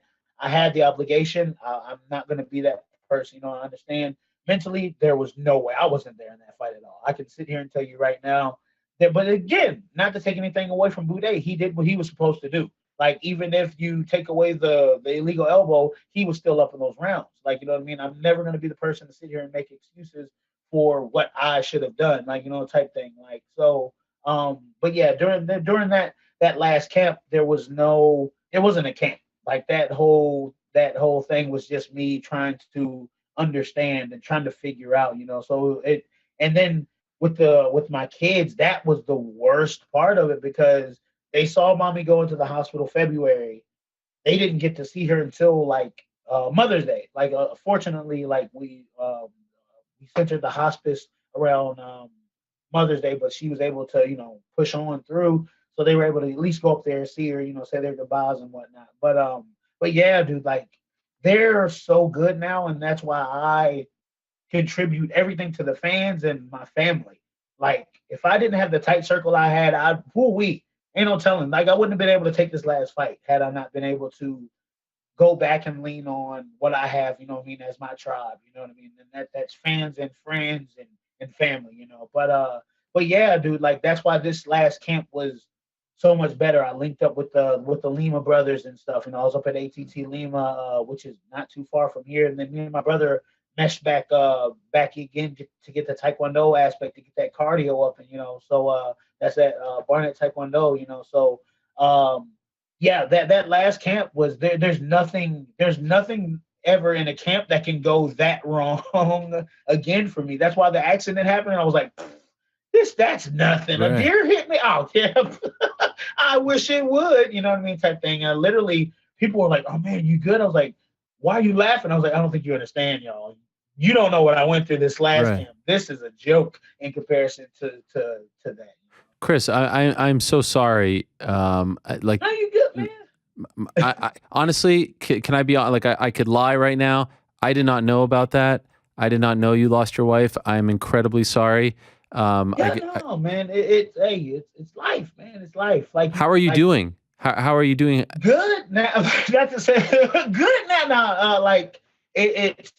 I've got, again, like I was saying, I have that tribe, those people. I have that community. I have these fans. Like, I could sit here and show you the messages I got. Actually, the night, 2 nights ago, literally after the fight, this guy messaged me. He was like, man, I just want to let you know your story so much to me. I lost my. He said he lost his wife also. When was it? His was July. And for at least 30 minutes, I'm in the hospital just talking to him. Wow. Talking him through it. Like, yo, I understand this and that. I wish I could find his name. But yeah, like we're just sitting there talking. This is after I just beat Jake. I'm getting, my phone is literally. Yeah. And I'm like, no, this is important because I understand, you know. But yeah, man, like I'm 10 times better than I was because my kids are great. You know? Okay. And I contribute that to everything and everybody around, dude, just being there for me. You know, like I can't put words what it means, you know. You have people helping you? Yeah, like between people that helped me set up like everything. My homeboy Ben Stevens, his wife Lauren Stevens, they run like my emails and social media and stuff. Like, so if I don't get you, they get you, then it gets back to me. Then we keep it rolling. Like for this one, I know we had to switch up times. I literally messaged her like 4:15. Hey, can you set it up on my computer for me, please? Boom. She set it up, you know what I mean? So that's what I was running late, like a little bit myself, you know. But like, yeah, between them, my mom, you know what I mean? She's big with like just being able to take the kids, you know, when I'm like, hey, I got to train.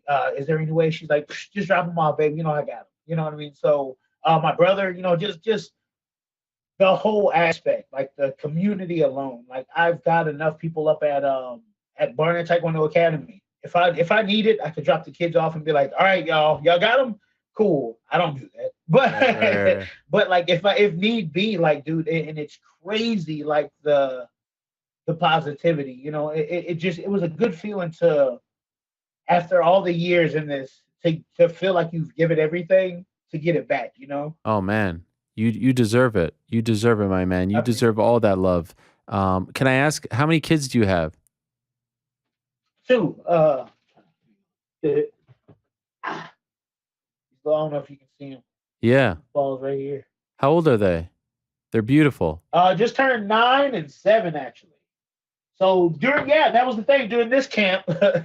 So her birthday is August 15th. His birthday is September 6th. So he was mad at me because I had to fly out September 6th. But we tore down Chuck E. Cheese for his birthday, and then she had a what was it? We went to this horse ranch for her because she loves horses and she does all the gymnastic stuff on a horse. She's over there doing handstands on the horse, and I'm like, "Oh, okay, baby. Hey, all right. That's a whole horse over there." Yeah. You know what I mean? So it was great to see that community again for that. Like how many people came out, like the love for them, knowing, you know, everything that's going on with them, you know. What was it? August 15th. Yeah, then the 6th, and then my niece, Nova, she's born on the 1st. So this whole camp was like birthday parties and training. Like it was just wild, you know, just honestly just good vibes overall, you know. But yeah, those are my two little I call them my little ninjas with me, man. God bless you. I hope you could take some time now to breathe a little bit, enjoy this victory. I hope your car, or you get another. We're going to Disney World. Are you really? Yeah. I owe them that. So hopefully, like they said, December is a good time, and then they'll be out of school for that little break. Sure. They don't know, so don't tell them. Okay. But yeah, like we've been promising that for like 3 years. So take a little time. You know, if the fight pops up November, look, y'all, I'm telling you, this has got 11 days. We back at it. But even then, like December, I'm literally just laying out for them and whatnot. And plus, that's my mom's birthday, and I want to do something big for her this year. God bless you, Chris. I wish I could give you a hug right now. You're such a wonderful soul, man. People like you make MMA worth watching and make this sport, you know, fun to watch. And it's easy to be a fan of someone like yours. And so my heart goes out to you and your family. I'm happy to hear that you're in a good spot. And I wish you nothing but the best. And way to rebound on Saturday. That was an incredible, inspiring comeback. And the celebration. And then you had the 2 beers, double fisting, man. Well done. Right, yo. I needed oxygen, not them beers. I was like, yo, I appreciate it. Can somebody get the Beautiful stuff. I felt bad because those are like $40 beers, man. I was like, okay, That's how much people love you. Made sure. Man, look, I get it, but don't be wasting $40, man. That's That's true. gas to get home. Now we can't be gas too high. Much love to you, Chris. Thank you for doing this. I appreciate it. Congratulations and get well soon. Yes, sir. I appreciate it, man. All right. Be easy. Thank you again for having me. Anytime. We'll talk to you soon. There he is, Yes, sir. Chris Barnett. What a character. And what a comeback. Wow. I mean, if this world had more Chris Barnetts in it, I think we'd all be in a much better place. I guess I totally missed that and feel like a bit of a jackass right now. I think he understands. Did they talk about that on the broadcast? I don't know. I think Connor's on the phone. Is Connor there or no? Yeah. Did they talk? Not on the broadcast, but I was aware of it. Yeah. But I actually wasn't aware of it before Saturday, so all right. I can't blame you. Busy day. Busy day, and feel horrible for him. And he speaks with such positivity. I was going to say, for him to act like that just speaks volumes about who he is as a person. Yeah, unbelievable. So much love to the Barnett family, and my sincerest condolences to them, and to his two beautiful children. What a win! What a inspiring guy. And again, if we can all be a little more like Chris Barnett, that would be incredible. Unfortunately, we woke up today.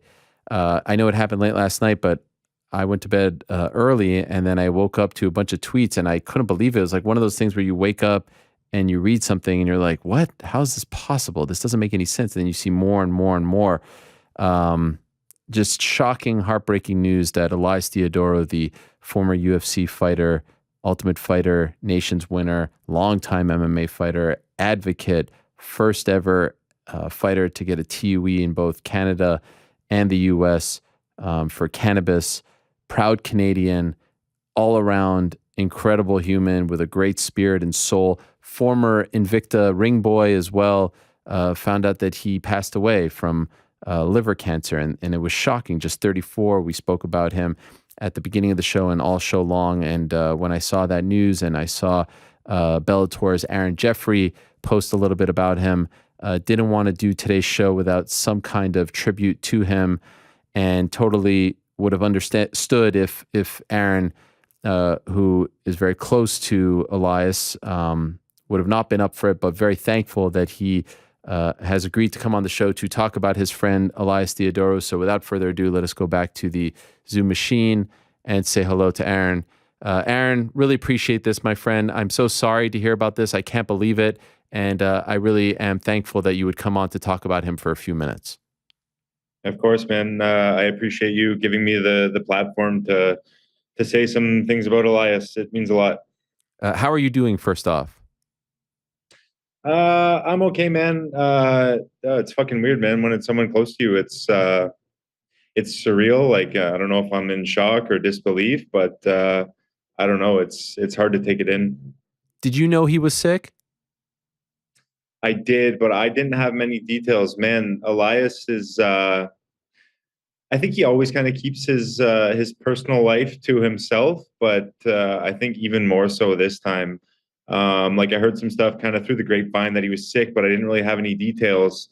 And I guess like even right up until the end, he was, I wouldn't say he was lying, but he was like keeping things from like some of the people that were closest to him, like a couple of his coaches, Chad and Garvin.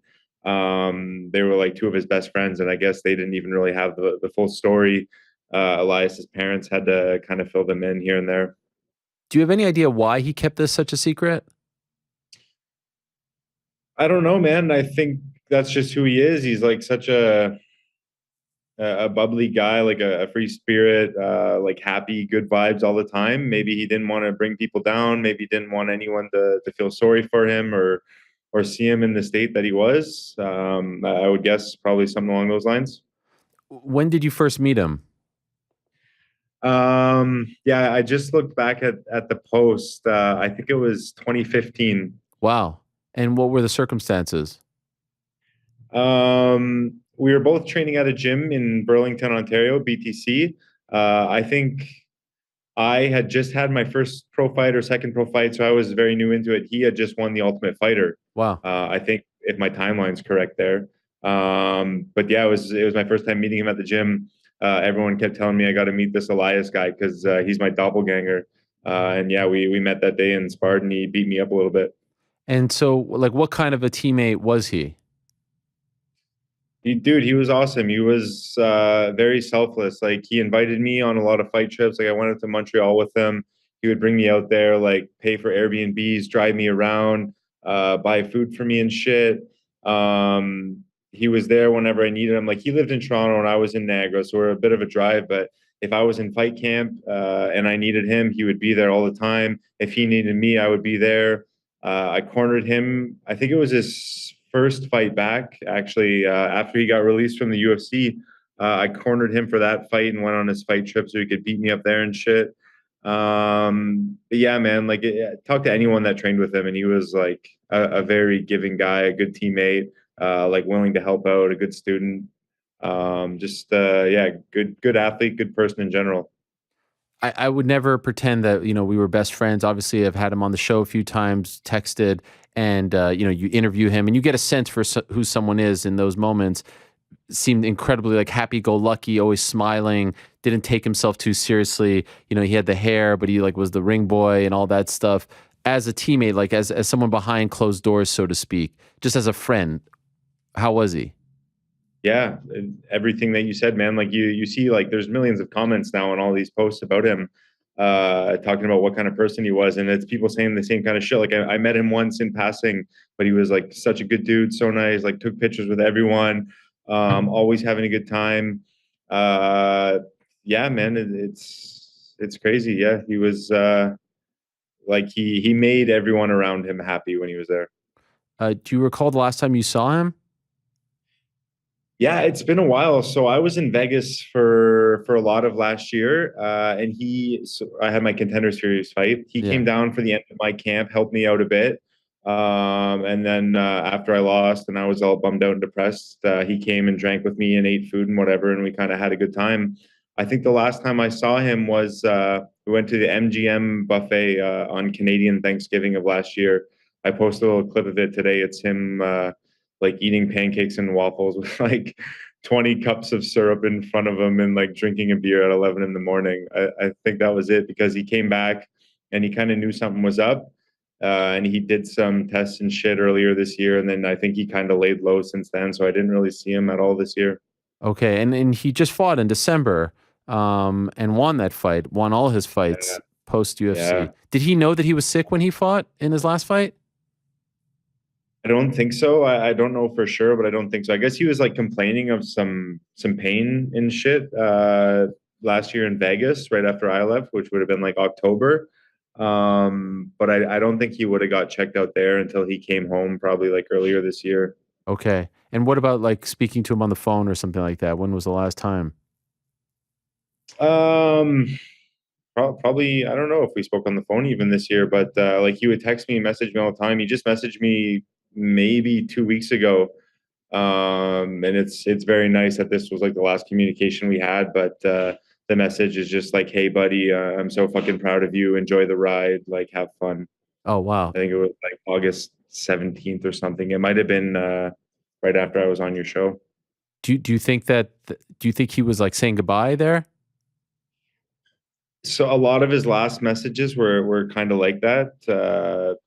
He would say something like kind of sappy, like, so proud of you, buddy, love you, whatever. And then I would reply, and then he wouldn't even read my message back. Oh, wow. And did you, like, when you found, did this happen yesterday? To the best? There we Monday. It might've been Saturday. Okay. How did you find out? Through a close friend of his. Okay. It's hard to believe, and I can't imagine how you and your teammates are feeling. I think you're in Florida right now, right? I saw on your social media. Yes. What like usually when these things happen, you know, you want to be around friends, your teammates and stuff? How are you handling it being so far away? I'm okay. It gets my mind off shit for sure. Like I know if Elias had anything to say about it, he'd be happy that I'm down here like grinding with these guys and getting hard working and whatever. So yeah, I don't know. It's good to get my mind off things, I think. Okay. Obviously, the cannabis stuff was a big deal for him. He was a huge advocate for that, got the TUE. Did you get a sense for like how big of a deal this was for him when he was fighting for it?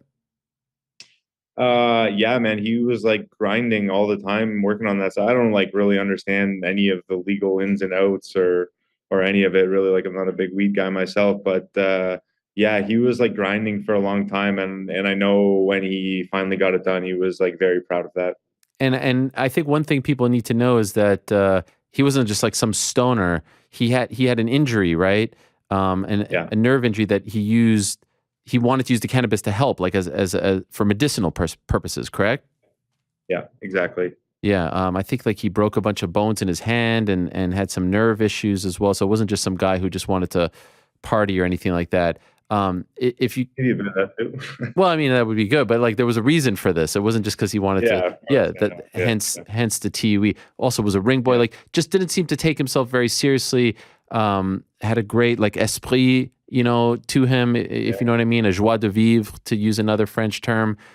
Just a lovely, lovely guy. For those that didn't get to know him, how would you best describe? Like how would you want people to remember Elias Theodorou? Yeah, man, a lot of the things you just said, like he was like bubbly is a good word for him, like flamboyant. He was like loud, he was happy. Like you said, he didn't take himself too seriously, but at the same time, he was like, he had such a good work ethic. Like every time I saw him, he was grinding.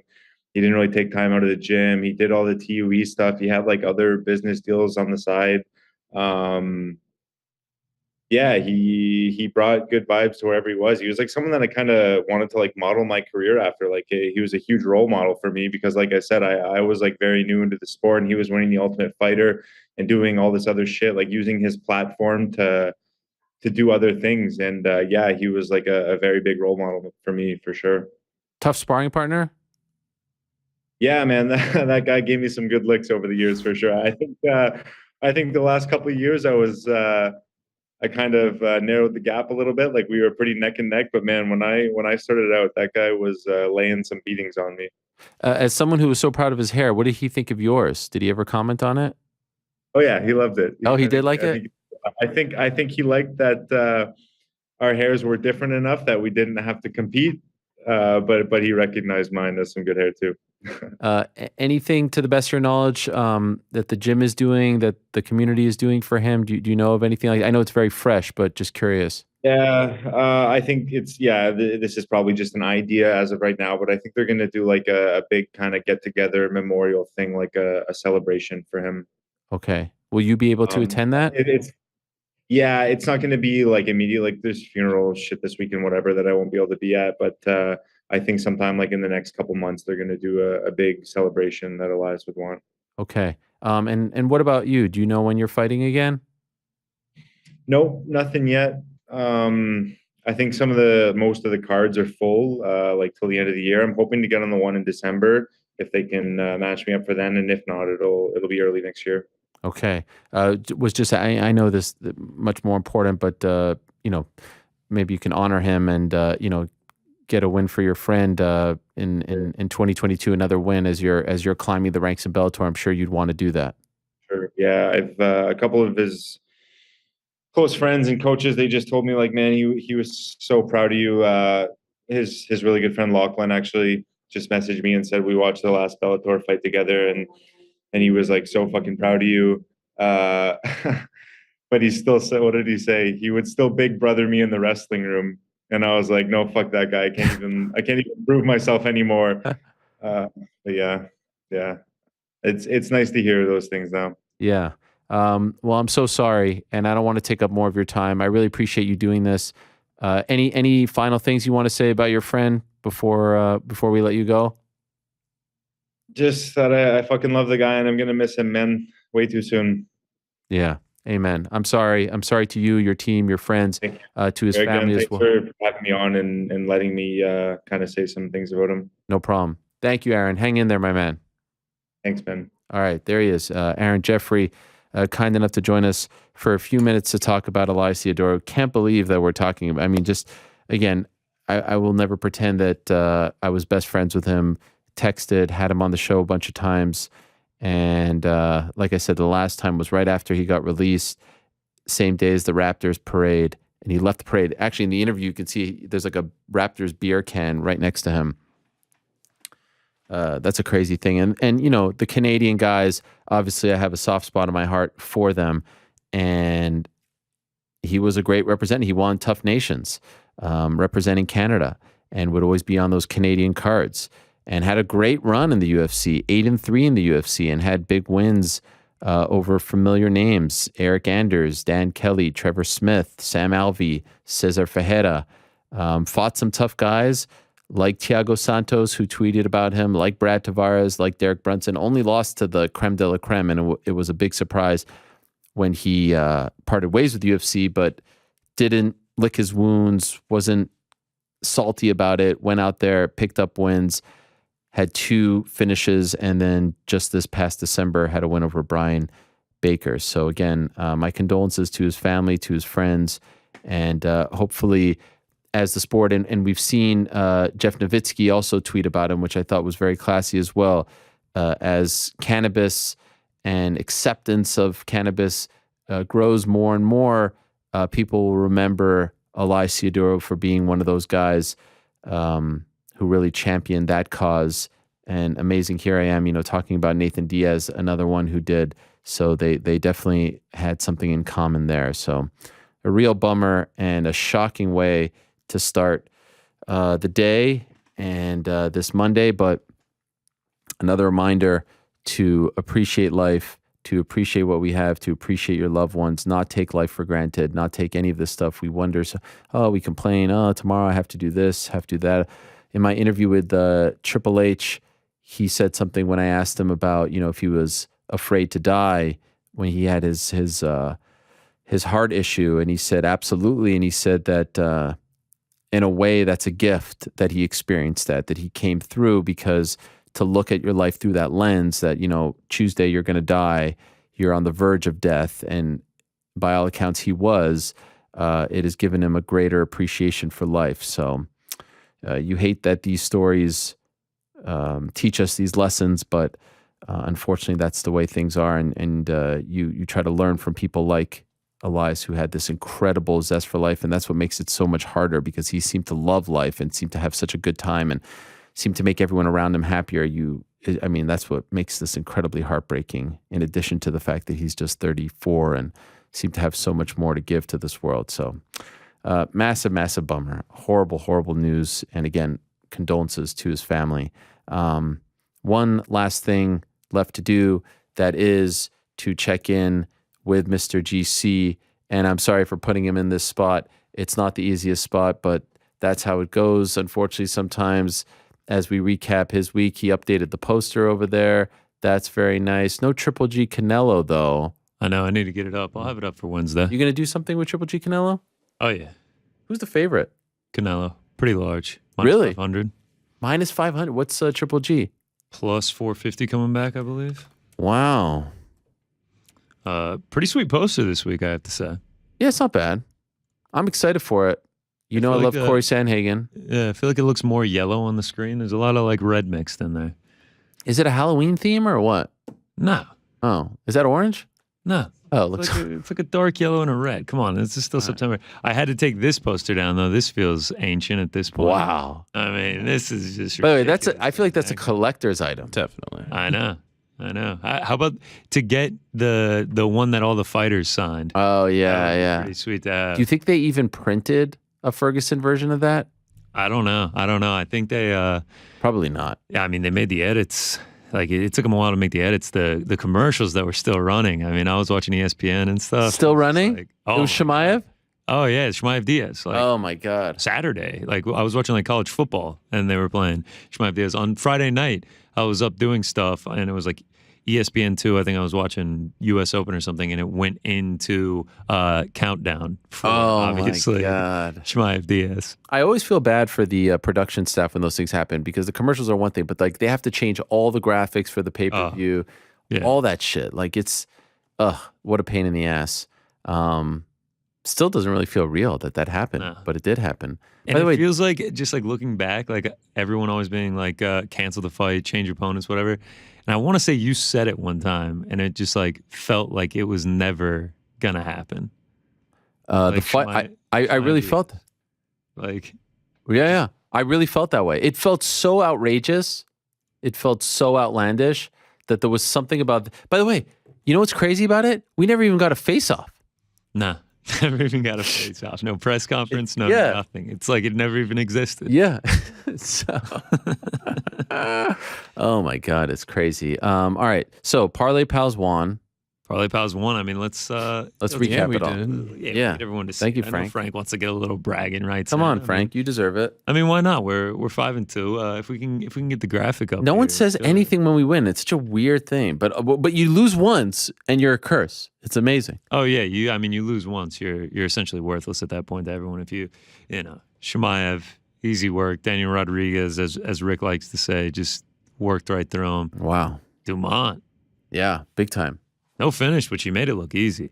Daniel Wolf, maybe not UFC caliber. You don't My say. guy. You said it, not me. Jailton Almeida. One of my What a favorite beast. fighters to watch. Yeah. Thank you for letting me have him. If they can continue to put Khamzat and Jailton Almeida on same cards, I think it will continue to be a profitable experience for me. Jailton Almeida is a beast. Golly. Beast. And they both have that same style of like, as soon as the fight starts, they are looking to end it. Like Holland was on his back within 3 seconds. Jailton immediately goes for a takedown. Yeah, Parlay Pals. Yeah, for some reason, it doesn't seem like he has the same type of hype surrounding him. It really feels like hardcore fans are the only ones that are talking about him that much. Right. And he's like getting stuffed on the prelims. Yeah, I don't know why. I mean, you know, he doesn't speak as much, and sure, you know, isn't cutting promos left and right. Even Khamzat with his broken English, like the fact that he just says "I want to buy you this and that," like that's all that matters, right? Yeah. I want Almeida to get a ranked opponent. I really want him to see him get tested because it's been light work so far. Yeah, the last time he lost was 2018 in a Shudo fight. So the guy, I mean, it's been quite the run for him. So we're 5-2 plus over 7 units, hit Yeah. a plus 229. Incredible. What a Incredible, run. yeah. I'm enjoying it. It's fun, you know, gives some camaraderie between us and the listeners if they choose to ride with us. Though this week, DraftKings helped us out, the 20% on any 4+ leg parlay because of the weigh-in mishaps. Wow. Talking to them on maybe doing that moving forward. So you could still take ours, or if, you know, you don't like ours, you could still get a boost, you know, help the listeners out no matter what. And this week we have just UFC, right? Yeah, just UFC, and then obviously Canelo, like you mentioned. Can we do Canelo? Oh, yeah, nah. I mean... Can you mix sports? I mean, technically you could, because all we're doing is making our own parlay. DraftKings not giving us a boost. So, yeah, if you wanted to throw Canelo in there. I'm curious. He would technically be the biggest favorite of the weekend, because right now Joe Pfeiffer's the biggest favorite. Here we have Corey Sandhagen minus 205. What is Joe? Minus 410. Wow. All right. Oh yeah, here's minus. I see minus 435 for Joe. Plus 350 for his opponent. And by the way, I did note Nate H-Dow. I mean, it was question mark, but I was shocked that he was an underdog, to be honest. I was too. He opened as a favorite. MMA gods wouldn't allow it. Yeah, he got up to like plus 130. I took him. He got up to plus 165. I took him again. So yeah, I mean that'll take us into the recap. Let's recap the picks that were this weekend. Did well in the singles, you know, got wonky with everything going on Friday. I had to take a couple hours looking at all my different betting accounts to kind of see where I stood after the dust settled because of all the cancellations. How many accounts do you have? I mean, I got an account at every book that I can in New York. So I mean, all right. You got a line shop, man. Yeah. Line shop. So yeah, we go 6-2 on the singles. Parlays. This is where it really got messy because you know we lost Khamzat, we lost Li Jingliang, then we added Khamzat back on a different one. So yeah, we technically one of them was a single with the Almeida inside the distance, but we do go 3-2, and that takes us to the final recap. 7-2 singles, 3-2 on the parlays, plus 7.25 units. We're up 55 on the year now. It's 67. Good job, all man. time. Yeah, thanks. Oh, that was for GC. Yeah, that was for me. Oh, I didn't even hear Frank. He said, "Good job." Oh, thanks, Frank. Wow, we're on the verge of breaking 70 here. Yeah, week by week, by week. You know, we are unbelievably hot right now over the last 8 weeks. I think we're up 31 units over the last 8 weeks, which is a crazy tear to be on. It will come to an end, but hopefully we can keep it going one more week and ride into the break, 9 straight winning weeks. I see a lot of people thanking you. Yeah, that's nice. It's nice to be thanked. It's cool to give out winners and for people to take them, so that's always fun. Yeah.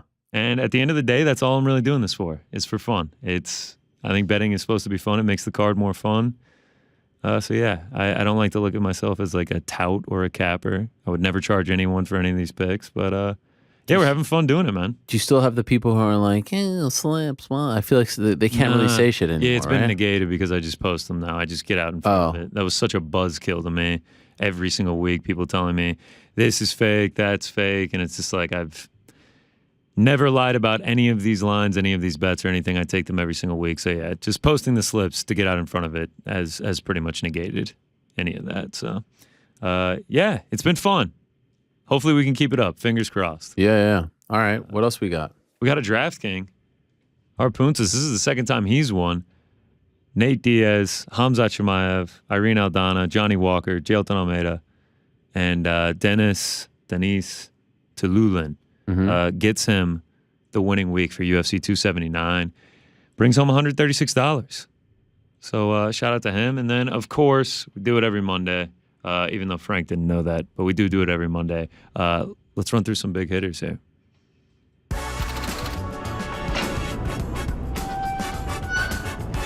Yeah, this is the best. Love the music. Yes.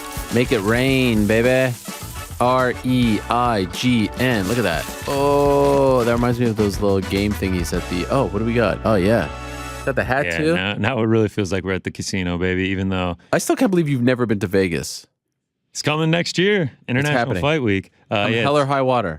Frank lost the casino song that's supposed to play under this. But yeah, what's up with that, Frank? Too many sound bites. Things stop working appropriately. Okay. All right, well, let's get into it because we got a few to go to. We got some shout-outs to give. Jay Statom, 504. Big hitter of the week. This is the biggest hitter. Plus 29,333. He goes Khamzat by submission round 1. Chris Barnett. Shout out to Beast Boy. Wow. Johnny Walker. And Jailton Almeida submission round 1 as well. All of them underdogs. Plus 750, plus 350, plus 170, plus 185. I want to say he put like $1.50 on it to win 544. Almost plus 30,000. I can't imagine how crazy he was going when Khamzat locked that in on Kevin Holland to win this bet for him because that's a hell of a bet to win. Let's keep it rolling. Hunter Shoelacy, plus 14,156, 141 to 1. He goes Tululin, Almeida, Arosa, Walker, Aldana, Rodriguez, Chimaev, and Nate Diaz. I mean, to win this, $1 to win 154, and Diaz locks up that guillotine. Like, I just can't imagine how crazy this is going. Like, when Almeida, I had so much riding on Almeida. When Almeida got the finish, like, I was up, like, beating my chest, like, screaming in my living room, let's go. Wow. So these big hitters, when these things cash, I can't even imagine what it's like. Okay. Ruth Dog 17, also known as Tyler. Let's just keep the over plus 10,000 train going. Plus 11,295. Tululin, Almeida, Arosa, Walker, Aldana, Rodriguez, Chimaev, Diaz. That sounds very similar to the last one. Those might be identical bets, but either way, he turns $10 into $1,100. Shout out to him. And then let's just have some fun. Some crazy bets. Paul Shag, Paul Shaughnessy, Dogger Pass Podcast, Dude's a Stud, Johnny Walker by submission, round 1, plus 6,600. Turns $30 into over $2,000. That's a great night. And then free Nate Diaz. Shout out to him. Yeah. Uncle Glenn, Nate Diaz to win by submission in round 4, 50 to 1. Damn. Beautiful play. Not as good of odds for our guy, Elijah Dream. He also plays Nate Diaz, round 4 submission, plus 2,800. Another bet. I just can't imagine how crazy you're going when you see that happen, because it did not look like a submission was going to happen at all during that fight until he locked up the choke there in round 4. You feel for Tony, right? I mean, he doesn't shoot. The tide was turning. It was such a weird fight. Like when Nate stopped and like he's just like, I was like, oh my God, is he just gonna is he just done? Is he just like that's chilling? That's that was a veteran move on his part. He was just like, I just need a minute here, all right? Can we chill out? Leaning up against the fence. Yes, it was amazing. At him. Like the amount of times he like grabbed his knees and then like just immediately got back into it. But yeah, when like Goddard was stalking him and was like, all right, guys, come on. Let's go. Let's fight. But yeah, that's shout out to them for Olajuwon, legend. One of my favorite members of the community. Always positive. I was gonna say he's incredibly positive. He's in the chat right now. He's super hype. Let's go. I'm gonna write to him in the chat. Good job. Nice. Test out the new emojis. Yeah. Let me see. You see the 001 badges? Oh, what is that? Is that for? Oh, there's a whole bunch here. Yeah, it's for everyone. Wait, is that member 001? Yeah, but it's so Killshot doesn't get a shine. Wait, there's Frank News. I see that. Yeah, hit the news. You got GC, you got Rick's Picks. Oh, Rick's Picks. I see GC. Where's the 00? I see Oh My. I see Mensch. You can't use 001. It's for when people first join. Oh, my bad. Wait, so everyone who joins gets a 001? Yeah. All right, we got 2 more to run through and then I'm done. Nubian Bookstore, Marcus DeJuan Williams. This is just like, this takes balls right here. $9,000 on Johnny Walker as an underdog. That's it. Straight play. Wins 17,100. Took him plus 190. I mean, imagine if he cashed that ticket. He was just hanging out in like Vegas or something, and then he saw Johnny Walker walking around on the street without his shirt or shoes on and still had his gloves on. It's like, dude, you just won me $17,000. Last one. If I'm not Poppy, you know the vibes. Is that right? Yeah. Legend. Shout out to the Poppy Parlay. He really very much wanted to get on the show, and we're in the he called in on Saturday. He's like, I need to get a shout out from GC. I was like, all right, chill. We're in the business of making people happy. Yes. Plus 1,066. It's the Poppy Parlay. Shout out to him. Fantastic play. $20 to win 213. So that is it. Those are the big hitters for the week. Shout out to everyone. I mean, week after week, these people just cash big tickets. I love to see it. Well done. Well done. All right, congrats. And now we roll Saturday. But of course, we have a show on Wednesday. Yeah, UFC Apex 60. Yeah. Is it really 60? 60, yeah. Holy crap. That is why do you look so blown out, by the way? I actually noticed that before I got on the air. It's right. Frank, what's going on? Skin condition, I think. Oh, come on. All right. I think we've said it all. I think we have 5:26. Yeah. These shows are getting longer and longer, just for the record. When I first signed up, I was like, we're just going to do 2 2-hour shows. It's going to be nice. It's going to be neat. Now we're doing like... A 2-hour show would be impossible. It would be impossible. To be out of here by 3 o'clock? We didn't even get into the technical issues by 3 o'clock today. My monologue was almost till 3 o'clock at the start of the show. All right, we're out of time. I don't know what this is. I just saw something on the ground here. Do you know what this is, Frank? I'd put that back on the ground if I were you.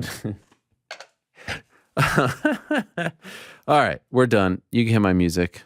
I can't wait to tell you guys about my trip to Pittsburgh. Go ahead. No, that's all I got. That's all I got for now. But I will tell you someday soon. For now, though, we are out of time. Wow, what a new world this is. What a different world it is than we expected. Had UFC 279 played out the way we thought it was going to play out. But all's good. Definitely pretty exciting that all changed the last minute. Yeah, cool. Thanks for that insight, Frank. You're welcome. Why didn't you start the show with that insight? That was great. You were monologuing for a long time. You summed that up better than I could have possibly summed that's how you do MMA Hour in one sentence. Man, a lot of people would be very excited. Yeah. Hey, guys, what a weekend. Built like a tank. Khamzat, crazy. Nate, wow. Did anyone ask Jake about Nate at the thing? Was that last question about Nate? Like, Jeez, Louis. Yeah. We missed a great moment with Anderson Silva and I saw that. Oh, yeah. Oh, well, like briefly on the timeline there. Yeah, it's great. Was this after the presser, like when they were facing off? Yeah, it was like the post thing. A lot of people want to kill Chael in Brazil. Ah, okay.